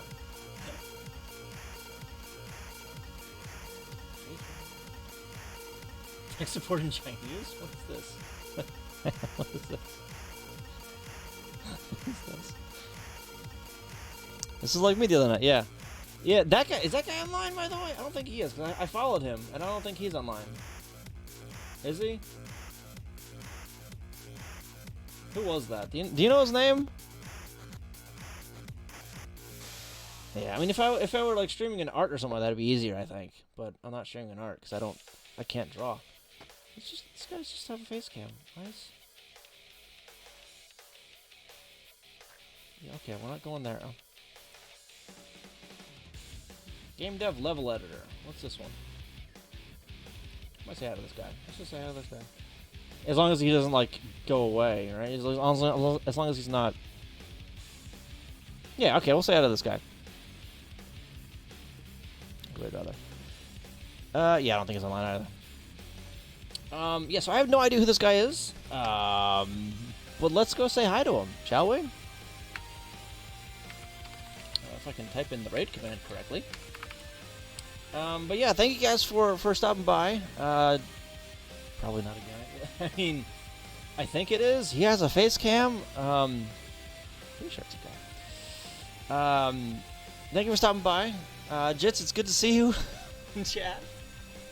I'm sorry, man. I've been on for like almost 5 hours, and I've got work tomorrow. But if you catch me on Thursday, I start at 6:30 Eastern. I'm not sure what that is where you are.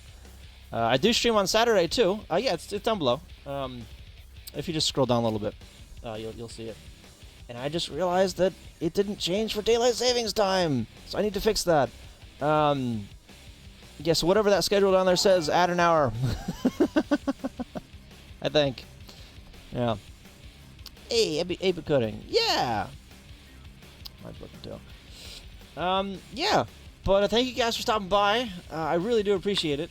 We're going to go say hi to this guy. I don't know who he is, but he's doing some level editor stuff. So, yeah, come with me and say hi. And, yeah, I'll see you guys next time.